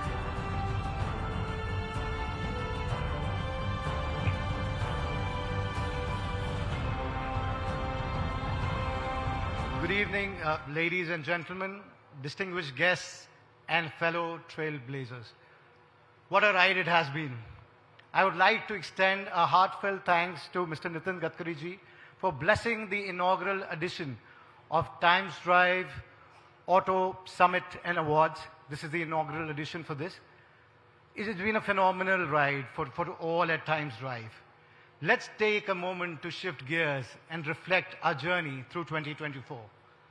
A year that was equal parts exhilarating roller coaster and a masterclass in reinventing the wheel. Tonight, as we pull into the final stop of our journey, I invite you to take a deep breath, relax your seat belts, and reflect the incredible ride we've had over the past year and the thrilling road ahead in 2025. Let's be positive about it. 2024 reminded us that transformation is possible even in the face of challenges. And 2025 is set to be the year where translate vision can happen and we change it into action. Every innovation fuels our journey towards a more sustainable, connected, and dynamic automotive future. If 2024 was a dress rehearsal, then 2025 will be a grand performance, a chance to show the world that when we can innovate with humor, I would say heart and a little bit of horsepower, we leave the competition in the rear view mirror. As we pivot into 2025, our focus sharpens on innovations, resilience, and sustainable growth. We must harness our momentum to expand our EV charging infrastructure, accelerate the adoption of advanced battery, that is one big factor, and develop cutting-edge connectivity and safety systems that keep us ahead in the competitive global landscape. And while we celebrate our achievements, we must also be agile, ready to respond to the market shifts and consumer insights with the speed and precision. And let's talk about partnerships, because This is one thing our industry loves more than anything, that is collaborations. Expect more strategic alliances that combine global expertise with a local expertise. Picture this collaboration, and I'm sure tech giants, innovative startups, traditional automotive powerhouses, all working together to propel into a future where our vehicles are smart as they are stylish. Thank you for your unwavering commitment, your relentless drive, and for being an integral part of our journey.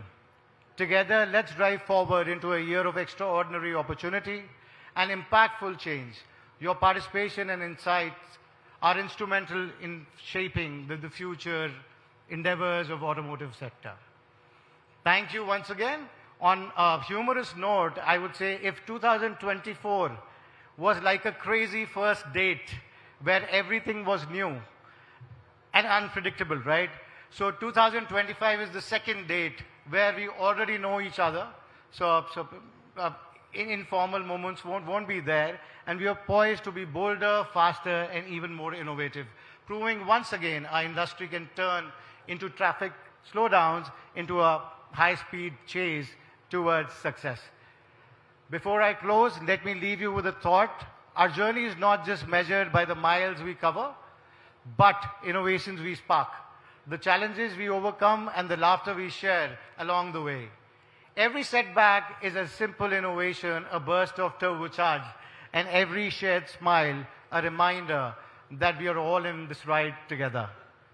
On this note, please join us for cocktails and dinner, and we will be more than happy to have all the winners on stage as well. So just give me a moment. Thank you so much, Nishad. Yeah. Thank you so much, Nishad. On that note, ladies and gentlemen, we are now going to felicitate and honor the Commercial Brand of the Year. May I humbly request Mr. Chadda to please join us up on the stage to do the honors.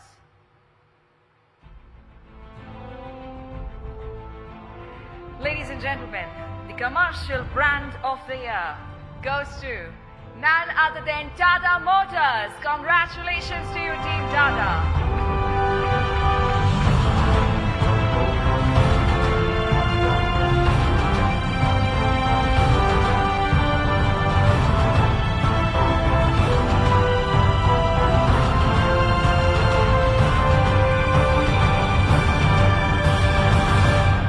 Heartiest congratulations, Team Tata Motors.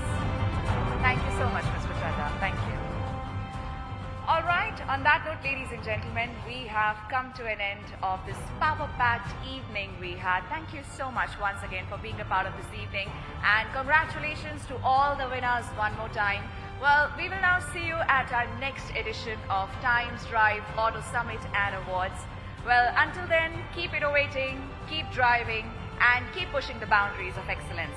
Now is the time I'm going to say my favorite 3 words of all time. Drinks are on, and please grab your dinner. Thank you so much, everybody. Thank you once again.